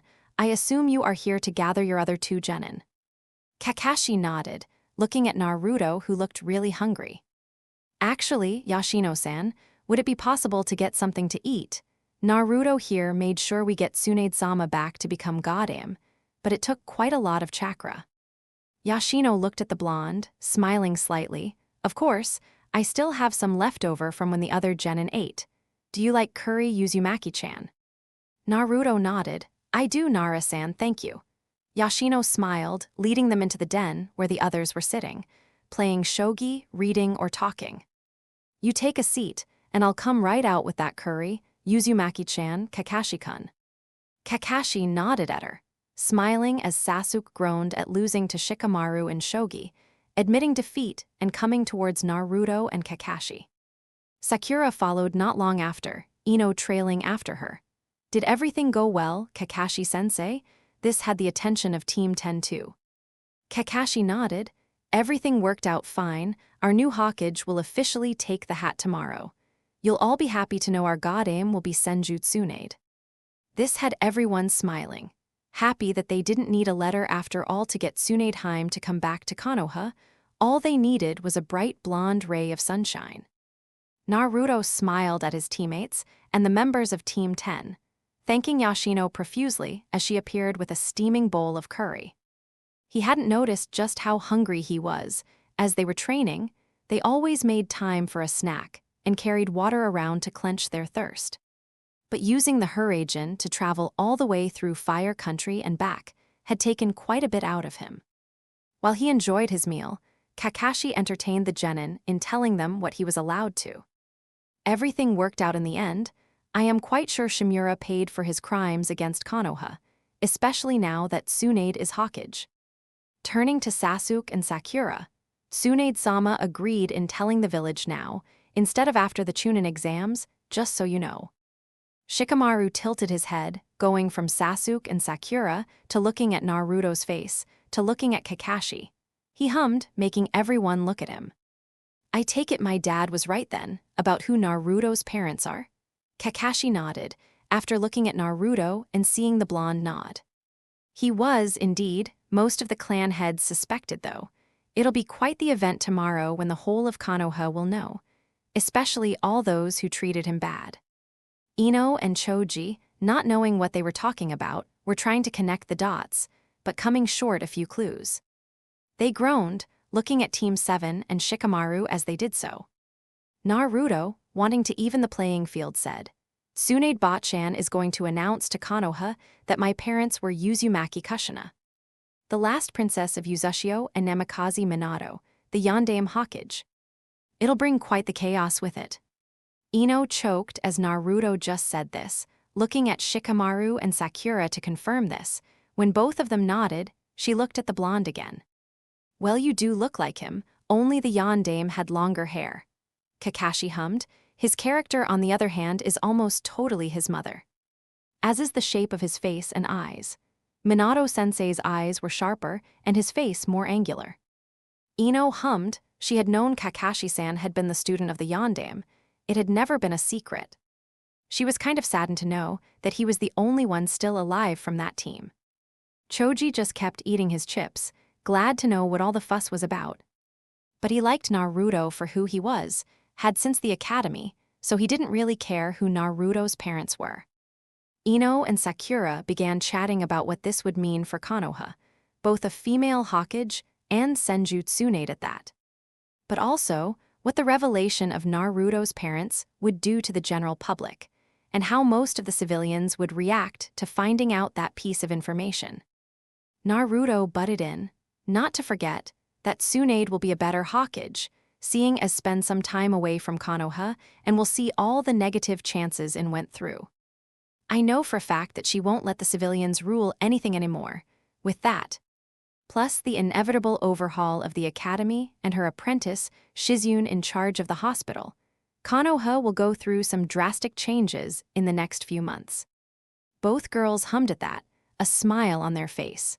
As they had graduated, they had found out just how little the academy prepared them for real kunoichi life. Sakura especially had learnt more now in the 3 months under Kakashi than she had in the last 3 years in the academy. Kakashi grimaced, looking at Yoshino, who explained, the Civilian Council has a lot to do with the changes in the academy and their biased look on how girls should behave and act. It is in their belief that men should go and work, meaning that the academy has been shaped to give boys more chances to succeed.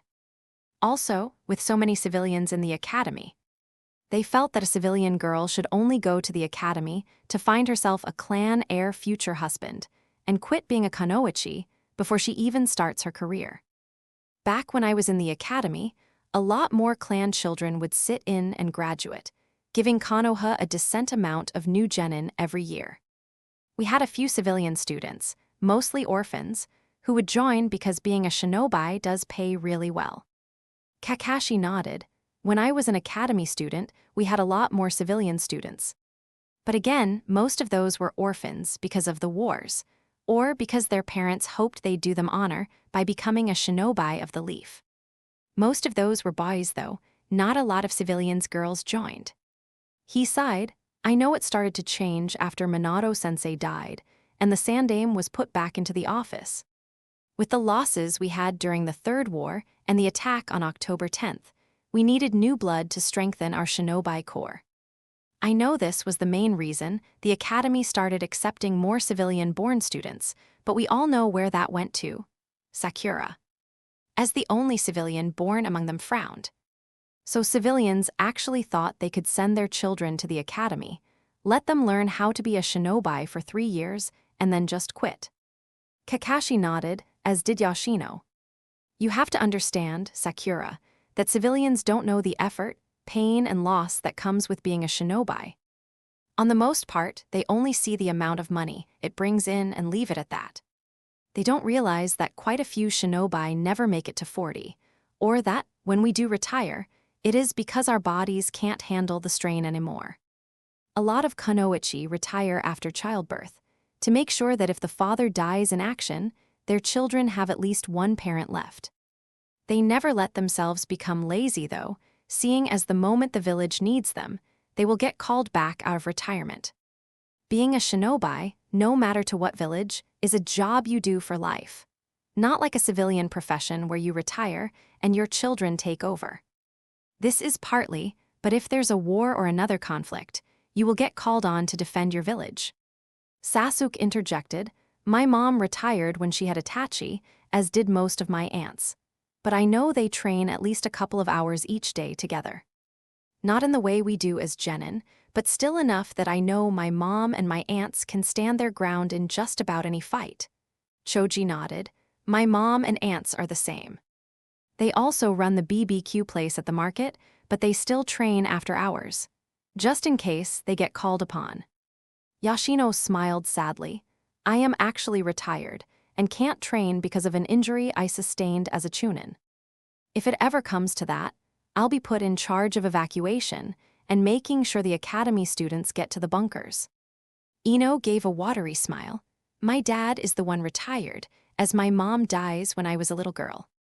Dad used to be head of T&I, and he still visits a lot. But to make sure I have a parent at home, he retired to give me that. Kakashi gave a sad smile. My dad was the same, seeing as my mother had died in childbirth. He went active again when I became a chunin. He killed himself not long after he put his teammates before a mission and became a cast-out because of this. They all looked at Kakashi with a sad look on their faces, silent for a moment, to remember those who had left them, but also to remind themselves what it was they committed themselves to by becoming shinobi. Chapter 20, Chapter Text. After thanking Yoshino for the curry, Kakashi took his genin with him to the Uchiha compound, as Fugaku and Makoto had asked. After all, with everything that had happened these last few hours alone, he suspected his little monsters had some questions.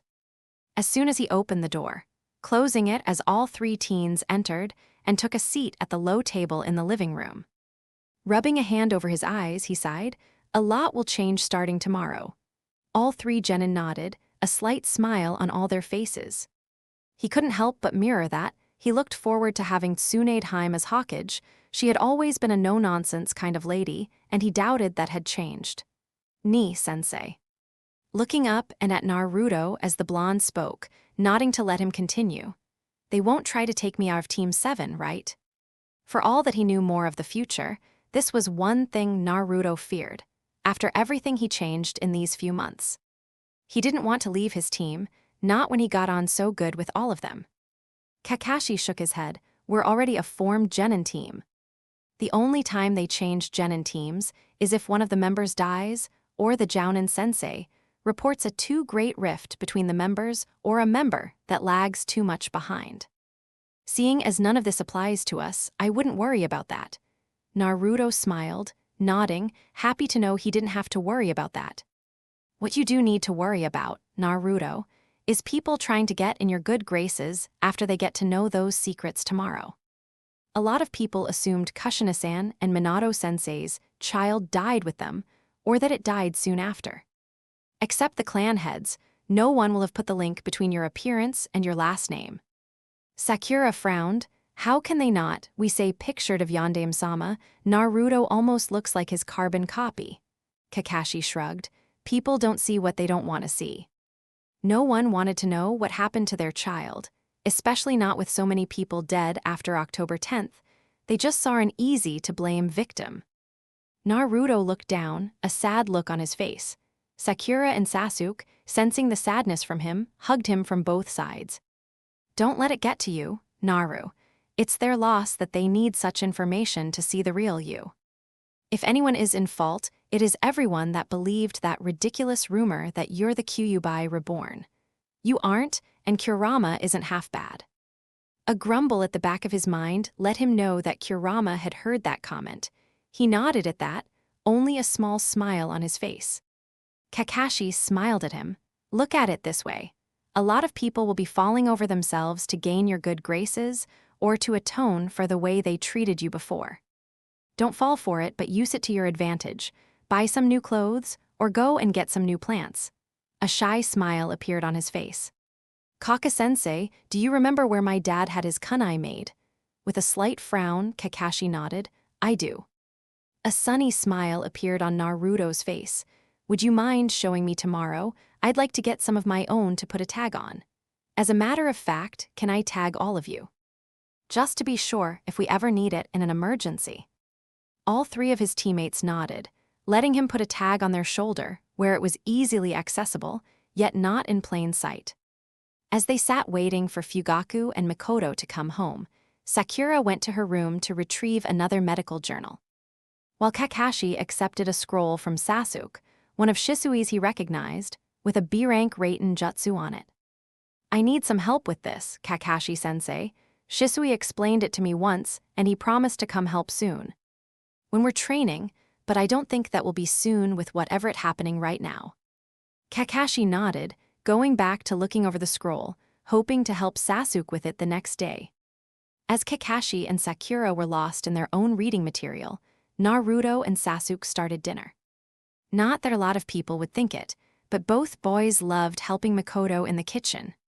Naruto was noticeably better at cooking than Sasuke, but still, they both enjoyed doing it. Naruto even more so, after Mikoto had let it slip that his mother, Kushina, loved being in the kitchen. With Sasuke mostly peeling and cutting vegetables, Naruto made sure to get the rice cooker plugged in, measured enough cups of rice with enough cups of water and put it on. After that, he made a teriyaki sauce and pulled the beef out of the refrigerator and let the meat marinate in the sauce. Putting all the cut vegetables in the wok pan, he made sure to leave them crispy enough. Next, he put the meat in, letting it sear and broil so it was cooked just right. Adding the vegetables again, and the leftover sauce he used to marinate. As the rice cooked beeped that it was ready, Fugaku and Mikoto entered the home, a grim look in their faces. They smiled, however, when they saw that the table was set, and that both boys were just putting the dish on there, ready to eat. Taking a seat, all of them took a serving, enjoying their food and complimenting their chefs for the meal. As Sakura and Mikoto cleared the table, letting the dirty plates sit in the sink for a bit, Mikoto guided her ward back to the table. Fugaku sighed. First thing I feel everyone here should know is that Shimura Danzo is indeed dead, but for all that we knew, this wasn't the worst crime. Taking a huge breath, he continued. We found about 4 Sharingan eyes implanted on his right arm. Tsunade-sama found it after she cut his throat and the bandages fell off. We're still in the process of finding out just who the eyes belonged to and where they were laid to rest. Everyone at the table nodded. Sakura, Naruto, and Kakashi, knowing just how sacred their dead were to the Uchiha clan. No matter where they died, they would be transported back to their home to be laid to rest on their own plot. The only exception had been Abaito, who had been buried under boulders too big to get to his body. Fugaku nodded. I don't know if Hokage-sama will be telling this to the general population, but I felt that you all deserve to know. As either part of the clan or honorary members, I wish you to hear it from me and not from someone outside the clan. As he said this, Sakura and Naruto nodded, smiling, happy to be so accepted by the Uchiha clan. They had known, of course, but it was still nice to hear from the clan head himself. Kakashi, on the other hand, was a bit shell-shocked. He never imagined that he'd be accepted into the clan. Not after everything that happened with Abaido, and the accusations he got for stealing the eye now in his right eye socket. He still nodded at Fugaku's gaze rested on him, honored by the gesture. With that, Fugaku stood. "If you excuse me, I would like to inform the clan as a whole of this also." As he left out the door, Mikoto went back to the kitchen, intending to do the dishes. Followed by Naruto and Sakura, who helped her with drying the plates, pans and glasses used by all of them. As they were in the kitchen, Sasuke scooted close to Kakashi, while the Jounin explained the jutsu to him. As mentioned, it was a B rank, and would help Sasuke form either Senbon-like conducts of Reitin or condense it into something resembling a sword. Kakashi had the basics down and explained it to the Uchiha, promising that they'd train with it tomorrow in their training ground, seeing as this was not a jutsu one did in a house. After the dishes were down, Kakashi said his goodbyes. Naruto had already asked Mikoto if he could stay the night, something she never denied the blonde, seeing as tomorrow would be a very hectic day. As Naruto retreated to his room and laid down to sleep, he was pulled into his mindscape, Kurama sitting there, waiting for him. "Are you okay, Kit?" Naruto hummed at that, "Sure." Kurama sighed, "Don't fool me, Naruto. I can feel what it is you feel, to an extent at least. You've been here for a couple of years, guiding things so they don't go the way you know they could go. Not only did you prevent the Uchiha massacre, you make me, like the Uchiha clan." At this, Naruto snickered. He knew that before Kurama never really liked Uchihas. After everything Madara and Abaido pulled, and after the Fourth War, the way Sasuke always treated the Biju. Still to know that it was able to be different, and that his parted felt the same way, it was refreshing. Kurama growled, knowing Naruto didn't mean anything with it, but still. "Not only that, Kit, but you also made Kakashi actually invested in training all of you, and invested in you as the boy that couldn't have been a mix between little brother and cousin. I might not have liked your parents, but had they lived, you two would have been growing up together." Naruto nodded. That was the main reason he showed Kakashi, and the Sandaime, just what he was capable of. To let the Jounin knew they wanted to take this serious, and needed guidance to come out on top. And let's not forget mastering your parents' signature techniques, and using them to let the clan heads know just what you are capable of, or at least partly. You didn't show them Mokujin. On top of finding your godfather and convincing your aunt to come back to take the hat, a whole lot earlier. Naruto nodded, a tear sliding over his cheek. "I had hoped it would get easier, Kurama, if I changed these key points in history. If the Uchiha survived, and would be there to help and support Sasuke. To know that his mother, that Mikoto was also my godmother, that she knew who I was, but didn't dare to approach me. The Sasuke and Sakura I got to know over these past years and months are so different than the ones I knew before." He quieted down, before mumbling something. "What was that, Kit?" "I said, does this make me a bad person? That I like these versions better than my first versions of Team 7. Kurama sighed, curling a tail over Naruto's shoulder. "No, it does not. Key points in their lives changed. Of course they would be different people. The same would be for you, had Minato and Kushina lived to help you grow. They are another version of themselves, because they didn't have the same moments that shaped them in the other timeline." Naruto hummed, wrapping his arms around the tail, embracing him. "Kurama," the fox hummed, "did we do the right thing in coming back and changing all this?" Kurama hummed again.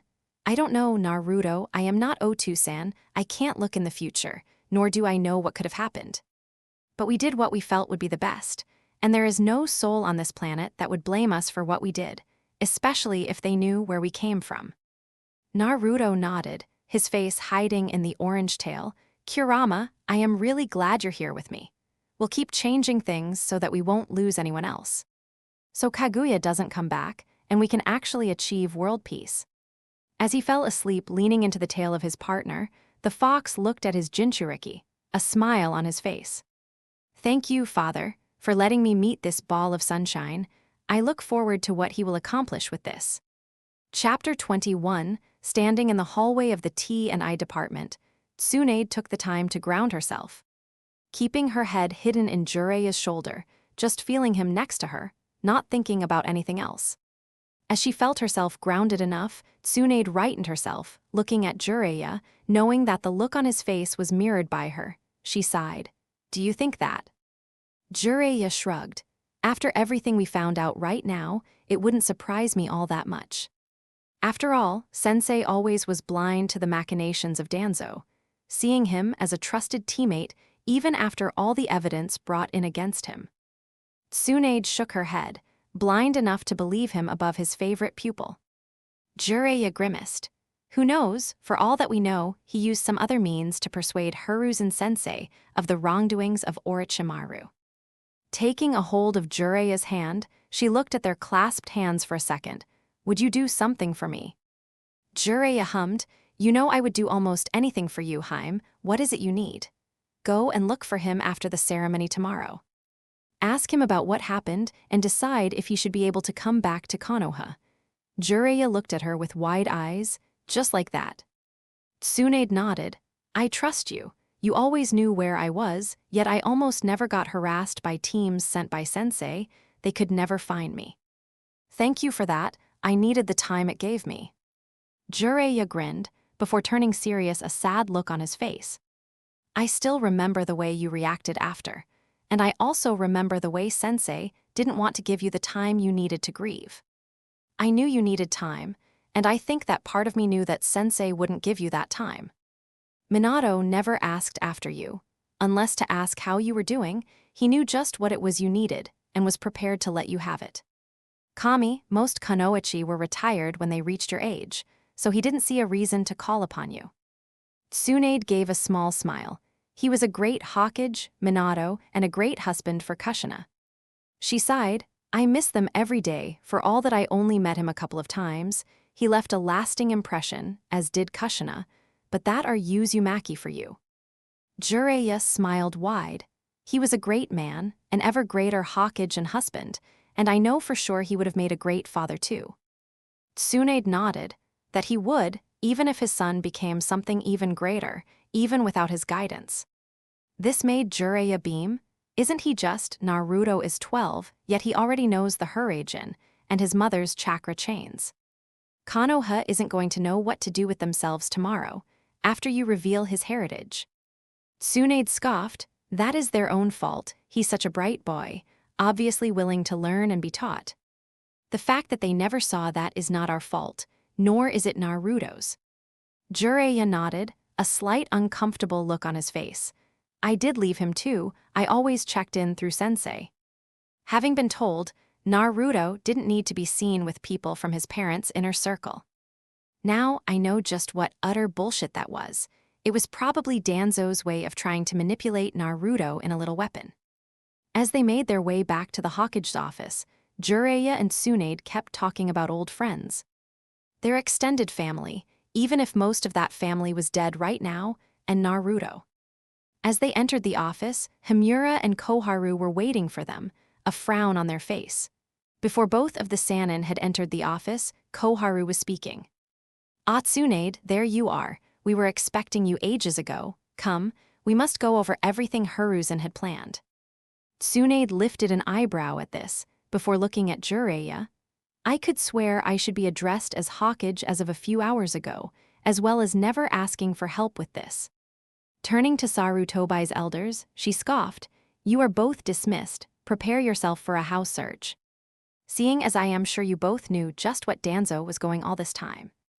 As both elders glared at her, but left her office, she had two Anbu tail them. No doubt both of them would try and destroy any evidence they had about their involvement with Danzo. Better to catch them red-handed while they were at it, giving Konoha a fresh start with a new council, especially when Orochimaru came back, like she suspected he would. Sighing once more, Tsunade said, "I can't believe the nerve of those two. Who do they think I am, that little genin from years past?" Jiraiya shrugged.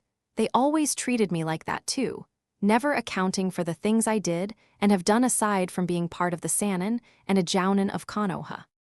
They most likely treat anyone like that, giving that a lot of people don't like them. One of those that comes to mind should be Uchiha Fugaku or Hadate Kakashi.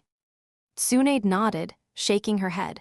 What did Sensei do to Konoha in the years we weren't here, Jiraiya? It's a mess. Jiraiya grinned, wrapping an arm around her. If I remember correctly, you were always great at cleaning up messes. Tsunade laughed at that. That I was.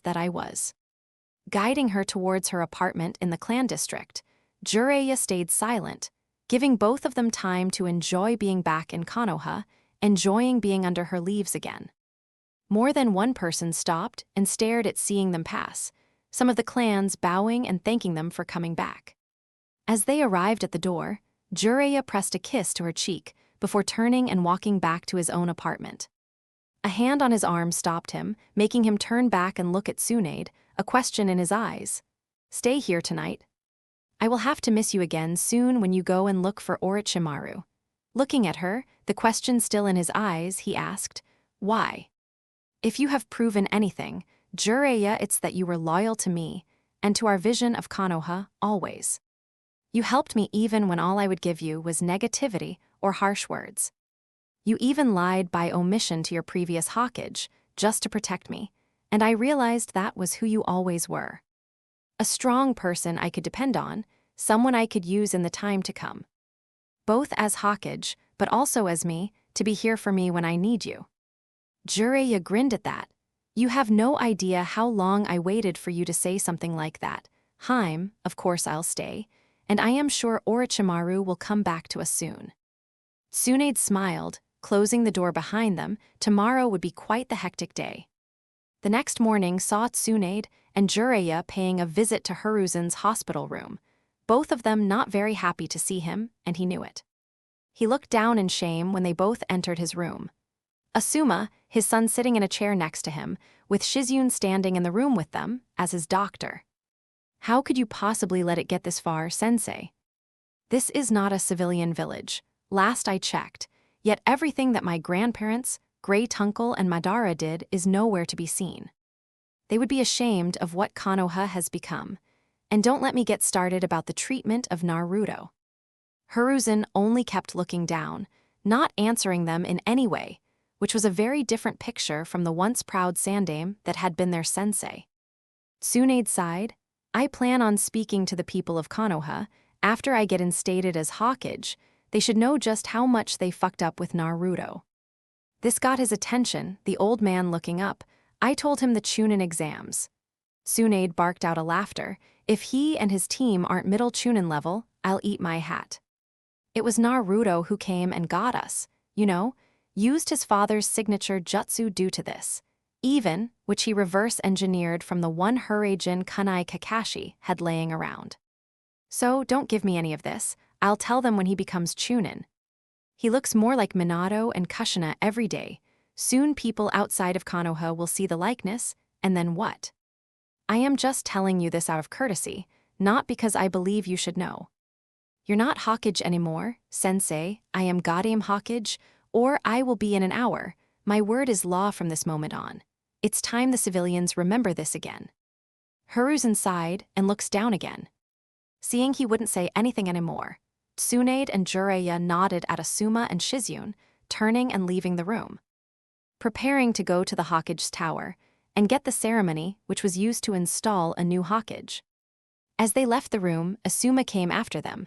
Hokage-sama, Jiraiya-sama were Naruto-kun's parents, really. Jiraiya nodded at that. It was your own mother who was Kushina's midwife, Asuma-kun, in the attack that released the Kyuubi. She was killed in trying to stop the assailant. Sensei has known all this time who Naruto-kun's parents are. He was just too much of a coward to let the people know, happy to give the village someone to blame.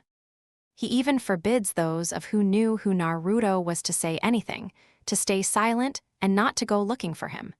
That's the main reason he grew up alone. Asuma swallowed thickly, and the main reason Kakashi will do everything for his team. Jiraiya nodded. I know Kakashi begged Sensei to let him raise Naruto, seeing as the last mission he got from Minato was to protect Kushina and Naruto. Asuma looked down and shook his head. I never knew if I knew. I probably wouldn't have come back to Konoha from the daimyo's guard to become a Jounin sensei. He really fucked up. Tsunade put a hand in his shoulder. Your father made a lot of mistakes, Asuma, but don't forget he also did a lot of good for Konoha. And I am sure he also did good things as a grandfather, father, and husband, so do keep that in mind. Asuma nodded and turned back towards the room his father was in, letting the Hokage and her council leave the hospital. Standing on the balcony looking over Konoha, Tsunade couldn't help but smile. She had stood here once before, when Hiruzen was instated as Hokage.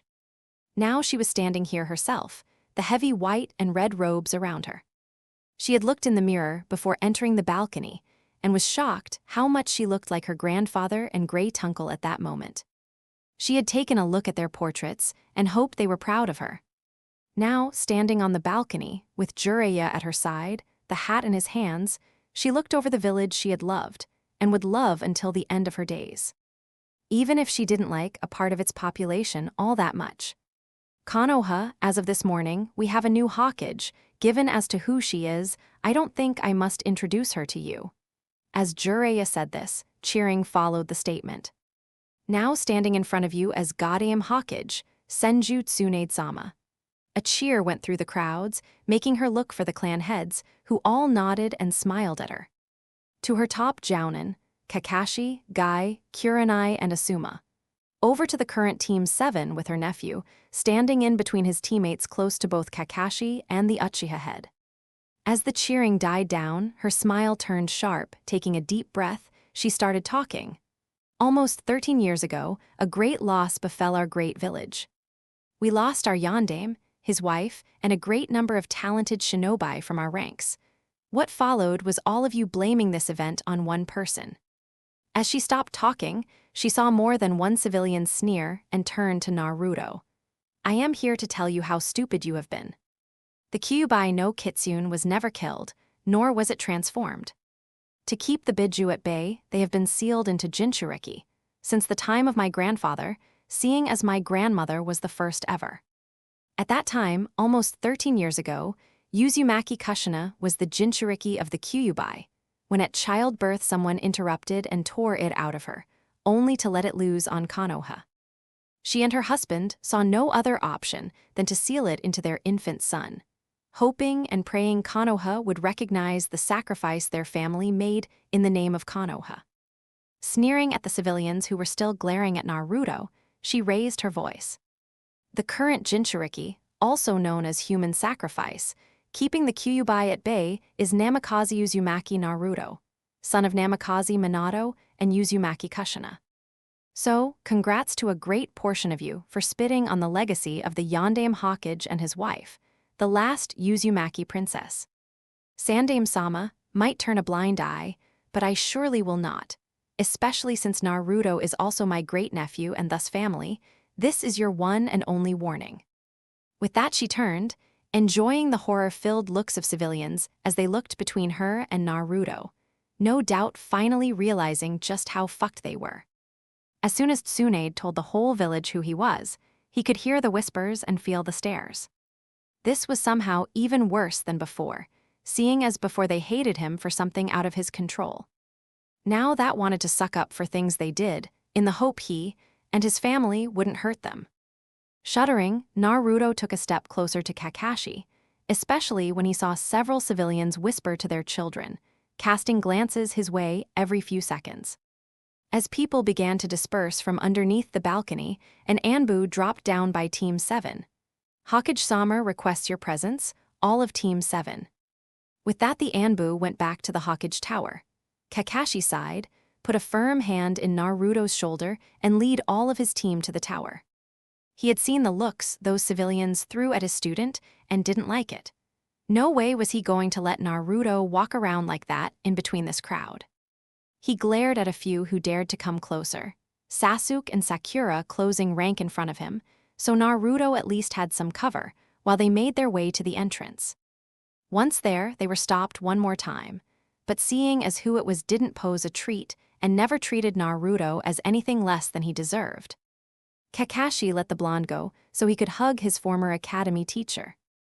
Naruto, did you know? Naruto nodded, his face still hidden by Uruka's flak jacket. Uruka sighed, and I am guessing the Sandaime knew too. Naruto nodded again, getting an even bigger sigh out of Uruka, before the Chunin turned to Kakashi. I guess it's a bit obvious that you knew all this time, Kakashi. Kakashi grinned sheepishly. I knew from the moment he was born, to be honest, tried to get the Sandaime to let me raise him. But wasn't allowed to, for his own protection of course. Uruka scoffed, at the same time Kakashi did, prompting Naruto to look up and at both of them. I told the Sandaime that I knew after the Genin exam, seeing as Mizuki had made sure I didn't know half the questions at the exam. Most teachers were like that. You were the first to actually try, Uruka-sensei, and who wouldn't scold me for using techniques my parents used or that I picked up on my own. Especially when they never said anything to clan children, who also incorporate their clans, jutsu, and taijutsu in their usage in the academy. Sasuke nodded at that. I did notice them doing that. When you did something that wasn't taught in the academy, at first I just thought you were doing something wrong. But I saw you using a move Itachi, and Shisui taught us the week before and they scolded you, but praised me for the same move. Uruka looked at Naruto, a sudden realization on his face. Was it the same with written tests? Naruto shrugged. Depended, it took a long time for me to write and read like everyone in class. Because I was mostly self-taught, seeing as no one wanted to teach the demon anything he could use against them. A shudder went through the blonde at that. Thinking back to all the times he needed to write or read something, and the words just didn't make sense, or he didn't know how to write a certain word or praise. Yet every time he asked someone for help, he'd be called out as a troublemaker, or set out of the classroom for disturbing the lesson. All the while he asked for help from those that were supposed to give it. I told Mikoto Botchan one time, while Sasuke and I were doing some homework, and she noticed I wasn't progressing nearly as fast as Sasuke. She was horrified and spent the next few weeks helping me catch up with reading and writing. Sasuke nodded. He remembered his mother raging at that, even later that night after Naruto had gone home.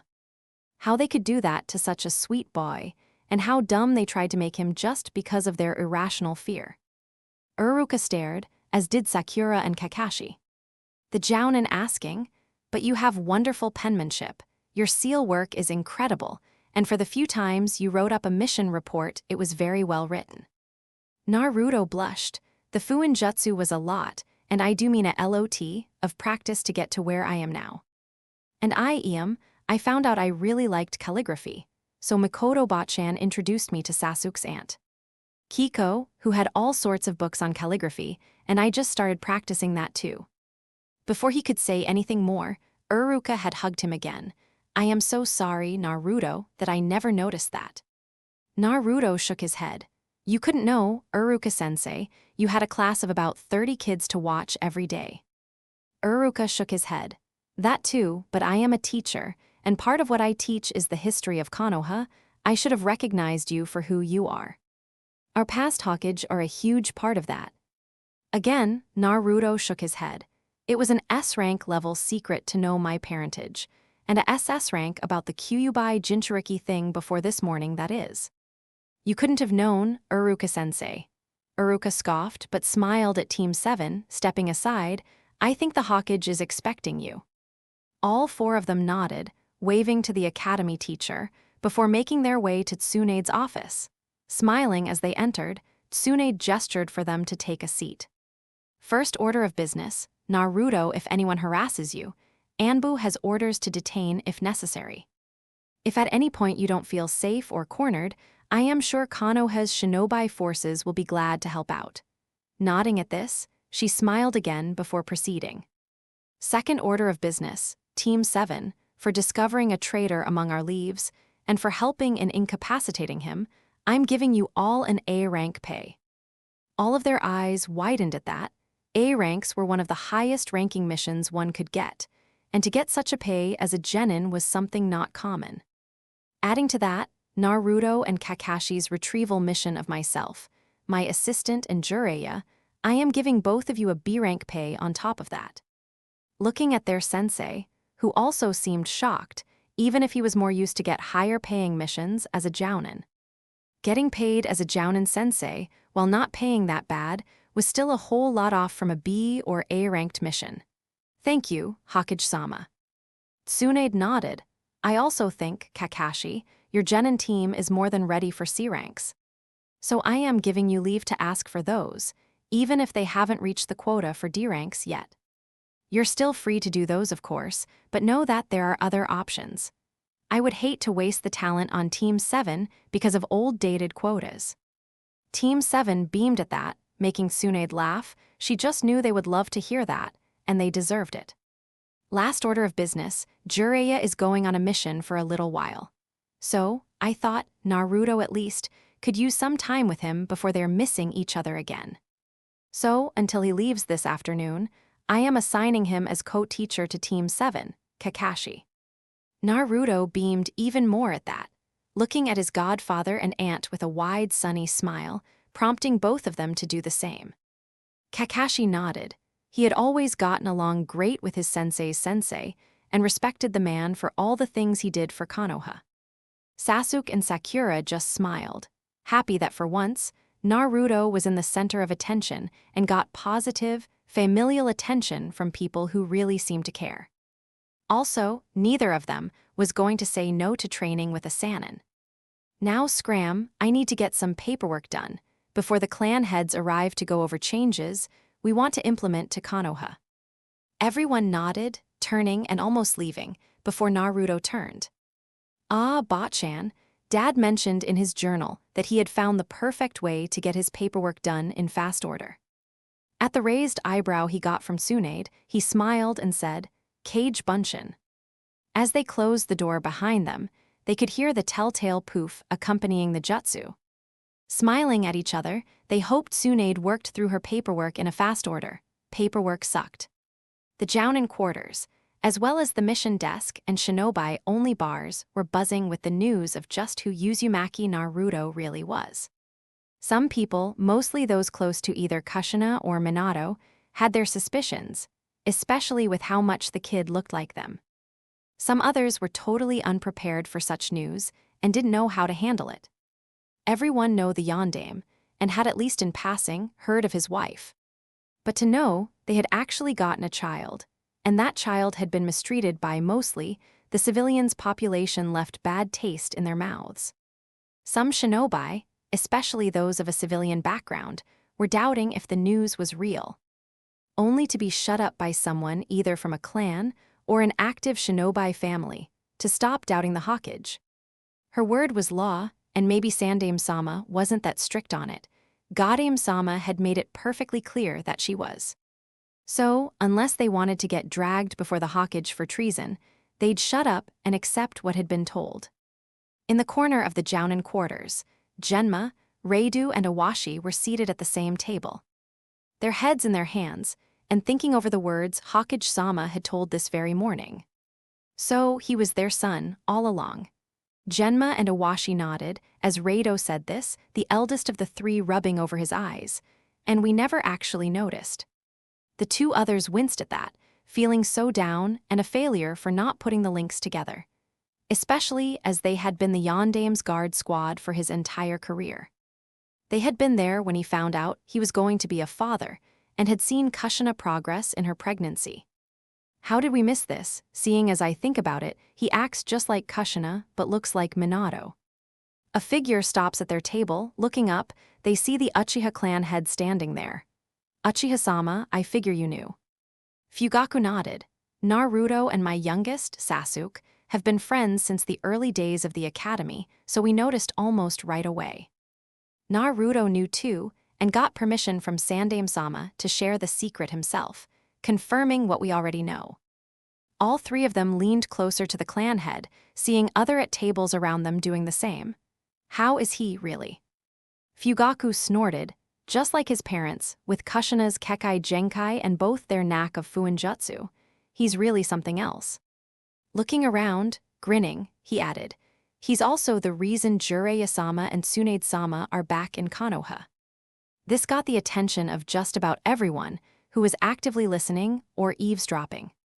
He reverse-engineered Minato's Huraijin, from that one kunai Kakashi kept, and when the Sandaime was hospitalized, offered to go and let Jiraiya-sama know. After all, as sensei of Minato, the chances were rather high he was either tagged by him or carried a Hurrigen kunai. Which he did. Luck had it that he was in the company of Tsunade and her student at that moment, and both agreed to come back immediately. This had the table gaping, as well as all the others around them.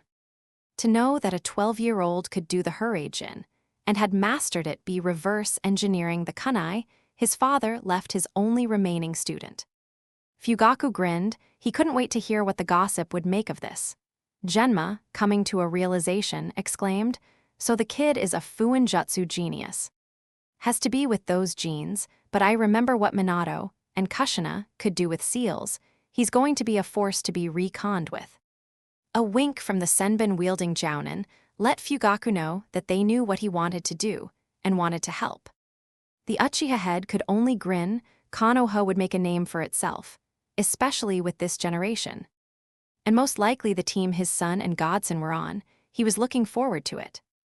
As they left the administration building, Team 7 and Jiraiya took to the roofs, not wanting their blonde teammate/godson to be stared at more than he already had been.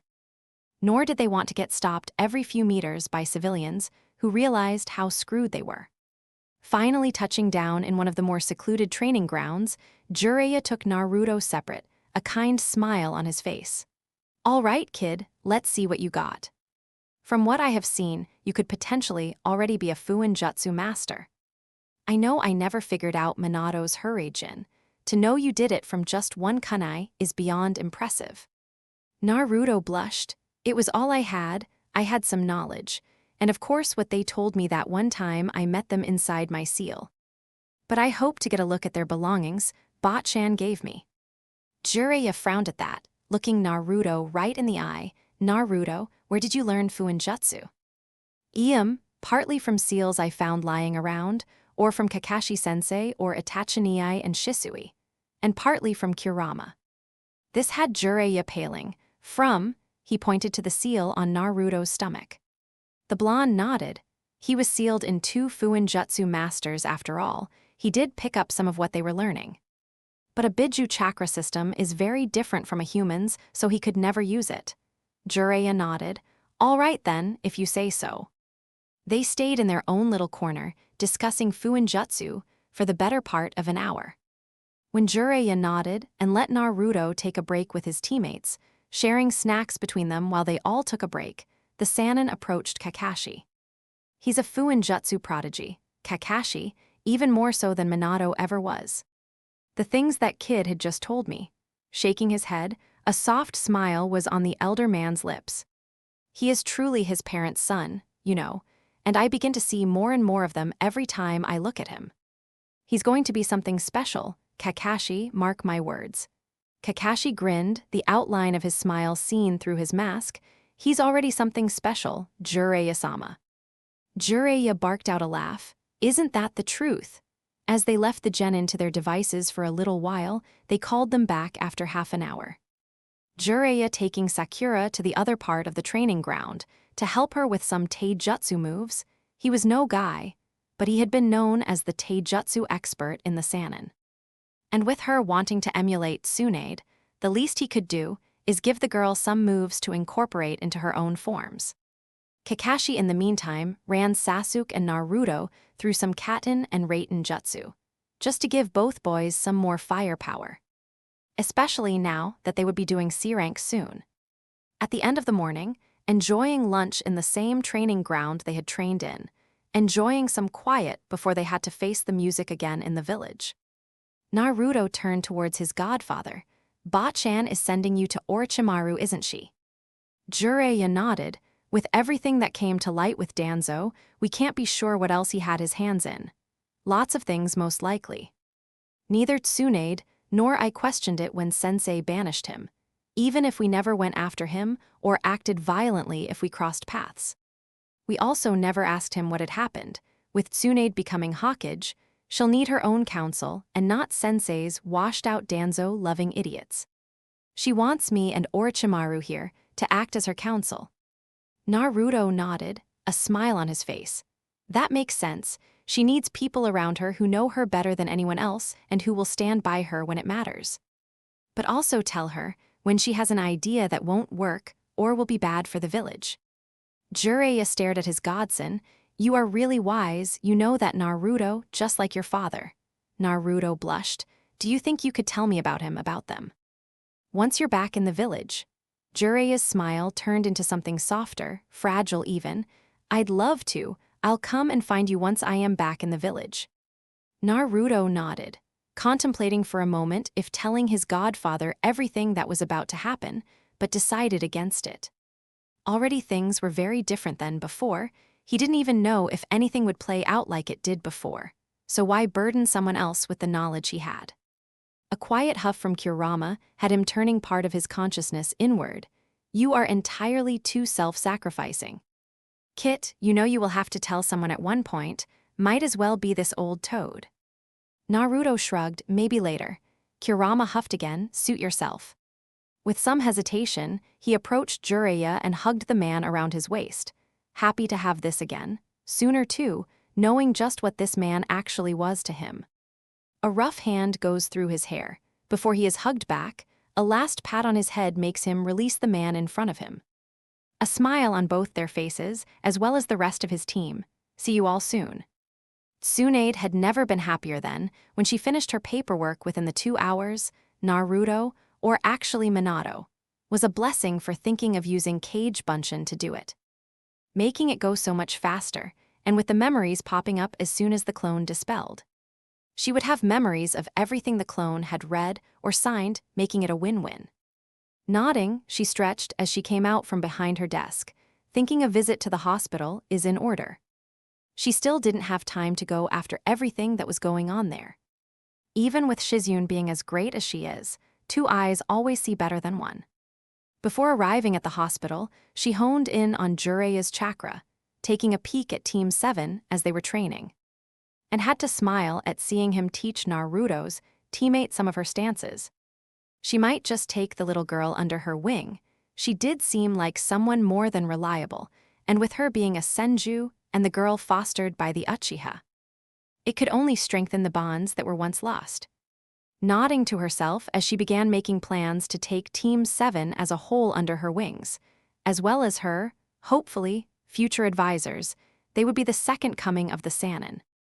Still smiling, she entered the hospital, all movement stopping for a moment, just gaping at her, before Shizune approached with a smile on her face.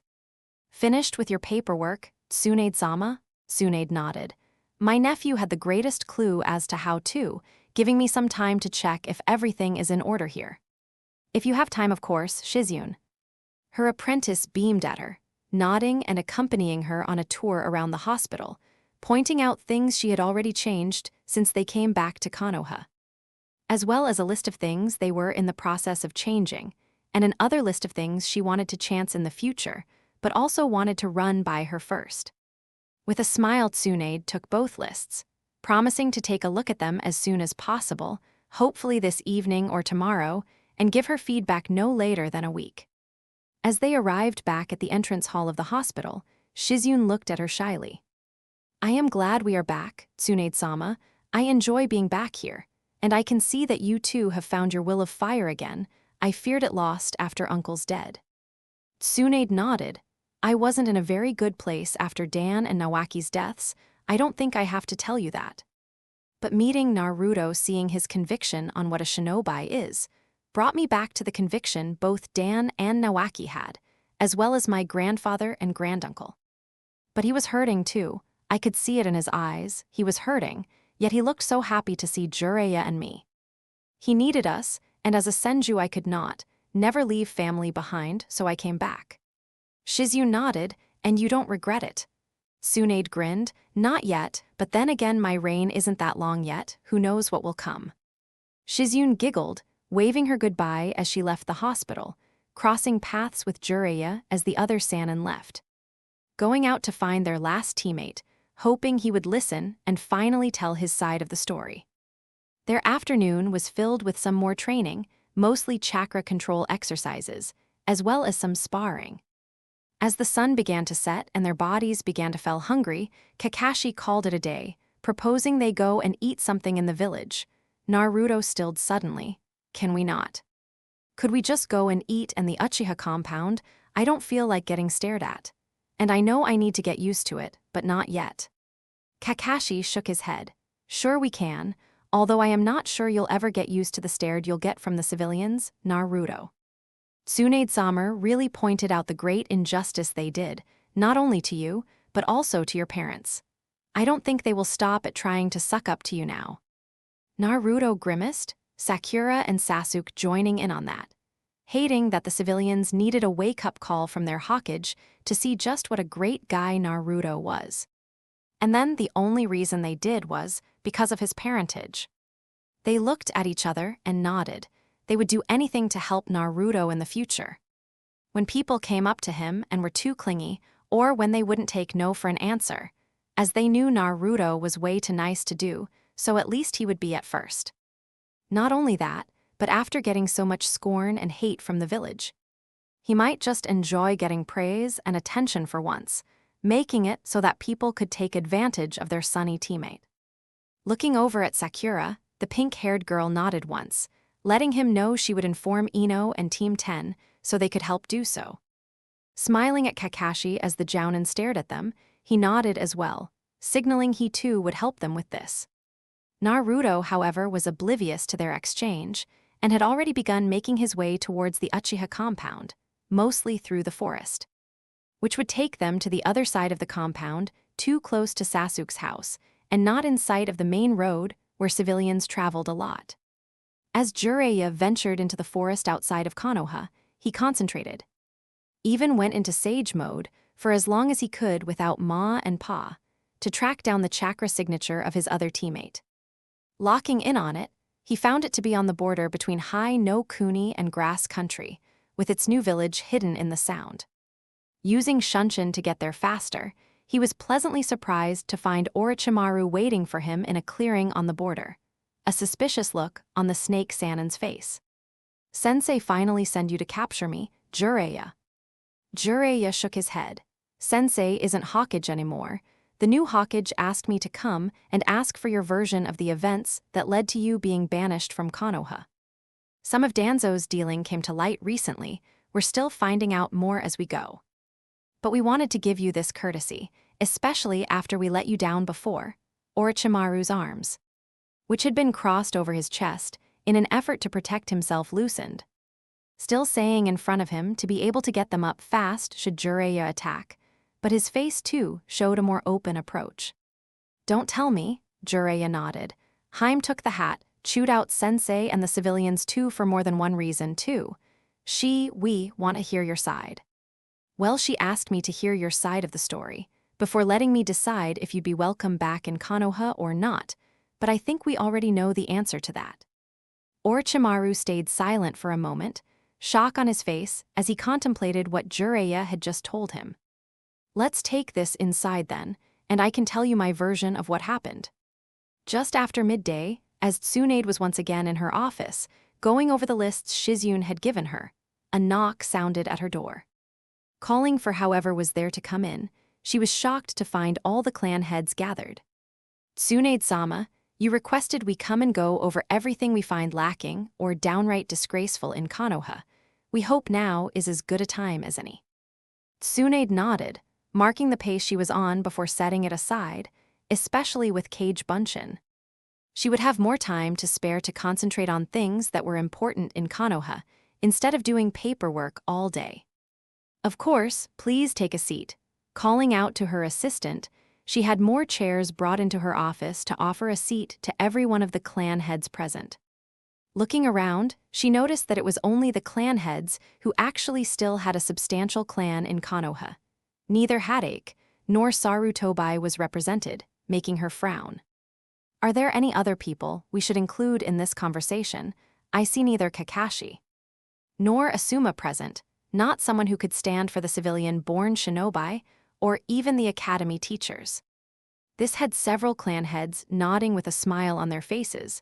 Sandaime-sama only ever asked clan heads what they thought about shinobi-catered changes. But with a much larger civilian council, they were almost always overruled. Now, with Tsunade at the helm, they didn't think this would continue. And as it seems, she already thinking in a very different pattern than Saru Tobai ever did. Maybe we can pick this up tomorrow. I know a perfect candidate for the civilian shinobi. And it gives us time to get Asuma and Kakashi informed. Both of them have genin teams and are busy training those right now. Tsunade nodded, taking out the timetable she had brought yesterday to keep an order for all the meetings she was most likely having now. What time do we meet tomorrow, then? A silence fell upon the shinobi in front of her, making her look up with a worried gaze. Shikaku cleared his throat. That is a question we don't get asked all that often, Hokage-sama. Most of the time someone. Mostly a civilian goes to complain to the Hokage, and a meeting is called regardless of what we were doing at that time. Tsunade frowned even harder. Let me get this straight, you. As the driving force behind Konoha couldn't ask for a meeting with Sensei, but all the civilians could, at their convenience. Grumbling at that, mostly at the blindness of the Sandaime and the nerve of the civilian population, Tsunade looked over her timetable. Seeing that as of now, she didn't have any other pressing matters to attend the next days, with the exception of a civilian council meeting she was planning on disbanding as soon as she stepped into the room.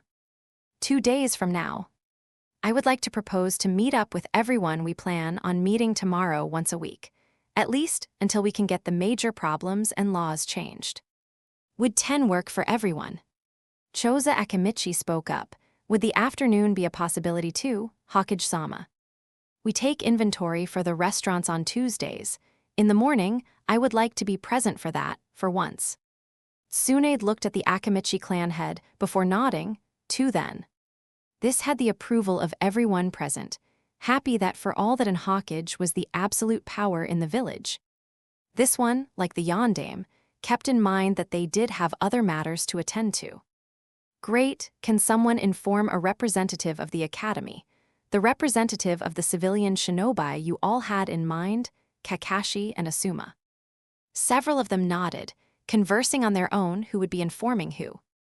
Tsunade smiled as they filed out of her office, glad to know some things could already change, and from the looks on their faces, none of them minded this change.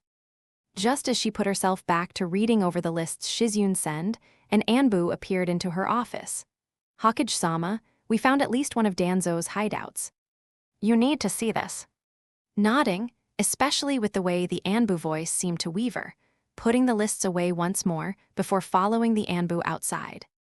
Letting her secretary, a nice Chunin woman who because of an injury wasn't cleared for field work, know she could take messages or ask people to wait for her. She, however, didn't know when she'd be back. Following Orochimaru into his base, Jiraiya couldn't help but look around, not seeing anything would scream evil, human experimentation.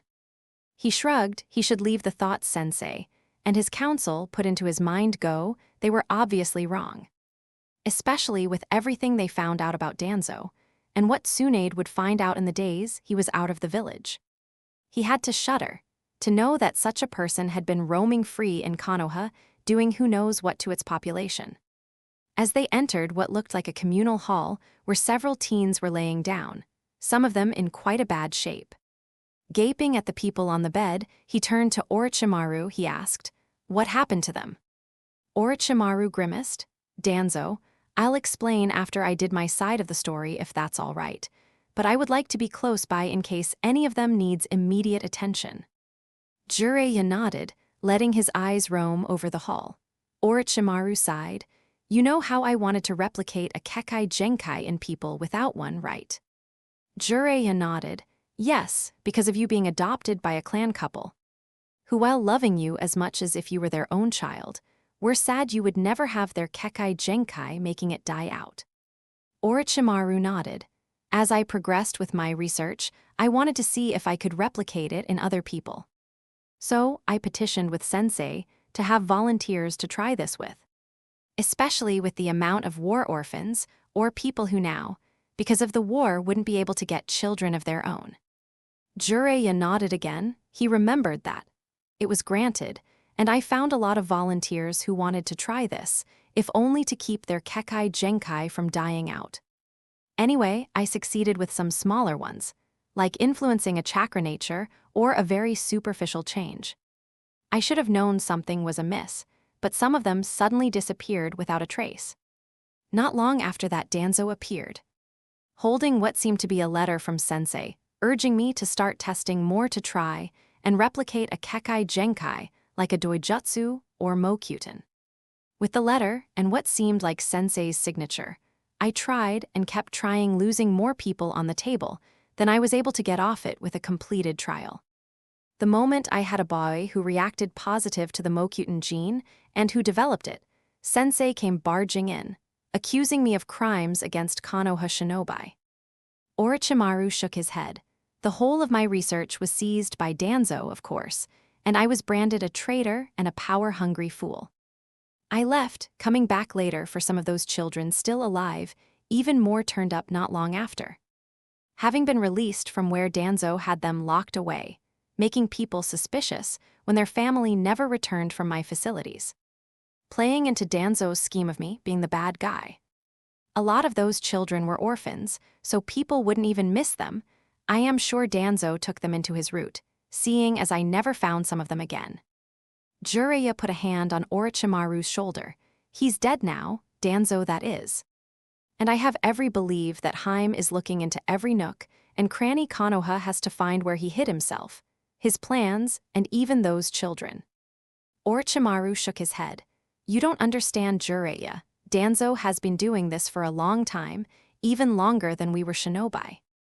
I heard whispers before about him being involved in some of the largest conflict we have known. He sighed. I found an Uzumaki girl not that long ago, close to anemic and depleted of chakra. She and her late mother were able to transfer some of their own chakra into people by letting them bite them. Her mother was worked until she died in the hospital in Kusa, disposed off after like she was garbage. Anyway, Karin, the Uzumaki, told me her mother and grandmother told about the blank-masked Konoha shinobi assisting in the assault on Uzashio. Danzo himself made sure Konoha wasn't aware of Uzashio's downfall. He even assisted. Who knows what it is he did to the bodies, or even survivors. Jiraiya paled. Nothing good, knowing the bastard the girl is she. She's alive, but in a coma right now. She needed the rest. You should have seen her. Or others like her, Jiraiya, scared and alone, but strong enough to keep living on willpower alone. I couldn't just leave her. Jiraiya nodded. For being the coldest in terms of your interactions with others, you were always very concerned about others, Orochimaru. I am glad that hasn't yet changed. A grim look appeared on Orochimaru's face. It also made me naive, for people like Danzo to take advantage of. Jiraiya shook his head. If anything, Danzo took advantage of all of us, almost made us lose the Uchiha too. At Orochimaru's look, Jiraiya told him about what had almost happened. Had Naruto not noticed the influx of blank-faced people on the streets, planning on murdering the whole of the Uchiha clan? Orochimaru shook his head. If Danzo had his way, all the clans in Konoha would be dead or converted into his perfect soldiers. He never got the will of fire that Sensei told us about. Not did he see just what Konoha was, a tree cultivated by generations of shinobi. Growing taller and sturdier as generation upon generation contributed to it. A silence descended on them after that, Orochimaru getting up to check on his patients. Some of them were close to waking, Jiraiya could see. Their eyes moving behind their eyelids or fingers slightly twitching. After doing his rounds, Orochimaru took a seat next to Jiraiya again. I'd like to return to Konoha, especially with Haim in the hat. Jiraiya looked at his teammate. But I can't just leave my patients behind, they don't deserve that. Jiraiya shook his head. I am sure you won't need to. Haim gave me ultimate jurisdiction about this, my word goes on this matter. She wants you back in Konoha too, the both of us serving as her counsel, if you would believe it. With her in the hat, she would like another pair of hands to help Shizune in the hospital too. A small smile appeared on face. I would like that then, when should we be able to move? Jiraiya shrugged. Let me send a message to Tsunade on getting some extra hands to help move all of them. Orochimaru nodded. Carefully, he put a hand on Jireya's arm. Before that, there is something you really need to see. Keeping a hold on the taller man's arm, he guided him towards a back room. Opening the door, Jireya could only stare. Nagato, Yahiko, Konan. Looking back at Orochimaru, his eyes wide, he kept looking between his former students to Orochimaru. Orochimaru what? They found me, soon after I left Konoha, telling me about a plan to bring world peace. I liked it and listened. But Jireya, for some reason, someone brought it to their attention that collecting the Jinchuriki would give them the possibility to compel everyone to get along. Jireya frowned. But that isn't true. We both heard stories by Maido Botchan. To collect the Biju would resurrect the Jubai. Orochimaru nodded. I told them as much, got them to contemplate on that too. Not that long ago they found me again, bringing with them an Uchiha with a cursed seal on his heart. I removed it and he told me quite the story. Maybe you can help me make sense of it. Showing Jireya the next bed, the Toad-san shocked. Abaido. Jireya stared at Minato's student. He couldn't believe the boy was still alive after everything that happened. But going by the deep scarring on his body, the rockfall at Kanabi Bridge did leave its marks on the kid. Looking up and seeing Orochimaru stare, he said, "That's Uchiha Abaido. He was declared KIA after a rockfall at the Kanabi Bridge mission buried him alive. He used to be part of Team Minato, with Kakashi and Nohara Rin." Orochimaru nodded. He did ask after Kakashi and Naruto, strangely enough. Jireya frowned. He shouldn't know Naruto exists. For all I know, he had been KIA for a couple of years before Kushina became pregnant. Orochimaru nodded. We'll figure that one out, but the other thing is that he kept babbling about Madara and a creature named Zetsu, and their mad plan to resurrect the Jubai. Jireya's eyes widened, but for that, they would have to get all the Jinchuriki together, as well as get to the statue left of the Jubai, which according to the stories was sealed into the moon. How does one get to the moon? Orochimaru shrugged. I don't know. The only thing I do know is that they all arrived here a couple of days ago, all out of the blue, telling me that the Akatsuki was taken over by this Zetsu character. A lot of the people in it following for the promise of bloodshed and violence. Nagato, Konan, Yahiko and Abaido fled and came here, remembering what I must have told them once upon a time. The snake Sannin shook his head. None of this makes sense and honestly terrifies me. To know there are people out there who know the old stories and still want to get those times back. To willingly subject to a world where there would be no more life, no more chakra, no more precious people. Checking on the people in the room once more, Orochimaru told Jireya he had given all of them a very heavy sedative, for they were all beyond tired and would need the rest. You should send a toad to Tsunadeheim now, Jireya, see how we'll arrange this. I would really like to go back to Konoha as soon as possible, especially with Akatsuki still running around. Jireya nodded, summoning a toad and penning a letter to the Hawkage, explaining all he dared to do over paper, giving it to Kasuke and thanking the toad for his help. Tsunade paled and could only stare as she looked around her. All around her were cages, some of them still with remains in them.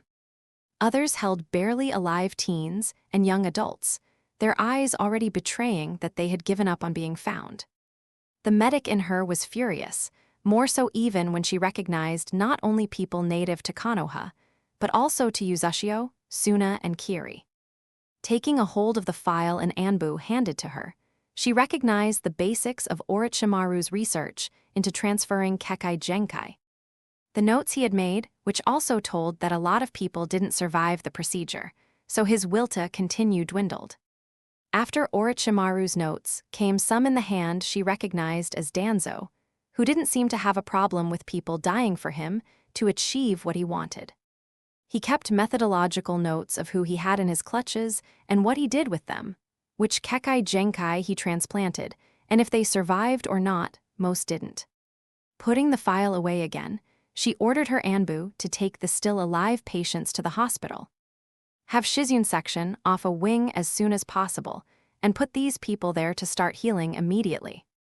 She needed to have them examined as soon as was humanly possible, She also needed to find out just who those corpses belonged to and which clan or village to inform of this.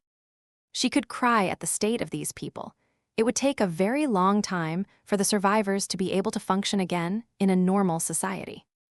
As she stood there pondering, an Anbu called out, "Tsunade-sama, we found a whole secret network behind this base. It leads all the way through and into the Hokage Monument. There, Hokage-sama, there are alive children and teens here. Some of them tried to attack, but we have subdued them. But this, Hokage-sama, Danzo is a monster for doing this." Tsunade pinched the bridge of her nose. Looking outside, she saw it was late on the day. Sighing, she turned to the Anbu she knew was either Itachi or Shisui. "Go and get me Team 7. Tell them what is happening, that I need Naruto's Fuinjutsu. He's at the moment the only thing close to a master we have in the village. Ask Fugaku Dono if he can miss some of his military police. We need to get all these people out of here as soon as possible and into something of a more comfortable living condition." As the Anbu disappeared, she rubbed at her eyes, hoping against hope that Orochimaru and Jiraiya would return soon. She needed them at her side right now, especially right now. She wouldn't be able to do this alone. All these people, her people, were hurt, dying, or dead. All because of Shimura Danzo. She couldn't believe Sensei never noticed or even singed off on it, approving it.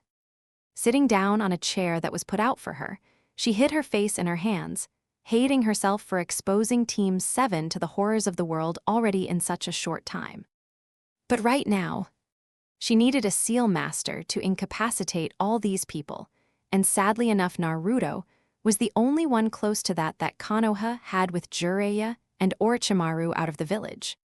She startled as a messenger toad arrived, a missive from Jiraiya with him. He disappeared again soon after giving it to her. Opening the scroll, she was glad that at least Orochimaru was willing to get back to the village, after everything that happened. To know that there were more shocks to come did not really surprise her, even if she was curious as to what those shocks were. Summoning Katsuyu, she asked the slug to bring a message to Jiraiya, telling him that she was a bit busy with the traitor's mess, but that she would send a team to help transport Orochimaru's patients as soon as possible. The slug nodded, disappearing in a puff of smoke, making Tsunade smile. Hopefully her boys will be home soon. Itachi appeared in his house, taking off his mask. He made his way towards the dining room, where he could hear Team 7 as well as his parents having dinner. Entering the room, everyone looked up with a smile, only for it to disappear when they saw the look on his face. His mother made her way over to him, taking his face on her hands with a concerned look in her eyes. "Itachi-kun, what happened?" Itachi swallowed, thinking back about what the Hokage had asked of him, as well as what she didn't say, composing a response to let everyone here know just what was happening. "We, Anbu, found Shimura Danzo's hidden base. It is not pretty, mother. Hokage-sama asked me to come and get Naruto, and anyone else from Team 7 to help with sealing everyone there. So many people were there. Both dead, dying, and alive. It is a disgrace what he did to them." He swallowed thickly. The root operatives still alive need to be detained, but there are quite a few of them. "So I think Hokage-sama wants Naruto to use that seal he used on Danzo to keep them out of harm's way." Turning to his father, he added, "She also asks if you could miss some of the police force, Tusan, to help with moving all those people to the hospital or the holding cells." Fugaku nodded, exchanging a look with his wife. He stood and disappeared in a shunshin, most likely to rally up some of his officers. Itachi turned to look at his brother, Naruto, and Sakura. All of them pale, with Sakura even sporting a green sheen on her cheeks. He sighed, not really knowing what to say now. Kakashi cleared his throat. "Do you want to come with us right now, Naruto, Sakura, Sasuke, or will you be staying here?" Naruto shook his head. "I'll come along. I can use clones to get the seals on every root agents. Would make it a lot faster." Kakashi nodded, even if unease was seen on his face. And who wouldn't if you were taking a 12-year-old into a place full of such practices? Sakura shook her head, tears in her eyes. "I'm sorry, Sensei, I can't. I know I want to be a medic." But Mikoto set herself down next to the girl, her arms around her shoulders as she hushed the girl. Kakashi shook his head. That's totally understandable, Sakura-chan, no worries. Why don't you stay here with Makoto-sama hum? The girl nodded, looking down as if ashamed of her reaction. Sasuke, however, looked contemplated, having seen the look on his brother's face and the reaction everyone around him had at this news. I'll come and stay with Naruto, don't know if I'll be able to do a lot, but at least I can watch his back. Kakashi and Itachi nodded, happy to know that, while they feared Sasuke coming along.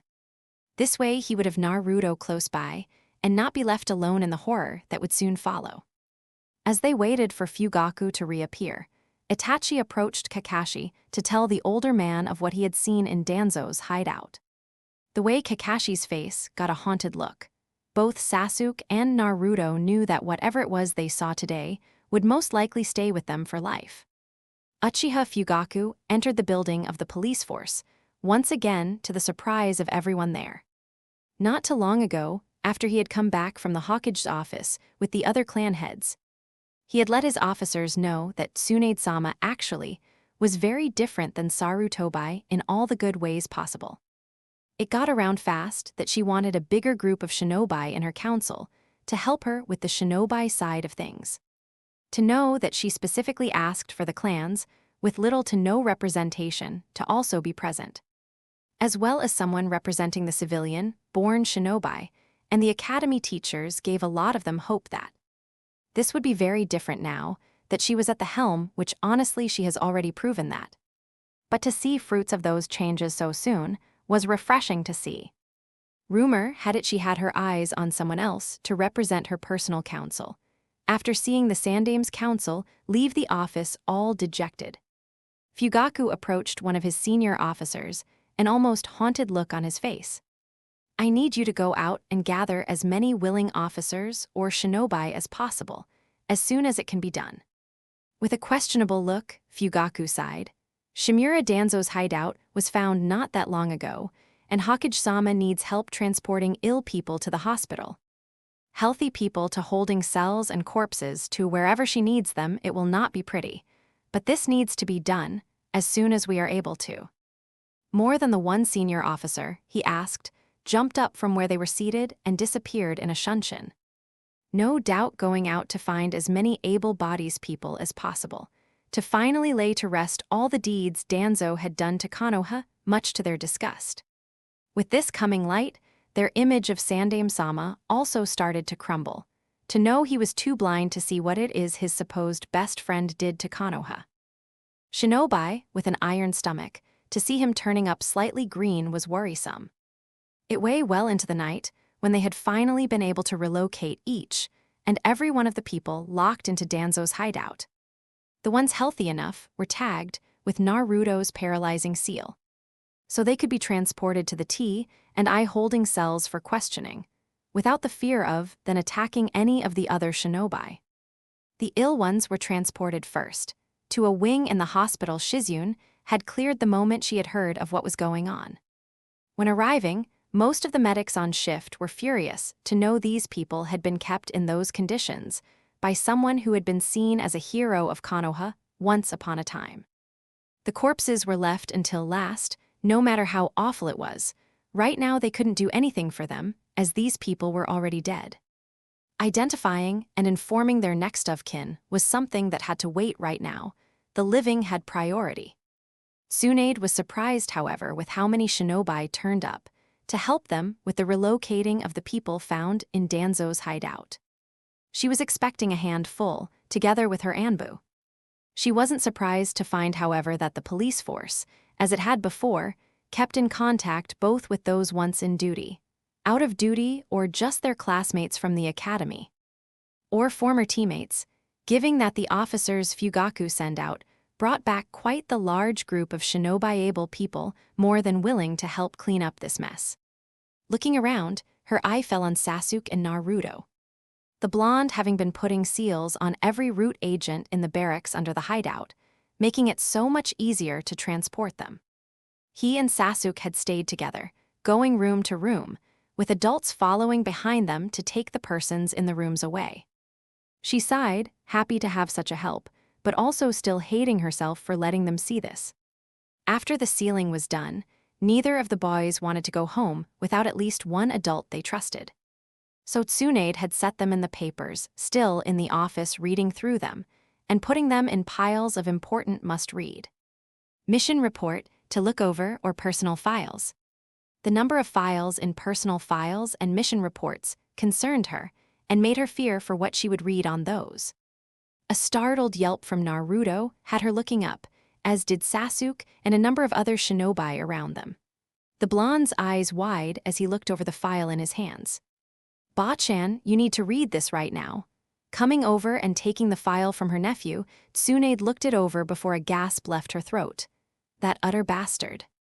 As Tsunade sat down to look over the file in her hands, Sasuke and Kakashi, the later just appearing in the doorway, looked at Naruto. The blonde swallowed. He had mission reports dating back to the beginning of the Second War, as well as finished mission statements of how he helped Kiri and Kumo decimate Uzashio. He was also the one to tell Kumo that there was an Uzumaki, my mom, in Konoha, resulting in the kidnapping attempt when she entered the academy. There is also a side note of mom being or becoming the Jinchuriki, and the people he let in on that particular secret. Kakashi gasped. Except for Naruto, the identity of a village's Jinchuriki was usually a very tight-kept secret, as to protect both the village and the Jinchuriki itself. To know that Danzo has sold such information to other villages, or other people, only adds to the betrayal he did to Konoha. Sasuke nodded. I found some more of those mission reports, as well as files of people in the known of some secrets or tidbits of information I know aren't allowed out of the village. As he said this, the Uchiha slid a file over to Kakashi, a pained look on his face. The Jounin flipped it open, only to suck in a very deep breath before sitting down. Looking at Sasuke, Naruto hefted an eyebrow, making Sasuke approach to whisper in his ear that the suicide of Kakashi's dad wasn't a suicide at all. It had been murder. Approaching Tsunade, as well as an Anbu Naruto knew was Tenzo, he explained what they had found and pointed at Kakashi, leading to Tsunade calling out everyone and telling them the paperwork and exploring would have to wait for tomorrow. Tenzo, in the meantime, had supported Kakashi as they left, taking the elder Jounin to his apartment after he found out this news. Naruto and Sasuke looked at Tsunade, waiting for Fugaku, Itachi, or Shisui to take them home. She looked at them in turn, before opening her arms and welcoming the boys in a hug they desperately needed after a night like this. Keeping them close to her, Naruto knew she too was beyond shocked to find out what it was Danzo had done to his own people. She shook her head, looking up only when Fugaku, Shisui, and Itachi entered, the latter two without their masks on. "Fugaku, I am clearing Team 7 from duty tomorrow. They will all need some rest after what was revealed here. Kakashi especially, could Naruto stay the night at yours? I fear both of them might have an uneasy night ahead of them." Fugaku nodded, allowing Shisui and Itachi to take a hold of the teens in Tsunade's arms and making their way home. Staying a little longer, he looked at his Hokage, his respect for her growing as she tidied up the office they were in. "Hadake Sakumo's dead wasn't suicide, but murder, just so you know. I fear Kakashi might need some time to process this, so I am the Uchiha clan to keep on teaching Team 7 for the time being. I'd also like to thank you for the manpower you delivered today and ask if you could try again tomorrow." Fugaku nodded. "It would be an honor, Hokage-sama. I'll make sure everyone that is able is gathered at 9 a.m. tomorrow, so we might be done with this before noon. Is the clan head meeting still on the schedule?" Tsunade nodded. "I plan on having it still, yes. I just hope we can make some sense of what he stalked here, as well as find out what happened to some of our own people or allies. From what I read, it didn't paint a pretty picture." Fugaku nodded, bowing shallowly before departing, leaving Tsunade alone for a moment, a tear running down her face at what she read, saw, or felt here. The next morning, Tsunade was once again amazed by the willingness of her shinobi.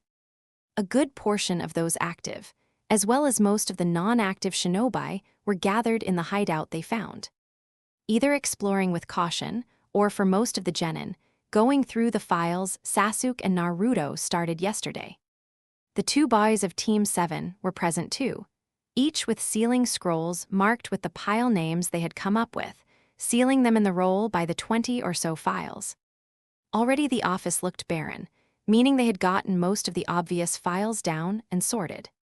Now would start the effort of finding hidden files or hidden cabinets and sorting out those files.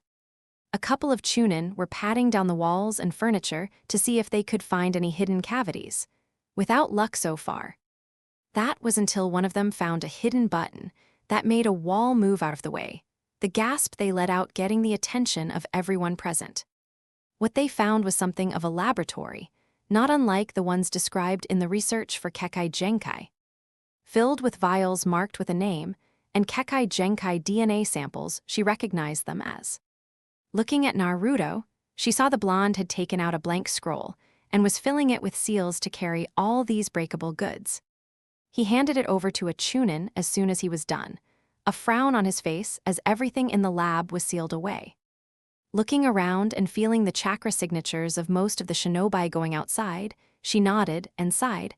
I think this was most of it. Thank you all for your hard work. Let's make our way outside. Multiple persons were carrying a sealing scroll, making their way outside, with Sasuke and Naruto by her side, both of them also carrying a scroll filled with files. She sighed, hoping that this would be the end of it, and that with some help, she would be able to decipher and read all the files. Together with finding out what was going on with those agents and the patients now in the hospital. Rubbing her head, she found herself not looking forward to what the next few days would bring. Finally, outside, they found that a large portion of the Chunin and non-active shinobi had left, leaving the Jounin to report back to her on what they had found. Most of them reported that which she already knew, as well as finding some personal items. Those that had more pressing matters said so and made their report before going to drop off whatever it was they found at her office. Mentioning to the Genin and a few Chunin following her, they made their way to their office once all the Jounin had done their reports. A few of them staying behind to go with them to the office. Once their Tsunade made sure to have an empty cabinet brought in, so they could put all the storage scrolls in there, making it easier to see which ones still needed to be seen to. Once again thanking those that helped, she dismissed them. Turning to Naruto and Sasuke, she added, Jiraiya sent a missive yesterday, confirming that Orochimaru would come back to Konoha as soon as they are able. However, he has some patients of his own, some of them tied to the things we found today. I was going to ask Naruto if you could take Sasuke, Itachi, and Shisui with you and go retrieve them. If I can find another Jounin willing to accompany you, I will, but I cannot promise that. The two boys looked at each other. We can always ask Kakashi-sensei. He might need some time away from Konoha and maybe Makoto Botchan and Sakura just to have some extras. I can make clones too, if it is needed, and they can use the Huraijin just as well as I can. Tsunade pursed her lips, but nodded. I don't like having to send Genin to do this, but with the Huraijin, it might make this all easier. Sasuke and Sakura are allowed to come with you, but the three of you stay together at all times, am I clear?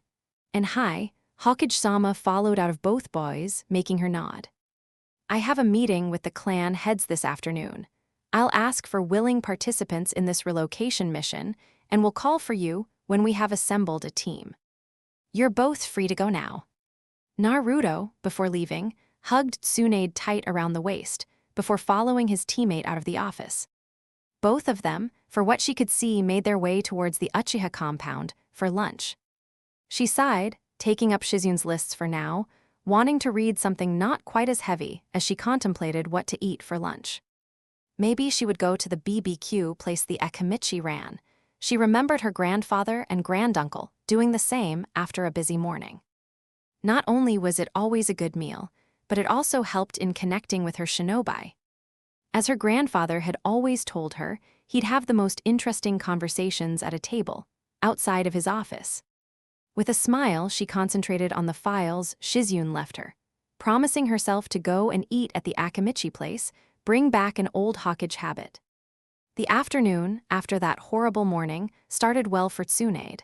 She had gone to the Ekimichi BBQ place for lunch, to the joy of the clan manning it. While no one joined her at her table, more than one shinobi passed and bowed for her, or wished her a good day. It made her smile and look forward to the meeting she would have at 2. Making her way through the village, again more than one shinobi stopped and thanked her even for everything she had already done in the short time she was in the village. She had, after all, taken a very different approach to everything than her sensei had done, the change obviously being appreciated by her people. More than once, however, she could feel the glare or stare of a civilian in her back, but they never approached her, thankfully. She once again couldn't wait for the civilian council meeting in 2 days. They would remember that Konoha was, first and foremost, a shinobi village, not a civilian one, and if this was not to their liking, they could leave. Making her way towards her office once again, she was pleased to see that it was 1:45. Giving her time to set up the chairs they had used the other times too, giving everyone who would be present a place to sit. Nodding to herself, she asked some Anbu to set some folded-up chairs against the walls, in the event of there being more people present than she anticipated. Clearing her desk, she made sure to have an empty notebook at the ready, keeping it exclusively for these shinobi meetings. To make sure she had all the information shared here today in one place, as well as an organized list of everything they wanted to change or incorporate in the future. Leaning against her door, she asked Kyoko, the Chunin dubbing as her secretary, to fetch some refreshments for her guests, which the woman did with a smile. As she returned with a platter, with glasses and a pitcher of water on it, she put on Tsunade's desk, nodding once before walking back towards her desk and taking a seat again. Tsunade nodded too, checking around her office one more time to see if everything was in order. A knock on her door announced the arrival of the other participants of the meeting. Smiling, she nodded, took a seat at her desk, while gesturing the others to take a seat in the prepared chairs. Kakashi and Asuma nodded from where they entered, the Hadake clan head looking beyond tired from what she could see. Nara Shikaku introduced Mado Gai and Yumino Uruka to her, the representatives of the civilian shinobi and the academy teachers, respectively. Looking questionable at Shikaku at Gai's attendance, the Nara explained to her that Gai, as his father and his pupil, didn't have the ability to mold chakra, making him the perfect candidate for those around with a lot less chakra than their clan comrades. Nodding at that explanation, she directed a smile to everyone that entered, asking in Yuzukatsume. The last to enter, to close to door C they wouldn't be disturbed unless for something very important. Looking at the people in front of her, she smiled once again. I don't think I'll have to explain just how different I am from Sandaime-sama. I want to express again to each and every one of you that these meetings will become a norm. I am planning on leading a shinobi village, as Konoha was intended to be, with you all as my counsel to help with those things I don't know or don't see.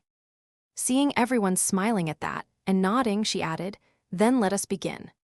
Katsuyu popping up was a relief to Orochimaru and Jiraiya, the message that she brought not so much. While he was glad he had found and talked to his teammate now, Jiraiya hated the fact that he couldn't be there for his other teammate now, assisting her in these very difficult times. Katsuyu couldn't tell them much, but from the one of her voice, as well as the message she did bring, it promised not to be a good thing that had been found. Not that anything pertaining Danzo was ever a good thing, they had come to find out. Orochimaru put a hand on Jiraiya's shoulder, a grim look on his face as well. As the person with the most experience with this side of Danzo, Jiraiya turned to him, the question loud and clear in his eyes. I guess they found his secret hideout, with the cages, the barracks, and the labs hidden throughout. From what I heard about it, it was not a pretty sight. Jiraiya worried his lip between his teeth. Were you ever there then? Orochimaru shook his head. I wasn't, but some of my pupils or patients were. I know of one, Kabuto, who is still in Konoha at the moment, keeping an eye on everything. Who at one point was taken in by Danzo to serve as a root agent. The conditioning never took, but it left the boy scared anyway. He asked me to be able to stay in Konoha, keeping an eye on everything, as to be able to warn me should Danzo ever act out like he did recently. With everyone thinking he was dead after the whole Uchiha mess, Kabuto stayed behind to look after the root operatives, but with Danzo still alive, I don't know what has happened. The snake-san inside, it has been quite a while since Kabuto checked in with me. Jiraiya swallowed thickly, then let us hope Haim found him alive and well. Orochimaru nodded. There is little more we can do at the moment. Both men stayed quiet after that, Orochimaru once more going around to check on his patients, Jiraiya on his heels. Ending the meeting, Tsunade could only see it as a success, and by the look on her council's faces, they thought about it the same way. Calling for Kakashi and Fugaku to remain a little longer. She explained to them what was going on with Orochimaru and his return to the village, as well as Naruto's role in that relocation. I need some more jounin to come along on this mission, and they asked for you, Kakashi, as well as your wife, Fugaku-sama. Giving me a team of 3 genin and 4 jounin, as Itachi and Shisui will be going too. If any of you know of someone else who'd be willing. Kakashi and Fugaku nodded. Genma and Reidu, Hokage-sama, after the bomb you dropped about Naru-chan. They have been thinking of a way to contact him, as they were his father's guard when he was Hokage. They had already approached me in asking for help with this, but after the whole Danzo mess, I haven't gotten time to do so. Tsunade nodded. Just the 2 of them. I swore Minato had 3 guards. Kakashi nodded. The 3rd is Tatami Owashi. He was sent on a mission yesterday, so we know he isn't in village at the moment. Tsunade nodded. Make sure both of them are informed. Fugaku, could you inform the genin of Team 7? I'd like to see them as soon as possible. Same goes for Itachi and Shisui. And you, Kakashi, as well as Genma and Reido. With everything going on, I'd feel better if they were all in the village again, especially when the news leaks of what Danzo has been doing behind everyone's backs. Kakashi and Fugaku nodded, Bot giving a shallow bow before disappearing in a shunshin, out to fulfill their designated tasks. Putting the files Shizune had given her to the side, To remembered to take with her, as she planned on going to the hospital again soon. She opened the notebook she had used for this meeting, going over all the to-do points that had been spoken about, as well as the named behind them to make delegate to the right person. Overhaul of the academy lessons Uruka, Shikaku, Hokage dismissive. Council Hokage evaluate active shinobi guy, Kakashi. Tsum, Asuma go through files Danzo Inoichi plus T, and I reevaluate mission qualifications and ratings Hokage. Hayashi reinstate medic nin classes, Shizune. Hokage reinstate seduction classes Anko reinstate, or create basic Fuinjutsu classes Jiraiya. Orochimaru, Naruto reevaluate police force, Fugaku organize teamwork assignments in village guy, Kakashi. Asuma reevaluate orphan funds plus housing Shibai, the 3 dots she's put there, because she knew there would be more to add soon. But for now, these seemed like a passable goal to achieve. She had pressed upon her shinobi that this didn't need to be finished by the next meeting they had, but there had to be some progress. Smiling, she put her notebook away, taking one of the files she had found with the classifications on mission and the ratings paid for it. She started going over them. Better to at least have basic understanding. When Hayashi showed up tomorrow to go over these with her, she already felt a headache coming up. It would seem that these ratings were the same ones used when Konoha was founded. Odd, since she remembered hearing that Minato did a rehaul of them.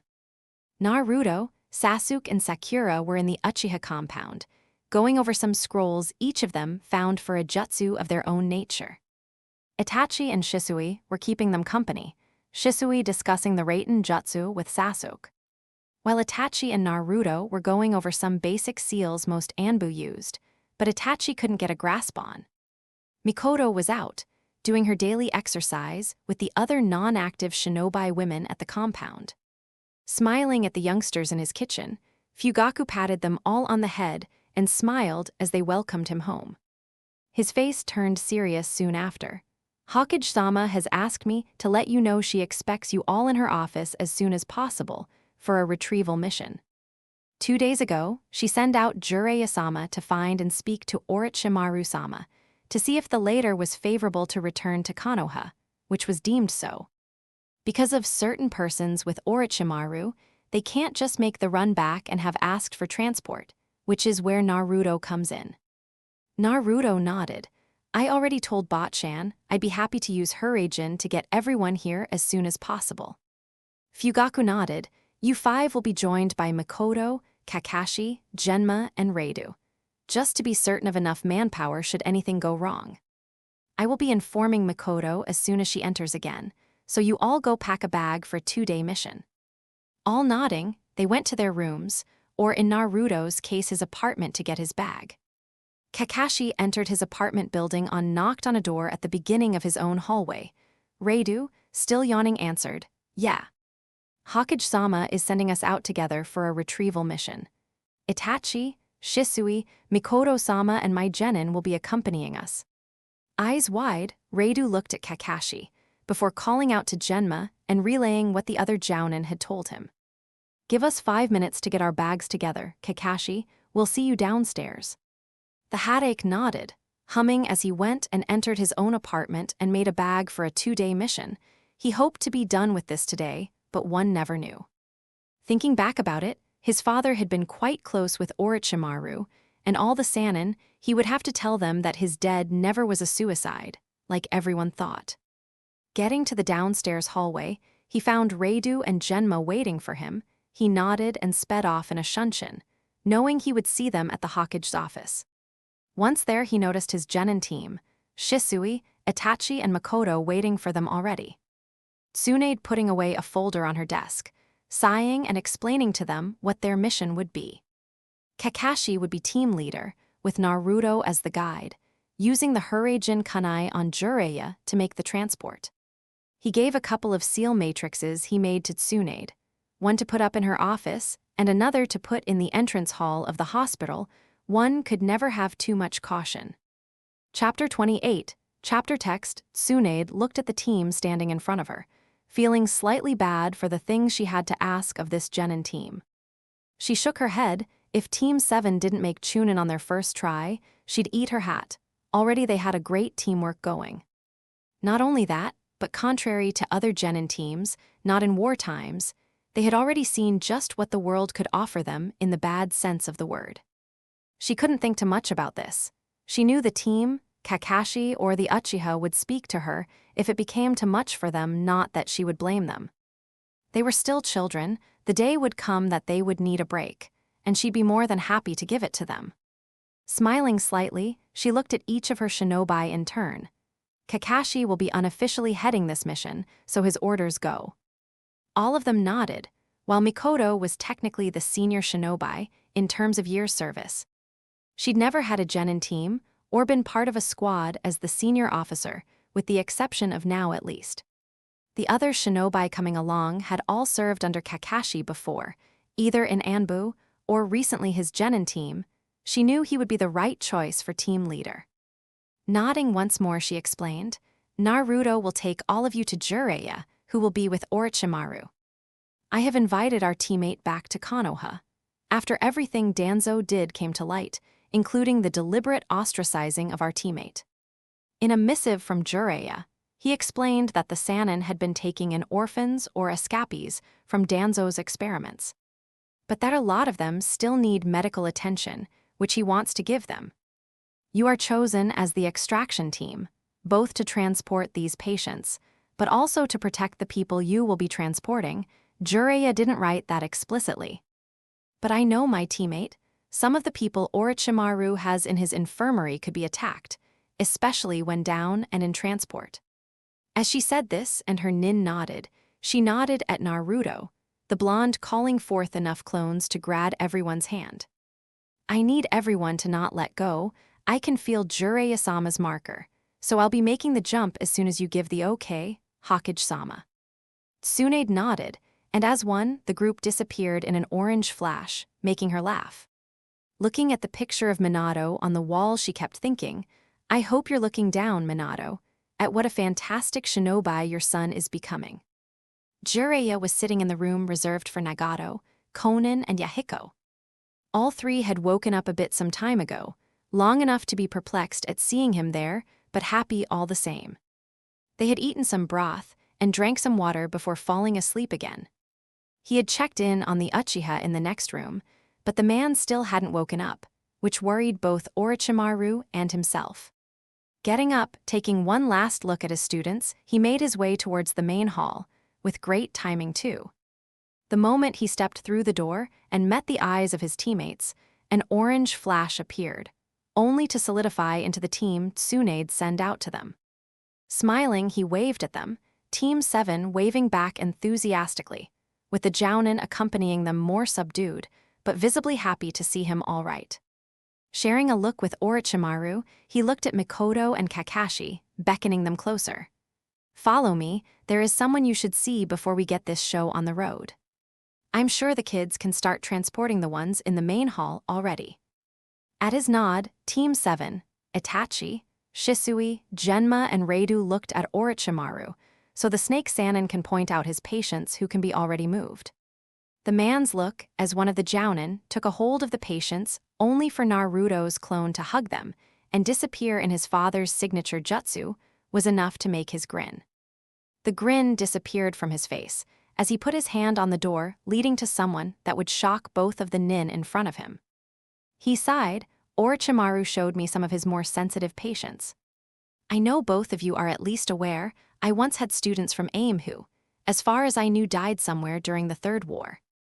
They survived, however, and Orochimaru met them just after he was banished from Konoha.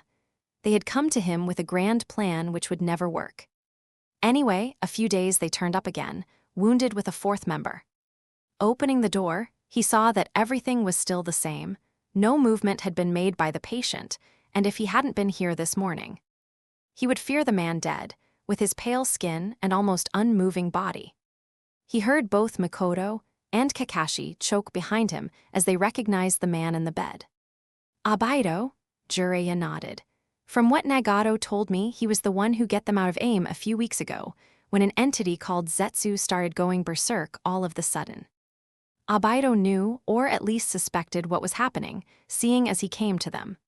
Arriving here was a mistake, or at least they had wanted to come somewhere safe and ended up here. "We don't know why he isn't waking up." Mikoto stayed next to him, staring wide-eyed at Het Cousin, who they were all sure had perished in the Third War. Kakashi in the meantime approached and took a hold of Abaido's hand, a whine leaving the man's lips. "How, do we know how? He survived." Kakashi nodded as Jiraiya finished his sentence. "No, or at least not yet, he hasn't woken up yet, so no questions have been answered." Both Mikoto and Kakashi made a humming noise, still looking at the man in the bed, wonder in their eyes. A knock on the door made them look up, Orochimaru standing there. "Jiraiya, your godson is a little monster. They already moved everyone in the main hall, as well as all my files. Only the 2 private rooms remain, and I wanted you all to be present for that, seeing as we'll all go back to Konoha after that." Putting his hand on Kakashi's shoulder, he nodded once before following Orochimaru to the next room. The AIM trio were sitting up, if still looking tired and weak, but a smile on their faces. "It would seem that you'd get your wish after all, Jiraiya-sensei, with us going to Konoha." Jiraiya grinned. "Indeed, I always did hate myself for not pushing the last time, to take all 3 of you with me to Konoha. But now I am glad I never did, with everything coming to light about Danzo." Seeing the 3 in front of him stiffening, his eyes narrowed, or did someone already happen? When none of them answered, a voice from behind chimed in. Danzo worked together with Hanzo the salamander to kill off the original Akatsuki. He even killed one of its founding members, or so his report stated. Turning around, Jiraiya saw Naruto standing in the door opening, his teammates behind him. Looking back to his students, he saw Nagato and Konan inching closer to Yahiko, making his eyes widen. "Did you, Yahiko?" The orange-haired man nodded. Nagato brought me back not too long ago with the help of that Uchiha. I don't really remember anything else, only the moment I died and then suddenly standing with Nagato and Konan again. But yes, sensei, I did die." Jiraiya kept looking between his students. Orochimaru seemed to do the same thing, both of them trying to wrap around their heads around how such a thing was possible. It's one of the powers of the Rinnegan, although I suspect it must have taken a lot of power from the Uzumaki, Kurama. This had all of the adults in the room looking at the fox suddenly on the blonde's head, the 9 tails swinging behind it giving away just who had spoken. Jiraiya sighed, "How do you know that, Kyuubi-sama?" Preening at the address, Kurama stated, "My father was the first one to possess such eyes, Sannin, my siblings, and I saw it in the works." At the shocked look on all their faces, Naruto elaborated. The Biju were made from the sealed chakra of Jubai, and were converted into 9 entities, which we've come to know as the Biju. It is said he was able to do so because of the eyes he possessed, the Rinnegan. The adults in the room only kept on gaping at Naruto. Jiraiya and Orochimaru, having listened to stories Mito-sama told them as teens, knew that the Rokudo Sennin defeated the Jubai and was responsible for the 9 Biju being created, but even she hadn't known how. Only that by combining them into the Jito Mazo, it would awaken the Jubai once again. And that the Sennin had in fact had the Rinnegan and had done marvelous deeds with the eyes, but more was not known. To have a Biju and its Jinchuriki here to tell them about it was amazing. It can bring back to dead. Kurama nodded carefully, to a certain extent, but it cost a lot of chakra to do so, probably the reason the Uzumaki is so exhausted. Nagato nodded. He had brought back Yahiko, but it had indeed taken up most of his reserves, so he was bordering on chakra exhaustion right now. Jiraiya nodded. "We'll talk more about that in Konoha. I think all 3 of you need more rest, and for the medic Nin to look you over." For as great a field medic Orochimaru is, there's still a difference between that and a real medic Nin. Looking at his godson, he asked, "Can you transport them alone, I mean with your clones, or do you need another person with you?" Naruto looked at the 3 nin on the bed. "Can you all stand? Because I can't keep you up for long should you fall." Konan and Yahiko nodded, standing up if a bit slowly, but standing all together. Nagato, on the other hand, was swaying on his feet as he stood up. The paleness in his face only increasing with each passing moment. Naruto frowned, opening his mouth to complain he couldn't do it like that, when Konan and Yahiko closed in around Nagato and supported him under the shoulders. Tilting his head, he looked at the AIM trio in question. "Can you keep supporting him like that?" At their nod, he nodded his consent, asking Nagato if it was all right to hug his waist, seeing as the redhead's hands were on his teammate's shoulders. At the nod he got on that question, the blonde made 3 clones, one who hugged Nagato around the waist, and 2 other who each took a hold of Konan and Yahiko's hand, disappearing in an orange flash after. "One more person, right?" Jiraiya nodded, leading the way towards the room Makoto and Kakashi were still in. Opening the door, the genin as well as Orochimaru crowded into it, their eyes finding the man laying onto the bed. Sasuke's eyes widened. "That's an Uchiha." Jiraiya nodded. "A cousin of yours, Sasuke-kun. He was Kakashi's teammate and was in a team under Minato. Although he died in the 3rd war, seeing as he was crushed by boulders on a sabotaging mission." Naruto, however, noticed something else from the Uchiha in front of him and tilted his head, to the displeasure of Kurama still perched on it, until the Biju noticed it too. Something is blocking his chakra. Naruto nodded and approached, to the astonishment of everyone present. Orochimaru told Jiraiya that he checked, and that everything seemed to be in order. The Uchiha was just tired. Naruto, however, hovered a hand over Obaido's chest, a small black rod coming out of it. As soon as it was removed, the Uchiha's chest finally started to move normally, taking deep breaths in and out. A groan also sounded. Before one eye opened, Uchiha Obaido looked at Naruto and Kurama, grinned a very familiar grin and said, "I knew it would work." Chapter 29, Kakashi. Mikoto and Jiraiya couldn't help but look between Naruto and Obaido. Obaido, who had looked at Naruto, like he'd known who he was, like they'd known each other for a very long time, having done something that he knew would work. And Naruto didn't seem shocked to see Obaido here. Well, he was shocked, but didn't look like he had no idea who the man was. Which should have been impossible, seeing as Abaito had been declared MIA years before the blonde was born. Orochimaru, Sasuke and Sakura stood a bit further away, also looking at the blonde and the mysterious Uchiha in the bed before them. Kakashi narrowed his eyes. Naruto had also known what was wrong with Abaito, even if he wasn't the medic of their team, not even close. Yet he had known what it was before any of them did.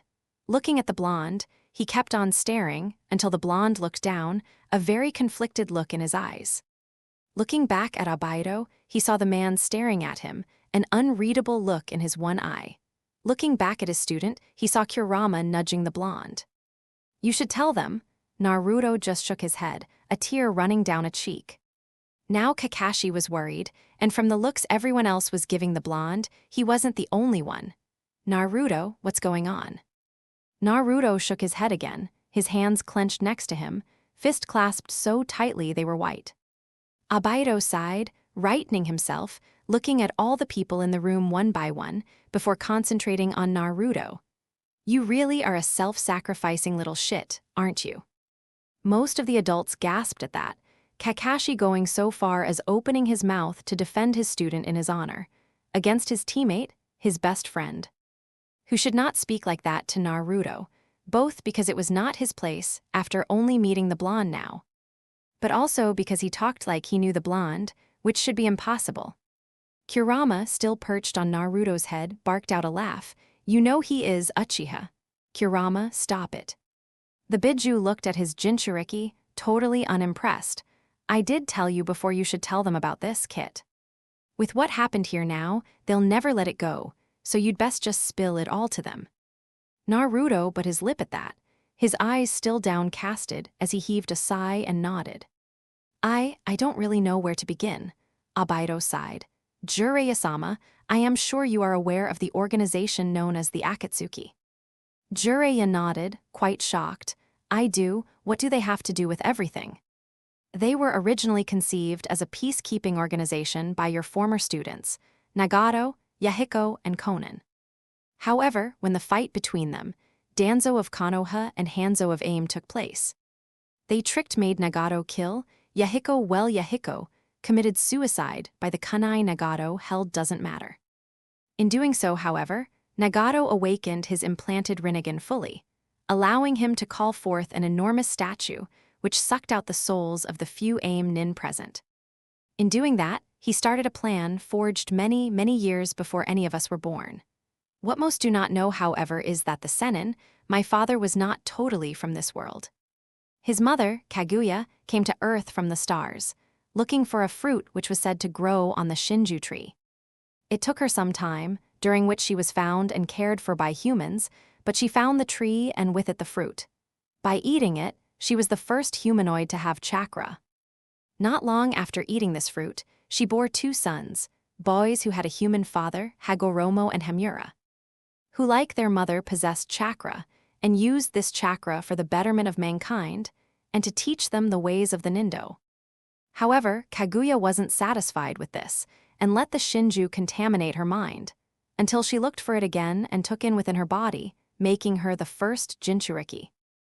However, the tree took her over, completely taking away the love she once held for her sons, and for humans, leaving only greed and the need to consume all chakra once again. In its quest to do so, it called forth an extension of itself, the Jubai. The Rokudo Sennin, my father, became known as the Sennin for sealing the Jubai inside himself, however. It was only her chakra which he sealed within. The body, or Jido Mazo, was sealed into a rock and formed what is now called the moon. The chakra he sealed within himself, he split into 9 being, the Biju, and released them the moment he died. However, the Shinju left another piece of itself behind, its hunger to have all chakra to itself again. A part now known as Zetsu, whose only goal in life was the resurrection of its mother, to help her consume all. Naruto, while still looking down, added, "Where we come from, she succeeded." Zetsu attached itself to a person called Indra, the eldest son of the Sennin, hoping that through him it could resurrect its mother. Yet it failed when Indra's younger brother stopped them, giving up his own life and killing his own brother in the process. For generations afterwards, they kept getting reincarnated. with Zetsu always finding the reincarnation of Indra and turning him to hatred, hoping that this time he will get what he wants. The second to last reincarnation were Uchiha Madara and Senju Hashirama, and we all know how that turned out.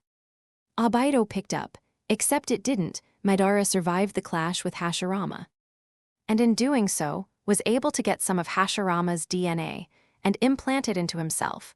Awakening the Rinnegan one has to have both the Senju or Uzumaki genes and Uchiha genes to awaken that doujutsu. At the end of his life, however, he hadn't succeeded into his goal, which Zetsu had told him was using a genjutsu to cover the world so ultimate peace could be accomplished. So Zetsu whispered into his ear to implant his eyes in a child they had seen near, and Uzumaki without parents, easy to manipulate should the time come. And luck would have it that they found a near mortally wounded Uchiha close by too, filling his mind with the plans they had made and the ultimate peace it would bring. Years passed, and as my former Jinchuriki went into labor, they hatched a plan to capture me, wanting to use me as the eldest and strongest of the Biju to wake up the Jido Mazo and use it to capture all the Biju and cast the ultimate Tsukuyomi. Only they didn't get to me. Naruto swallowed again. I grew up alone then, without friends, without family. As the dead last of the class, only graduating because a teacher turned rogue and tricked me into stealing the seals, telling me I could become a genin that way, having failed the exam. I did it, hoping to reach my dream of becoming a shinobi that way, only to be found by Uruka. Scolded for ever doing such a thing, and shattering the dreams I had of becoming a shinobi that way. I did, however, learn the Kage Bunshin from the scroll, and managed to kick the traitor's butt with it, and get field promoted anyway. My team was the same one as now, only they consisted of the last loyal Uchiha. After Danzo ordered Itachi to kill his entire family on fake evidence, he planted making it seem like the Uchiha planned a coup. A fangirl who couldn't see what she could be as a Kunoichi, nor knew the terrors a life as a shinobi could bring. And a sensei so burdened by the past, he kept seeing his old team making him incapable of teaching us anything. Obaido continued. When Naruto was 16, a new war broke out, reuniting the nations against a common enemy. The Akatsuki, however, by that time, only 2 Jinchurikis were left, Naruto and Bisan from Kumo. The others had been captured, and had their Biju extracted and sealed within the Jido Mazo. A long war raged, with so many losses mostly because the Akatsuki had the Jido Mazo, as well as its ability to make something called white zetsus, a plant-based being capable of adapting its appearance and chakra signature to any other out there, as well as the enemy's tactic of using the Edo Tensei jutsu to call forth dead long past, and recently fallen shinobi alike, throwing everyone off even more. Naruto shook his head. We were losing so badly, even when we suddenly had help from the former Hokage. Resurrected by Orochimaru, and a team of rogue nin consisting of Sasuke among others. It took for Sasuke, that version, and me to die to get a bit of head start. We met with the Sennin, who bestowed upon us powers our previous incarnations had had, making it a more even game. Until Kaguya appeared. Madara, resurrected by the enemy, made Zetsu's plans come true. He took the Jubai within himself and became the reincarnation of Kaguya because of that, enabling her to plant the Shinju again, and with it encase everyone in its leaves to be sucked dry of chakra. After that she came after us, killing us of one by one, until only Kurama, Obaido, and I remained. Obaido sighed. In a last-ditch attempt to change what had happened, I used Kamui to break the barrier between space and time, to send us back to a time before any of that had happened, before Kaguya could be restored, and before the world became nothing but ashes and corpses hanging from trees. Naruto woke up as a 9-year-old, ready to start the academy, wanting to save the Uchiha this time, even if they would never become family in the way they became. He told the Hokage he had seen Anbu, with blank masks, running around talking about killing everyone off, especially now that Danzo hadn't planted the evidence yet. The gifts he received stayed with him, so we trained on that, releasing the seal as soon as possible, and meeting Kushina and Minato for a second time, even if that time is never enough. Telling the Hawkeye of what he really could do, but letting the academy teachers fail him. Or almost fail him so he could be on the same team he was before, just to make sure they'd all survive this time around. Giving him the friends they only became at the very end, and the familial bond he should have had with his father's last student. Silence rang over the group as they were finally told of why Naruto and Obaido did know each other, their minds trying to process just what they had been told. None of them believing just what had been said, Kakashi suddenly choked, looking at Obaido. Rin.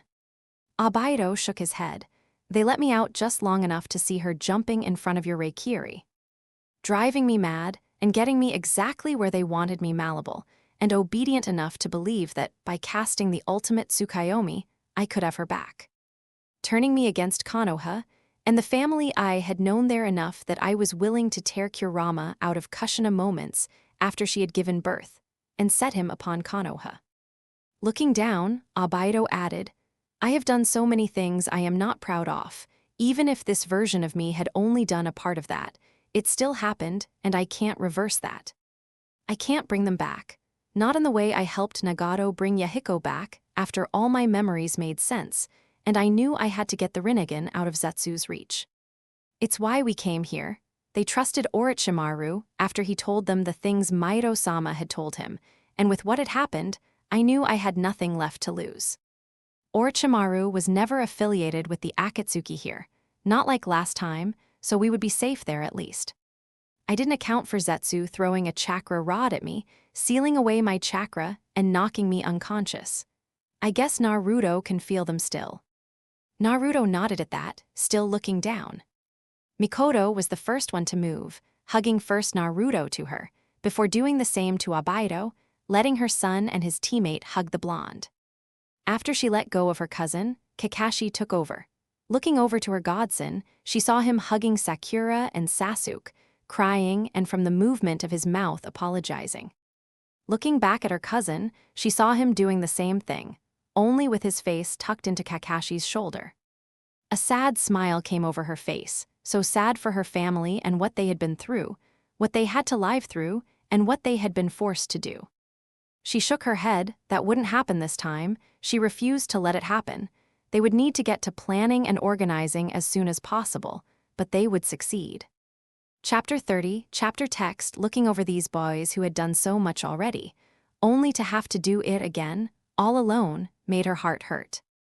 Mikoto had always had a soft spot for Obaido, the son of her aunt and a very brave boy even as a genin.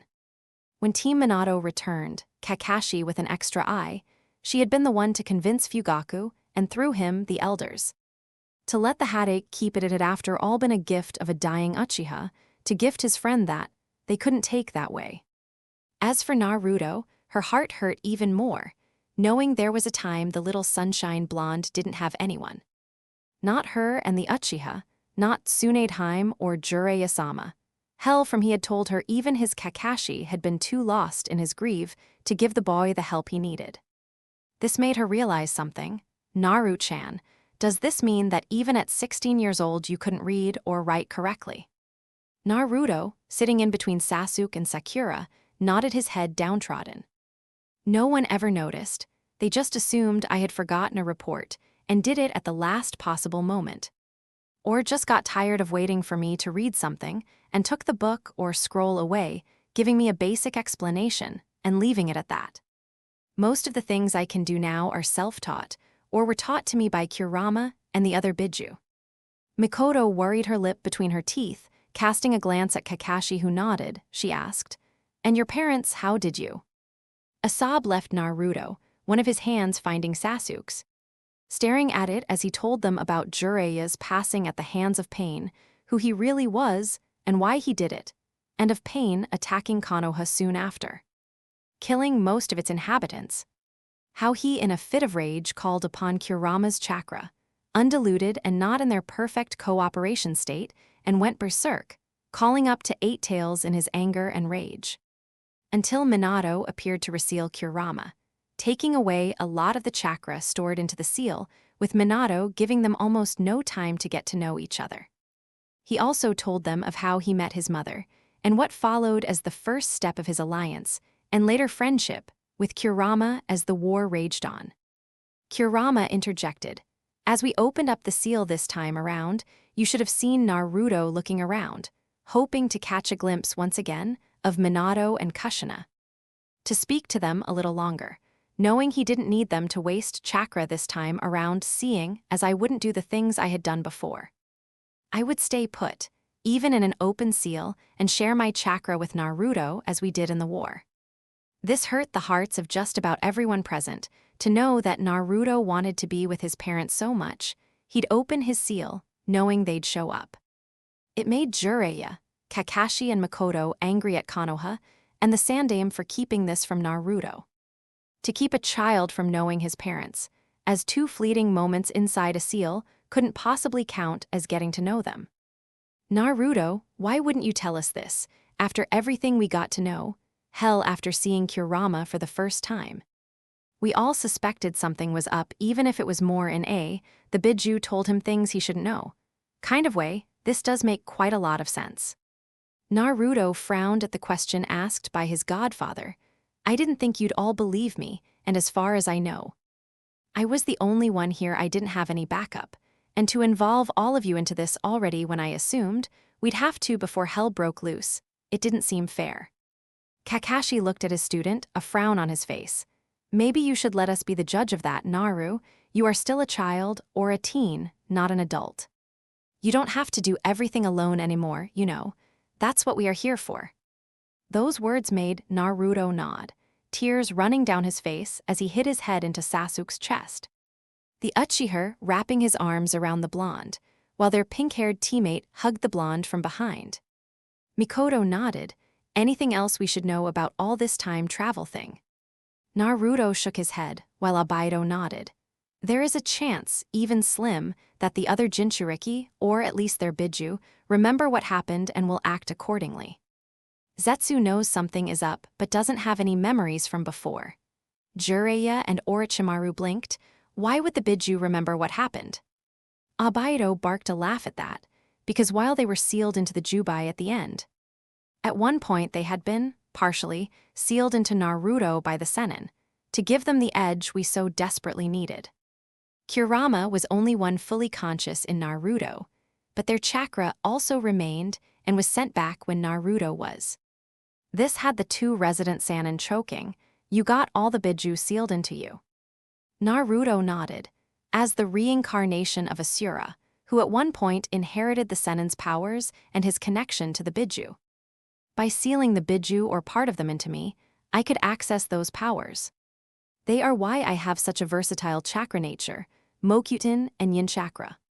Sasuke, or the Sasuke before, was the reincarnation of Indra, the forefather of the Uchiha, and inheritor of the Sennin's Doijutsu, if a slightly weaker one, the Sharingan. The Sennin gave him a Rinnegan in one eye which still stayed connected to his Sharingan and was natural, so much stronger than Madara's Rinnegan. This had the Uchiha next to him choking, a hand going up towards his eye. As of yet he hadn't awakened the Sharingan, but he was hoping it would soon. Although he wasn't so sure now, the things Naruto had told them about the future were very different than what they were now. Jiraiya sighed, "So we'll have to wait until we can talk to another Jinchuriki then." Naruto and Obaido nodded. Neither of them had noticed any big changes in the other villages. The most notable was in Konoha, with Danzo getting executed and Senju Tsunade willingly taking the hat. Naruto suddenly stiffened, a sheepish smile coming onto his face.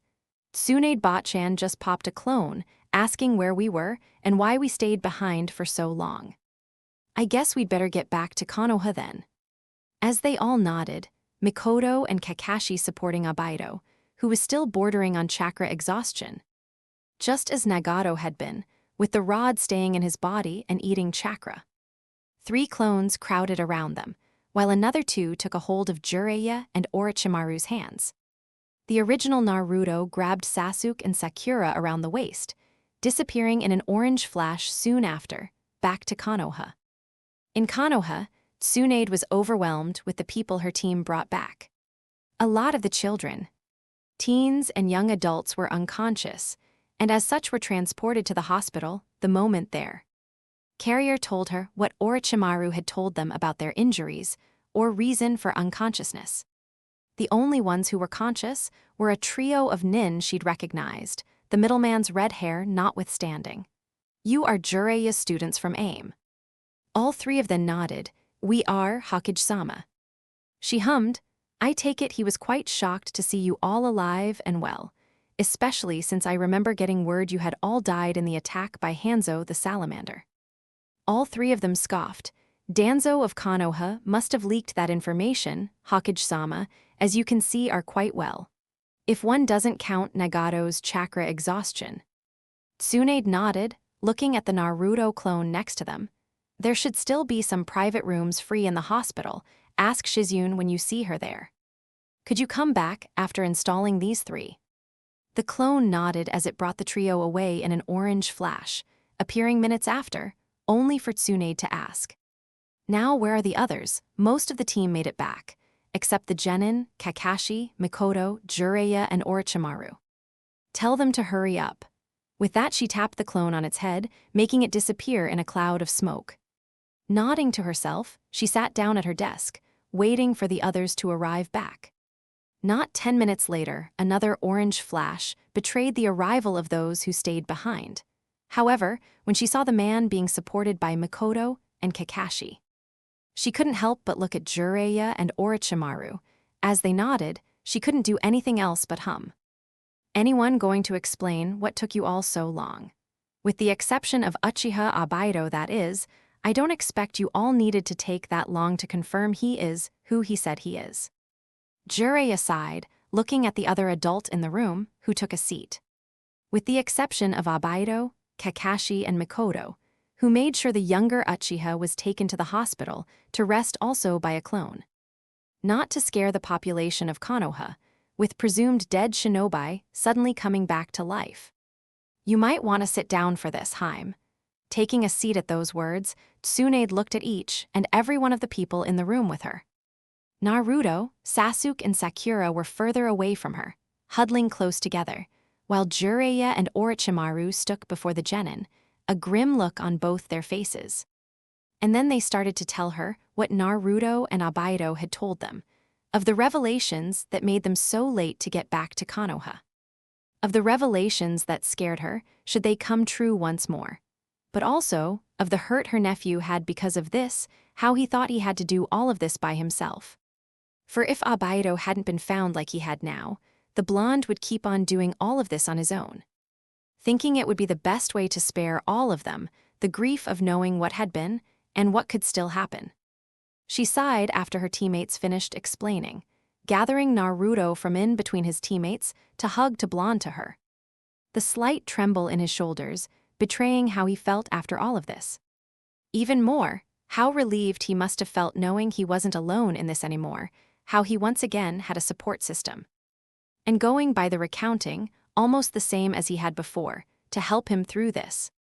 "Sasuke, Sakura, take him home to the Uchiha compound if you would. And put him to bed. I'll have Itachi and Shisui come too, as an extra guard. I am quite sure Naruto is about to crash emotionally, so don't be alarmed if he has nightmares because of all this. As a matter of fact, if he doesn't have nightmares, I'd be worried. Anyway, keep him company, will you? Process yourselves just what you have been told. I'll make sure I start a war council to start dealing with this Zetsu character and everything that we know could happen because of him. This is not something you should all worry about." At their nod, the three genin left the office, Naruto pressed between his teammates still, a very lost look on his face. As the kids left, Tsunade turned to Orochimaru, throwing her arms around him in a very firm hug, Jiraiya joining the hug by throwing his arms around both of them.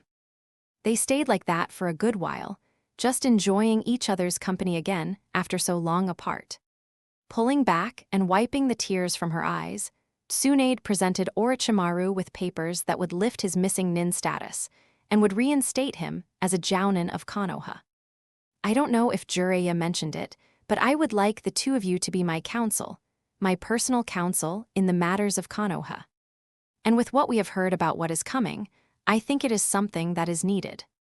Both men nodded, Orochimaru sighing his name where he had to, giving it to Jiraiya to sign as witness next to Tsunade's signature. Haim, you wouldn't have found a silver-haired teen with glasses on, would you? Yakushi Kabuto, he volunteered to keep an eye en route after escaping them as a child and finding me. I haven't heard from him for quite some time. Tsunade shook her head, not that I know of, but we're still going through everything. The wounded were treated but not asked for a name or family. The prisoners have been interrogated, but we have yet to get anything out of them because of a seal on their tongue. And the dead are still sealed into corpse storage seals, to be taken up as soon as we are able. Orochimaru nodded, even if the frown on his face betrayed his worry. Don't worry, we'll find this student of yours soon, Orochimaru. If he is anything like you, he'll be fine. Chapter 31, chapter text, making their way to the Uchiha compound, after coming out of the administration building. Sasuke and Sakura made sure to stay close to Blonde's side, especially with how out of it he seemed to be. Not that either Sasuke or Sakura could blame him to be burdened with that kind of knowledge and only have Kurama to talk about it, worried for the rest of them. If they hadn't found Abaido today, who knows what would have happened with Naruto's guild eating him alive. Supporting their blonde teammate while they made their way towards the other side of the village. Their eyes were soon drawn to the way the civilians were looking at them, and more particularly the blonde. Neither Sasuke nor Sakura liked it and quickened their pace, hoping to get to the Shinobi district before anything could happen. As Hokage-sama had mentioned, Naruto was totally spent emotionally and wouldn't be conscious enough to answer any questions people asked him right now, as well as know what he said if anyone started a conversation with him, and going by the looks they were getting, these people knew it too. Frowning even more, Sasuke and Sakura halted as a group of about 10 civilians blocked their paths, the smirk and overall creepy look on their faces, making both of them falter. Why don't you let us help you, Uchiha-san, Haruno-san? Both genin shook their head, not needed, thank you now if you would let us pass. Another man spoke up, but we just wanted to ask Namikaze-sama here a few questions. Won't take long. Sasuke grinded his teeth. Naruto isn't well right now, maybe you can try some other time. All the while they were talking, more and more people were gathering around them, blocking their path, and not making any move to get out of their way soon. Sasuke could see Sakura biting her lip next to him. Neither of them could let go of Naruto now, the blonde having dozed off already, so letting go would make him fall on the ground, and who knew what the civilians would do then. More so, he found it despicable what they were doing, coming for Naruto only after they found out just who he was. And not a moment sooner, as well approaching him when he obviously was compromised. He sneered at the first person that took a step closer to him, but he knew he didn't really look like much. For once he had hoped Kakashi, Shisui, or Itachi had accompanied them here. As soon as either flashed their Sharingan, the civilians would scatter faster than a Shunshin. A little further down the street, a certain Chunin came out of Ikaraku Ramen, a look of bewilderment on his face as he saw a group standing so close together. Frowning, he went to investigate. What he saw, however, made him flare his chakra in Morse code for immediate help required. With pinched eyes, he made his way towards the group of civilians, a sneer forming as he saw the way they were all looking at his former students. "Can I ask what it is you're doing to my students, civilian-san?" Some of the people around him flinched, but most let his arrival not deter him. After all, he was just a Chunin, and he knew as much as he was an able shinobi. He wouldn't be able to protect Naruto and keep all these civilians at bay. However, as he opened his mouth to say something about it, to keep them away from Naruto, a team of the police force arrived. The Sharingan user at the front, flashing his eyes at the civilians around them, making them back off. Taking a step forward, he took Naruto from Sasuke and Sakura, both genin sighing in relief, knowing that they had support. Sasuke went to his cousin, Kyoya. The Sharingan user, still looking at the civilians, with a glare to explain what they had said, and tried to do to the little blonde that had saved the Uchiha clan.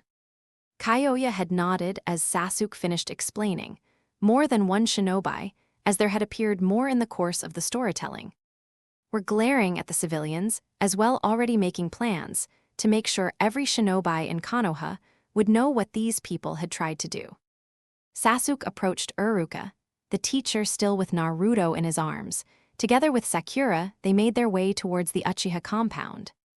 Team 10 and even Team 8, who had arrived soon after Uruka sent out the signal, became their front and rear guard, forcing everyone to step to the side.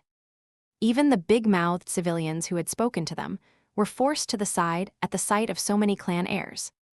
None of them could sew anything, seeing as almost all the shinobi clans were represented, with the 3 genin teams walking past them.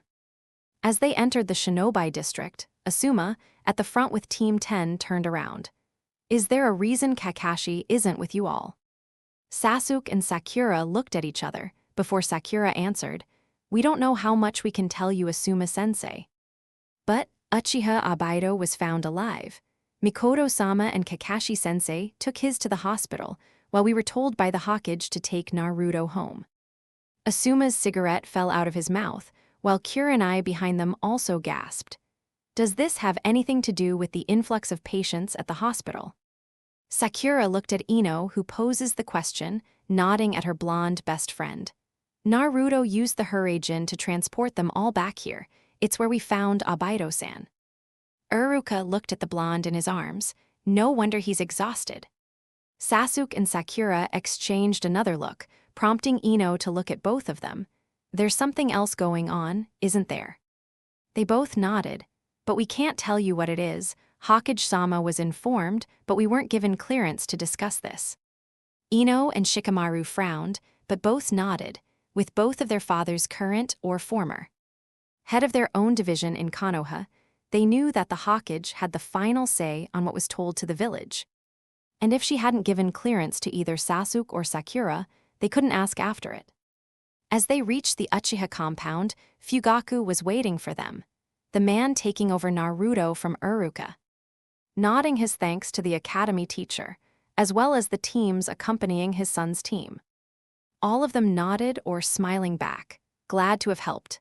Leading all the genin inside, making sure to put Naruto down to bed, he turned to his youngest son and his son's teammate. Before he could ask anything, Itachi and Shisui entered the home, eyes round in awe and impressed, no doubt by the information they received. Looking at his older brother and cousin, Sasuke tilted his head, asking silently if he could tell everything. Itachi only nodded, taking some papers out of his pocket and handing them to Fugaku, who promptly shocked as he was reading over the papers, looking at his sons, cousin, and Sakura, as if looking to see if this was some kind of joke. When none of them started giggling, he sighed, before taking out a pen and signing the papers that would declare Uchiha Obaido alive again. Seeing his wife's signature already on it, as well as the Hokage, he knew this was a legit claim. One could never be too careful. Now in peace times it wasn't such a big deal. But in war times, getting declared KIA, only to turn up later, had been a trick enemies used before to get into Konoha while they were vulnerable. He shook his head, glad to have lost family back, even if this particular cousin was closer to his wife than to him. Putting away the papers to file them with the Hokage tomorrow, he turned to the others still in the living room, one eyebrow arched up. Itachi and Shisui started with a general overview of their mission, as well as revealing that Orochimaru was back in the village after everything they found out Danzo had done. Hearing the side of the snake Sannin had Fugaku frowning, knowing how much Danzo had fucked Konoha over. The part of them getting dispatched to get Orochimaru's patients out of his hiding place, among them multiple people who Danzo had just tossed aside. As well as Obaido, but also 2 Uzumaki clansmen. The part after that, however, almost had him running towards a certain blonde's bedroom, to know what he had been though, and still choose to do this all alone, bearing Kurama. To want to save the world, but not knowing who he could trust or tell what had actually happened. He was however happy to know this now, as were his family from the looks on their faces. Glancing at all of them, they all nodded, silently agreeing to do everything they could do to help the little ball of sunshine, so his future didn't happen, so the outcome would be something totally different. They stayed up well into the night, scheming to make sure they had several plans set up for when Zetsu showed up. Itachi and Shisui, promising to relay them to the Hokage and her advisors, as well as Kakashi and Obaido. Konoha would not fall this time. They would present a strong front against a deranged spirit wanting to bring his mother back, just to bring an end to the world. The week following that revelation, Kakashi made them all stay in the village and do D-ranks, mostly to give them all a sense of normalcy after such a traumatizing few days. It was also so he could keep an eye on Obaido's process and keep visiting him. After just over a week, Kakashi finally accepted a C rank, escorting a bridge builder to Wave to keep him safe from bandits. Naruto made sure he left a clone behind with Tsunade to explain what would most likely happen if it happened like last time. Getting her permission still, they continued with the mission, Naruto making sure to let his team know what to expect. However, they never encountered a puddle in the middle of the road, nor did Zabuza come at them on the way to Wave. As a matter of fact, as soon as they entered Wave properly, everyone started to cheer at seeing Tazuna. Telling him how some people from Mist had stopped by, killed Gato, and left them a considerable amount of money enough to kick-start their economy again. Looking at Naruto, the blonde shrugged his shoulders, seemed that nothing would have to be done. So they stayed and helped with the building of the bridge, the workers getting all wide-eyed at the multiple clones running around, as well as a 12-year-old flitting to and from with an orange flash. The bridge still got dubbed the Great Naruto Bridge after the teen that had done so many of the work for them. On the way back to Konoha, Kakashi told them he planned on nominating them for the Chunin exams, which would take place 2 weeks after they returned to Konoha, and that he thought they had a fair chance at winning. These words let all of the genin preen. Naruto knew that last time Kakashi had nominated them mostly to let them see how horribly outmatched they were, and to try and make them a little humbler. Now, with them actually having a shot at winning them, they also looked forward to it. Naruto more than the others, seeing as the only one he had to fear was Zetsu should the Spectre turn up. Even if he would have back up this time. Especially if the other Jinchuriki would remember too, if he remembered correct both Gaara and Fu were in the exams, with B's team participating. With Obaido here insane, Yagura would still be Mizukage, and not under a genjutsu to murder everyone with a Kekai Genkai. This would at least give them an edge, should they need it. Chapter 32, chapter text Getting back to Konoha was a relief for all of Team 7, after the Wave mission, which they had prepared for it to become an A rank. When that didn't happen, Naruto had to admit he was a little bit disappointed. But then again, with Zabuza not in Wave, this might be the proof they needed that the other Jinchuriki did indeed remember. Or it was because Yagura wasn't under the genjutsu, and as such Zabuza never had a reason to try to commit a coup and get declared a missing nin. They were met with Obaido at the main house, a slight smile on the Uchiha's face at seeing Team 7 return. His eyes and Naruto's met, a slight smile on both of their faces. Kakashi smiled too, pressing a kiss to Obaido's cheek as they entered the house. So, did you tell them you plan on nominating them for the Chunin exams in 2 weeks? Kakashi nodded. With all the retrieval we did, as well as the D-ranks we already did, we are eligible on partaking. And with everything they have shown to be able, I don't see a reason not to. Obaido nodded. I don't know if Naruto told you, but the last time you entered them, it became the start of a downward spiral. Kakashi nodded, as did Sasuke and Sakura. Naruto had told them what had happened the last time, both on the mission and after it one night in Wave. All of them had been shocked to know what had been going on and how much Konoha had lost then. Taking a seat on the couch, Kakashi taking a seat next to him, with the genin taking a seat on the floor to look at their teacher and the older Uchiha. Obaido sighed. I told Nagato as much as I could about what had happened and what could happen still. The man wasn't all that happy to know he was in essence used in a grand scheme, but he got over it and we talked about it. With how much he can do with his Rinnegan, it would be better for him to keep the eyes. And just make sure Madara, should he be summoned, can't get to them, and use them to summon Kaguya again. Kakashi hummed, so Zetsu needs an Uchiha to summon his mother back. Naruto wiggled his hand. or an Uzumaki or a Senju would do too. He just needs someone with Asura's or Indra's bloodline, and to have that person desperate enough to believe what he tells them. To be the vessel of Kaguya, they must have her blood or that of her sons. So the fastest method is to find someone of one of the bloodlines and inject them with the other. It's the main reason Madara developed a Rinnegan to begin with. The Sharingan on itself cannot evolve into it on its own with only Uchiha blood. A hum sounded from the doorway, showing Fugaku, Mikoto, Itachi, and Shisui looking at them and listening in on the conversation. As they had been noticed, all of them took a seat with Team 7 and Abaido. So, what's the next course of action? Naruto and Abaido looked at each other. Well, we want to see how the other Jinchuriki react, if they are still the same as before. We know that they don't remember anything form before, however should they react differently. We know they retained at least some memories. Making it easier for us, should Zetsu show up. Abaido grunted. Chances are he'll try and attack during or just after the Chunin exams.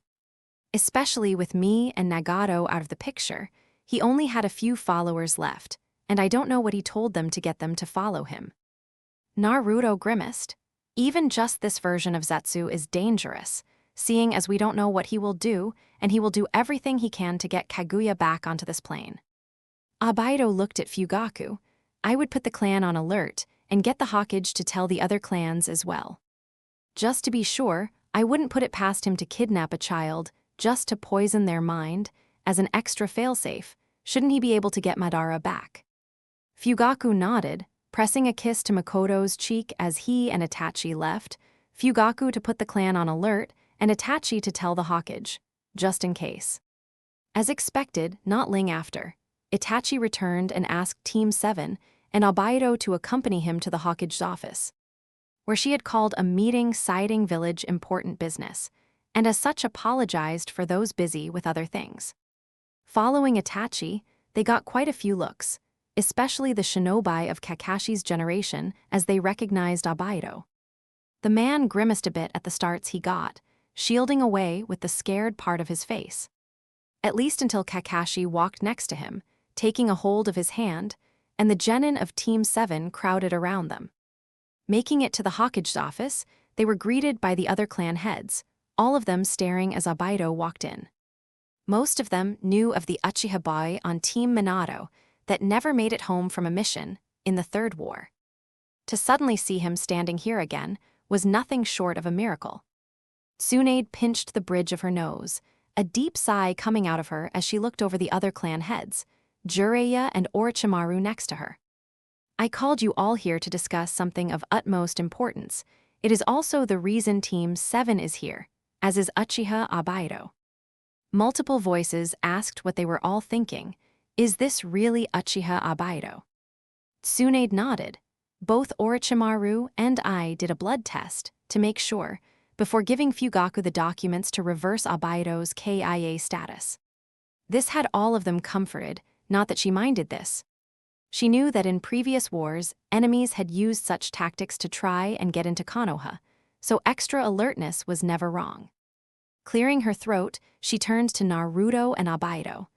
I hear you both advised to put the Uchiha clan on alert. Both nodded before turning to the Hyuga clan head. We'd advise you to do the same thing, Hyuga Dono. Looking at the Hokage, and at her nod, he nodded back, even if he was confused as to why he needed to do so. Naruto spoke. Hokage-sama, Abaido and I have a way of showing everything the things that have been told to you, as well as let anyone in on what it is that they will be seeing.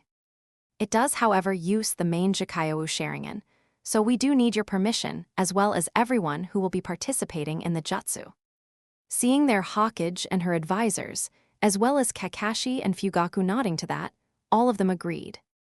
Even if they were mostly curious as to see what it was that they needed to be shown. Abaido activated his main Jikaiyu Sharingan and took a hold of Naruto's hand, casting everyone in a genjutsu kind of like the Tsukuyomi. Letting everyone caught in it see the memories Naruto got from the Sennin, as to give them the necessary information to follow from there on. Next, they showed key elements on what had happened last time. To finally conclude with the Fourth Shinobi War and what had happened to all of them, as well as the sacrifice taken by the shinobi in front of them to make sure such a thing wouldn't happen again, as Albedo let the genjutsu disperse. They could see the horror on their faces. Not that they could blame them. This was a lot to take in, especially knowing that in one possible future it did happen, and everything they knew and loved ceased to exist. Turning to Hayashi, Albedo explained, "We know that Zetsu kept an eye on the Senju and the Uchiha lines as the main lines from Indra and Asura's bloodlines. However, the Hyuga descend from their cousins, so we don't know if he might try that route with the Uchiha clan on alert and almost no one of the Senju lineage alive." The Hyuga clan head nodded after everything he had seen now. He would hate to know that his clansmen had been used in such a scheme, to bring an end to the world as they knew it. Naruto also spoke up. "Hyuga dono, this might also be a good time to abolish the caged bird seal on the branch lines. They are still Hyuga even with the seal on them, and might push them towards Zetsu, should he appear." Hayashi seemed to be contemplating this, turning to look at the blonde. "Would you be willing to help with that, Namikaze dono?" Naruto nodded, looking at Jiraiya and Orochimaru, both of them nodding, letting him know that they would help. "If you can get me an original on paper, I should have the counter seal ready before the Chunin exams." The man's white eyes widened before he looked at Jiraiya, the man nodding. He also reverse-engineered the Huraijin from that one kunai Kakashi still had, remember. Naruto here takes after his parents in terms of Fuinjutsu, and if I remember right, the caged bird seal was based on a Uzushio matrix. This had all of them remembering just what the blonde in front of them was capable of. Not only that, what him becoming anything more than a genin would mean for Konoha. Inyuzu Katsume snorted. "Well, kid, I think we can expect great things from you in these Chunin exams as well, no? Might give the other clan children a run for their money." Naruto shied away. "Not intentionally, Inyuzu Kadono. In the end, I hope for a great turnover for Konoha." This had almost all of them laughing, as it was a very Minato thing to say. The rest of the meeting was used to hash out the plans the Uchiha had already set in motion. That one evening, after the civilian uprising, as they brought a knocked-out Naruto back to their compound, Tsunade had told the other clan heads that the Uchiha had known about this already, but no plans had been put into motion yet, as they had no idea as to what to expect. With them getting to see what had happened, or what could happen, they could act accordingly. The whole of the council was in agreement to start planning already from the Chunin exams forward.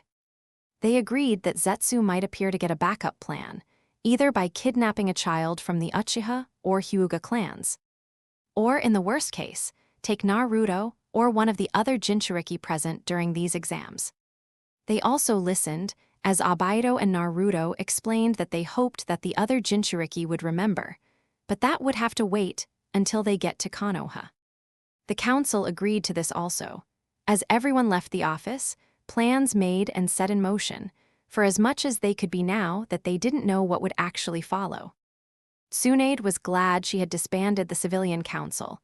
Much to their dismay, she had walked into the meeting, took one look around, scoffed and told them in no uncertain terms that the civilian council was founded to talk over the prices in the village, or the settlement of new merchants, with the possibility of them paying the village for D-ranks that needed to be done. However, they should have never been given the power they had gotten from Saru Tobai, and she had revoked it at that moment, telling them to go back to what it was they needed to be doing. Some had protested, finding it their rights to have a say in the coming and goings in Konoha. Tsunade had just stared at those that said this, scoffed, and declared that Konoha was a shinobi village, always was and always will be. Civilians were welcome, and had followed with either the shinobi part of their family or had arrived in Konoha looking for a safe place to set up their shop. If they didn't like the way Konoha was run, they were more than welcome to go look for their luck elsewhere, stating that had shut up most of them, especially those who had children and liked the safe place that was Konoha to raise those children. Even if some of them had chosen to leave, neither Tsunade nor Konoha felt their lose. With the rotten apples getting sorted out, and in the worst case banned from Konoha, She had time to concentrate on Konoha as a whole and making her better for their shinobi forces. Chapter 33, Chapter Text. The next 2 weeks were spent in village, for Team 7 at least. They took some more D ranks to keep busy, knowing that with the Chunin exams so close, a C rank mission might take too long and disqualify them.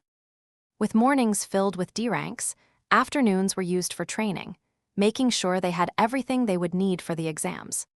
Sasuke made sure to spend an hour every day with Shisui for help with Reiten, and another with his mother for Genjutsu. Naruto spent an hour or two with Nagato and Abaido every day, once both were cleared for light sparing. Hoping that between the two, he could practice with his more Rokudo Senin-like attacks, as both of them had something similar, or at least had once. It also helped that Naruto had a much better grasp on his abilities, especially when Kurama could assist. He just needed time and practice to use those abilities with his current chakra reserves and body. Sakura, on the other hand, spent at least 2 hours a day following Shizune around, learning from the older medic Nin. Or reading up on medical jutsu, getting quizzed about it by Tsunade herself. After the first week, Tsunade had let them know that the first steps had been made, and that they had people tracking the movement of the Akatsuki. Those that were still active at least, even if it would be better to give them another name, with the founders not anywhere near the idea of the Akatsuki. Tsunade had also let Team 7 know just who had agreed to send teams to Konoha, and which cage would as such come to the village for the last round. Konoha herself would have 4 teams competing, all rather rookie teams, with Team Guy being the only one who had been active almost a year. Suna would send 2 teams, one of which consisted of the Kazekage children, and as such Gaara, the Jinchuriki of the Ikibai, Shukaku. Taki would send 1 team, which happened to be the Team Fu. The Jinchuriki of the Nanabi, Chume, was on. Kumo had agreed to send 3 teams, one of which was taught by B, the Jinchuriki of the Hachibai, Juki. Iwa declined on participating on Konoha's exams, probably still bitter about the loss Namikaze Minato had dealt to them in the last war. Kiri sent 4 teams, with the Mizukage letting her know he planned on coming down for the final round. So that would put the Jinchuriki of the Sanbai, Isabu, in Konoha. Naruto had nodded at that, happy he would see them all again, even if there was a chance that none of them would recognize him or know who he was. But he was willing to force his bonds anew, if needs be. Some evenings, Naruto had taken to talking to Abaido, sometimes accompanied by Kakashi, who almost as a rule was never far off from the Uchiha. So both of them at least had someone to talk about all the trauma both of them had been dealt with. On one such evening, Naruto had been watching Kakashi leave before turning to Abaido. "You do know you have a second chance with Kakashi-sensei, right? It won't be what you had with our Kakashi, but it would still be Kakashi." Abaido had snorted, "The same as you'd get a second chance with Sasuke." The blonde had blushed at that. There hadn't been anything there had been no time to react on any feeling there might have been. "But yeah, I'd like to try as soon as we're older." I knew what losing his family would do to Sasuke, how broken it would leave him with me making sure that didn't happen. He's a very different person. Not in a bad way even, he's still very Sasuke, but he isn't that closed off, nor is he pushing everyone away. Abaido had nodded carefully, knowing that after everything that had happened to his younger cousin, the Sasuke they had known wasn't totally sane. To heavy mental scarring making it so that he couldn't open up to others nor did he want to, even if his heart longed for it. He also knew, as did Naruto, that Sasuke, their Sasuke, did love the blonde, but didn't know how to express that. The moment he had was when Kaguya had snatched him, draining him off his chakra after dealing with Kakashi and Sakura. It had been why Naruto had been so focused on saving Sasuke and making sure that most of that mental scaring was absent. Maybe it was a bit selfish, but he would never force Sasuke into anything. Abaido chuckled before looking up at the starry sky. "I know this is a second chance at things, Naruto. But with not knowing what Zetsu might do, I don't want to lose Kakashi another time, not like this. I don't think I'd be able to overcome that." Naruto nodded at that, knowing that his love for Kakashi, even if it took him a whole long time to recognize it as such.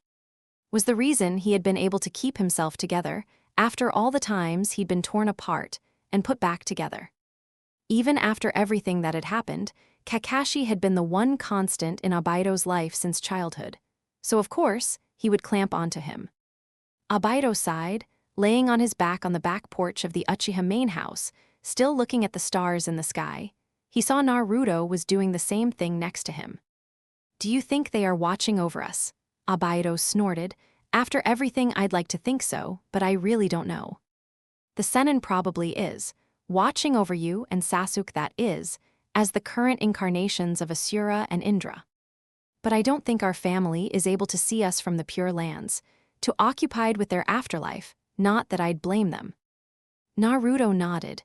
"Probably, I hope they are, they all deserve it after everything."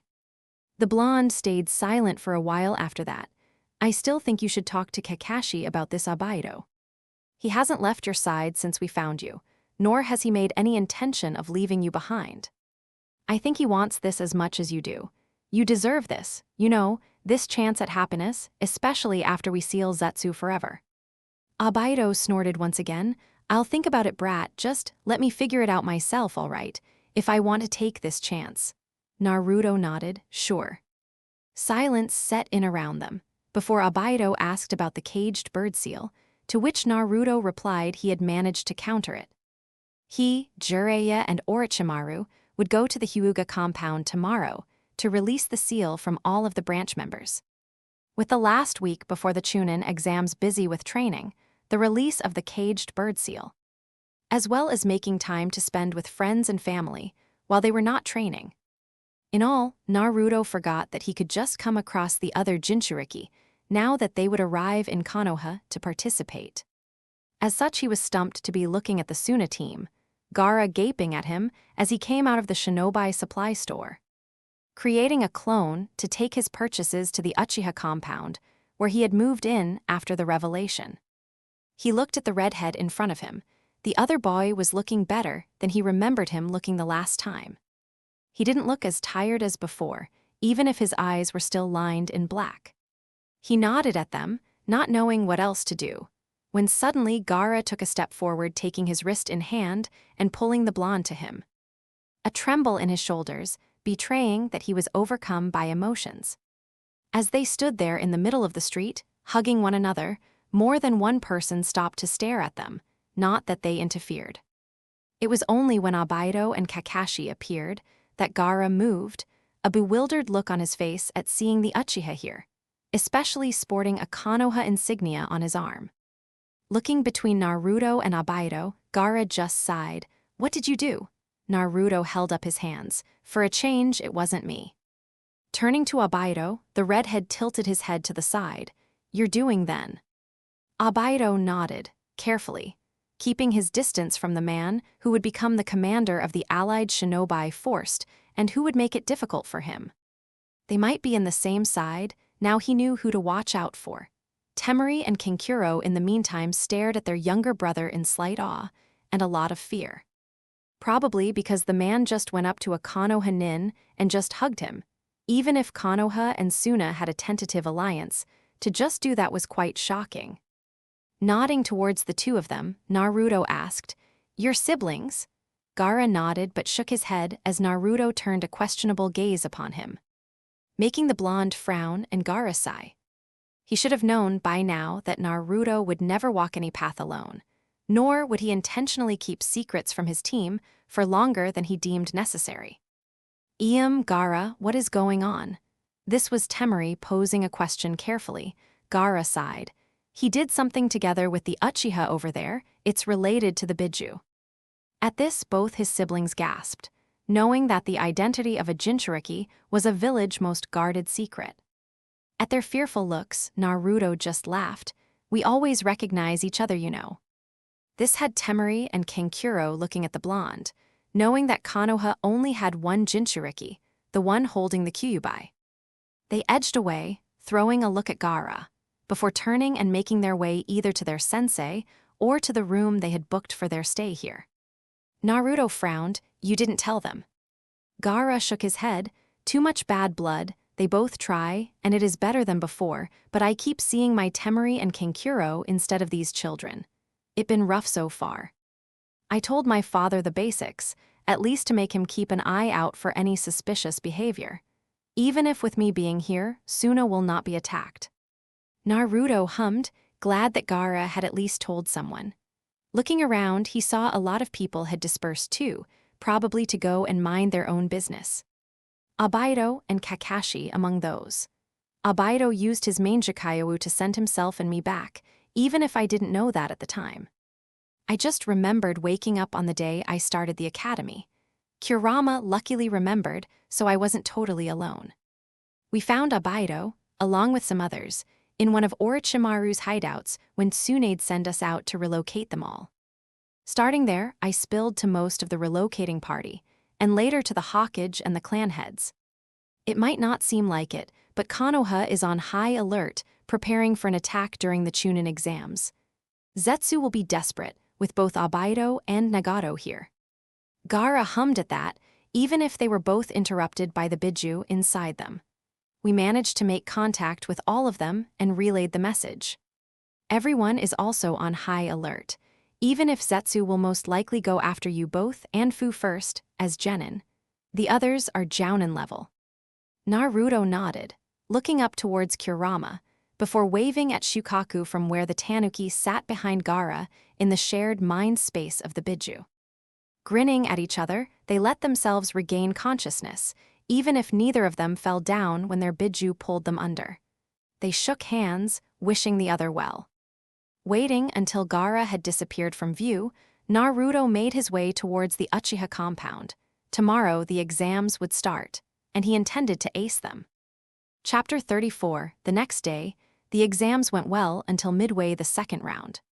The first test, as before, had been a written test, and between all three of them and Kurama, they all scored enough points to just wait it out and get through the 10th question. Once in the Forest of Death, however, it all took a turn for the worst team. 7 had entered from one of the first gates and had made their way towards the center, hoping to ambush a team that would close in on the tower and get a scroll that way. However, not 2 hours after the start, and with no teams approaching, Naruto felt Chumei's chakra appear, letting him zone in on it. Worrying his lip between his teeth, he hesitated on what to do, especially seeing as he couldn't just leave his team behind. Just as he wanted to go and help Fu, the girl in question appeared from the underbushes, cuts littering her arms and legs as she stumbled away from whatever was chasing her. Also, luckily, Gaara appeared in a sand shunshin, his siblings following close behind and closing rank with Sakura and Sasuke, even if they were scared about what they felt. As Fu approached them, they noticed the red color of her eyes instead of her own pink ones. "Chumei, what happened? Akatsuki is here. They cornered us and killed the little bug's teammates. She froze, so I took over and ran." The other 2 Jinchuriki swore, before Naruto turned to Sasuke and Temari. "You guys are the fastest if I remember. Get out of the training ground and alert the proctor that we're being attacked." Turning to Sakura and Kankuro, he pointed towards the tower. "Get in there and open your scrolls. Someone, most likely Sensei, will be there waiting for you. The 3 of us will have the most chances against the people coming next, unless a Jounin appears." Both Kankuro and Sakura looked at the 3 Jinchuriki in fear, but nodded, taking off towards the tower and entering it. Naruto nodded towards the others, hoping that by sending their fastest teammates towards the outside and alerting everyone there, and the other 2 to the tower, they should be having backup in a moment. A change in the forest ground alerted Naruto of the nearby threat. He pushed Gaara and Fu/Chumei out of the way and redirected the Futon technique aimed at them. Looking up, he could distinguish Kakuzu, Hiden, Sasori, and Deidara. Zetsu was nowhere in sight, and he didn't want to weaver his attention from the others in front of him to look for the specter. What did worry him was the absence of Kasame, because if the Kiri Nukenin turned up, that could be a problem. Next to him, Gaara and Fu closed ranks again, both having used either their wings or sand to stabilize themselves as Naruto took the attack full on. The ground on front of them distorted again, revealing Zetsu finally appearing, making Naruto wince. This would be quite the fight. If all four of them attacked, they would be able to do quite a bit of damage. With Zetsu there, however, the other four stepped out of the shadows of the trees, making Gaara and Naruto gasp at the sight of their eyes, the clear bass black. Snarking and hoping this would stall them enough, Naruto said, "What? Needed help from dead guys to capture us?" Zetsu's creepy laugh sounded through the trees, so the Jinchuriki do no more than they let on. Grinning with way too many teeth at the teens in front of him, he added, "After Abaido, Nagato and Konan deflected, I didn't have any choice in killing them. Who know what lies had been whispered in their ears. I needed men to help me capture all of you, to have enough chakra to resurrect her." All three Jinchuriki took a step back when they realized how desperate Zetsu was, as well as fearful to discover just who had been used in the Edo Tensei, whose body had given life to the Akatsuki members.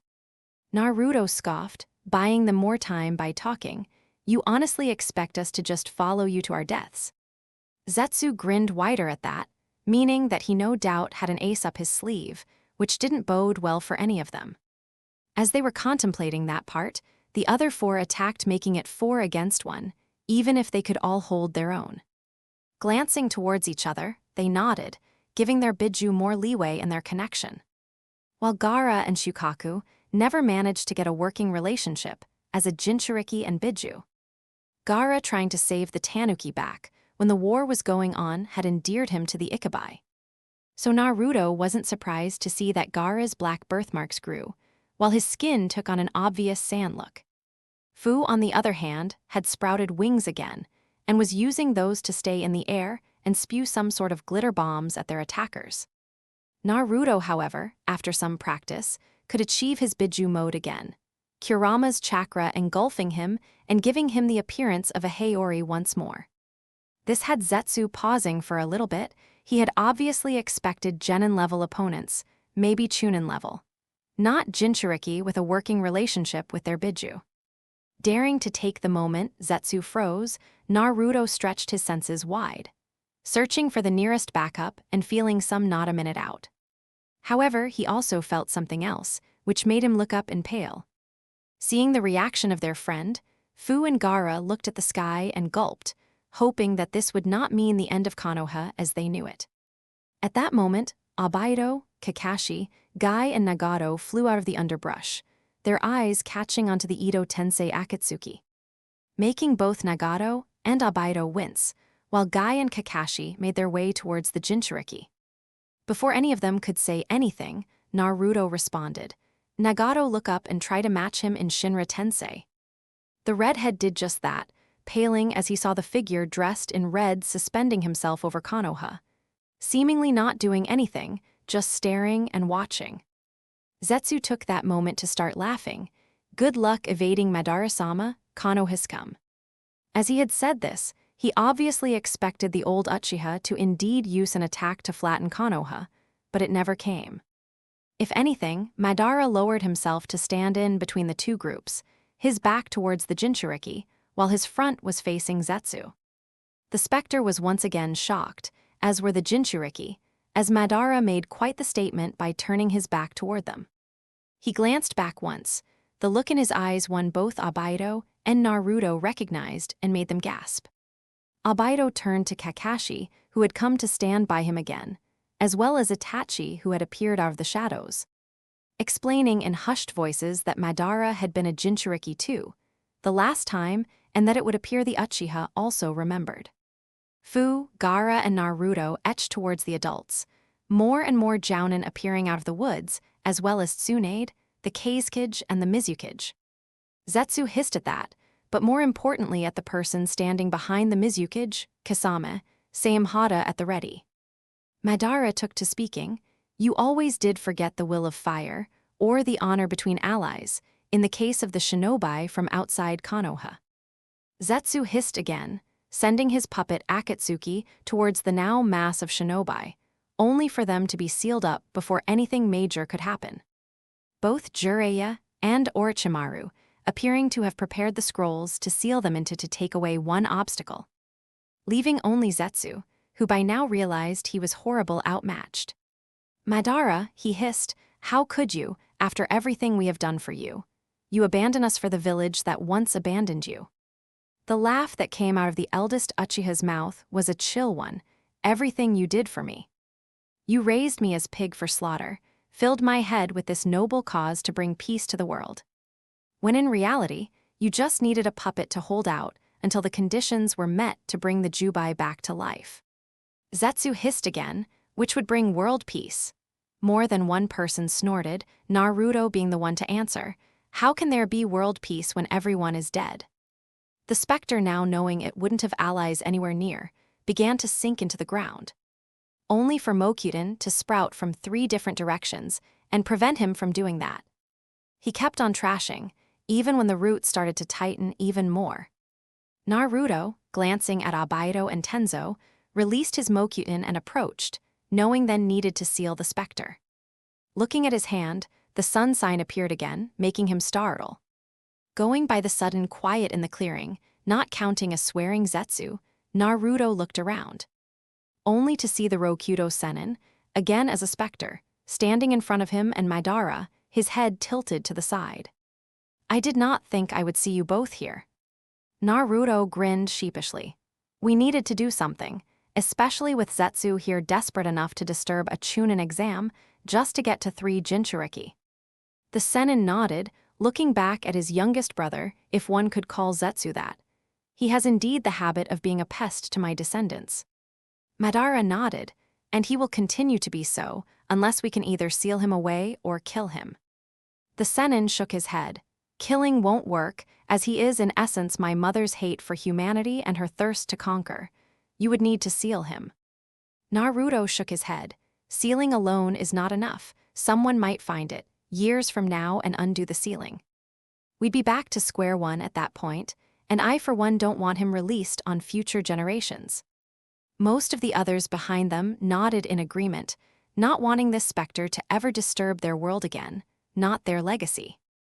The Sennin hummed, holding his hand out to Madara, making Naruto choke but nod. Madara, confused, put his hand to the Sennin's and pulled it back to reveal the moon symbol once on Sasuke's palm.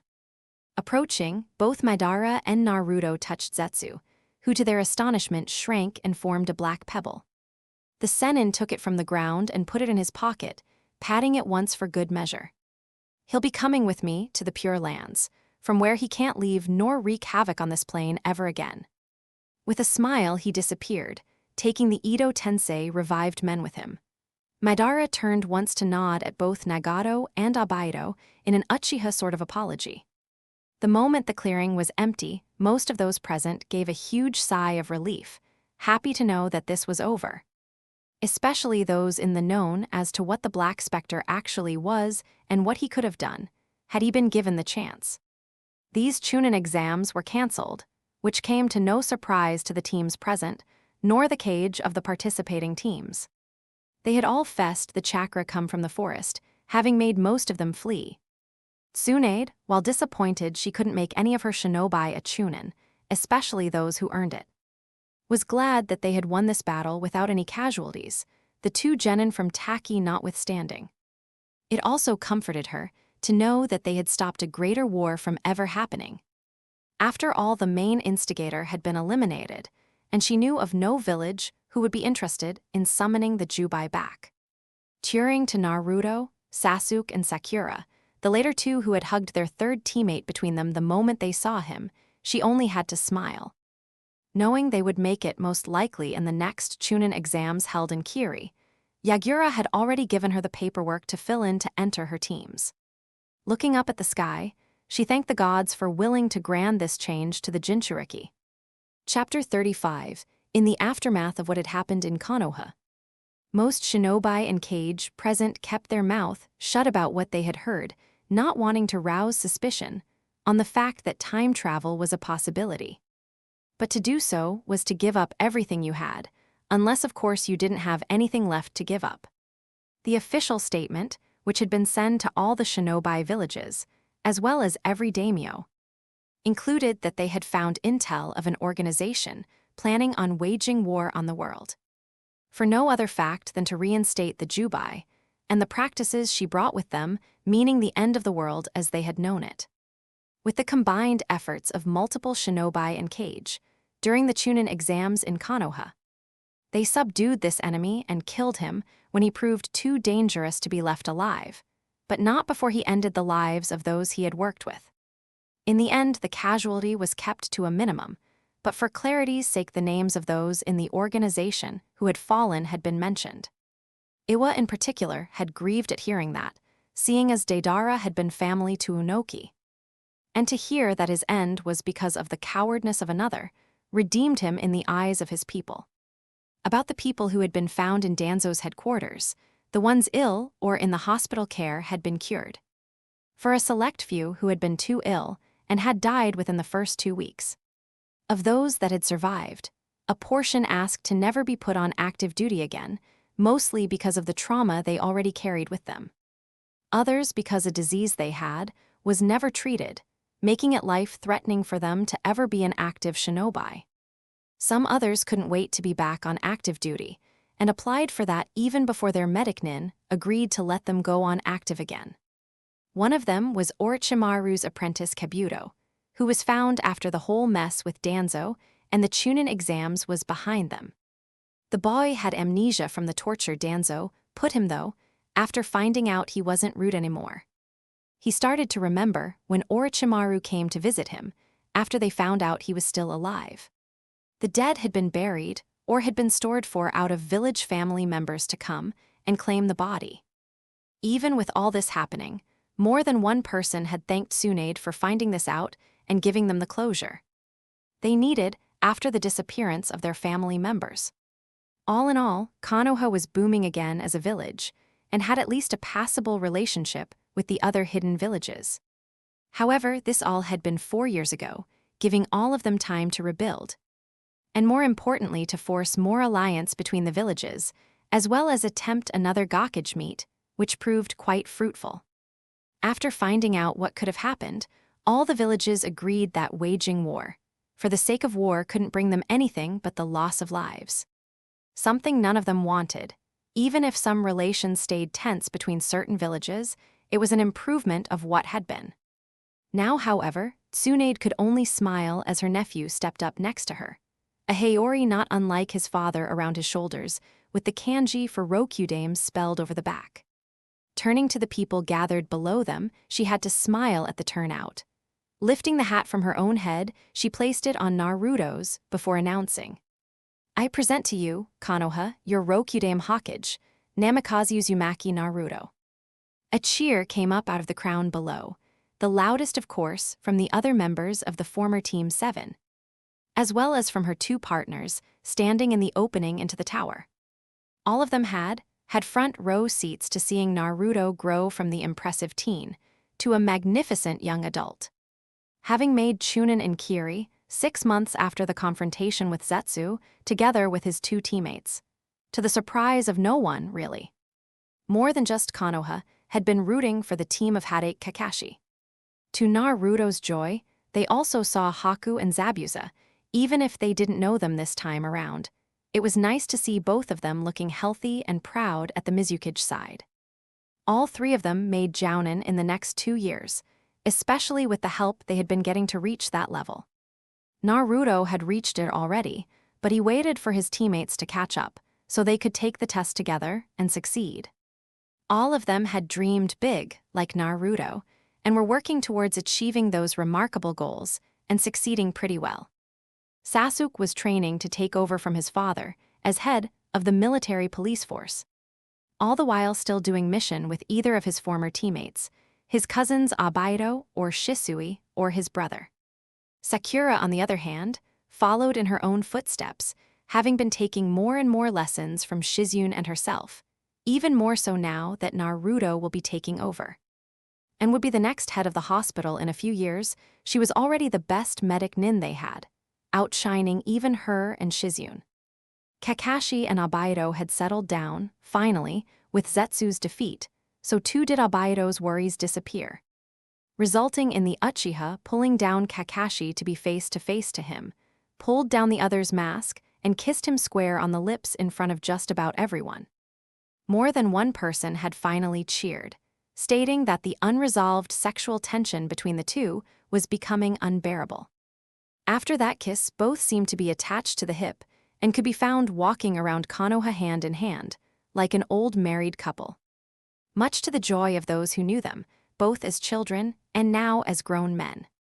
Abaito became one of the best intel gatherers they had, with his kamui, and made use of that ability until he started to get blind in that eye. Naruto fixed it for them, but he got put on a desk job after that, as without an eternal Manjikayawu, the blindness would keep on returning. Kakashi, while never accepted back into Anbu, became his lover's left hand during his intel gathering days and retired to a desk job at the police force when Abaito did.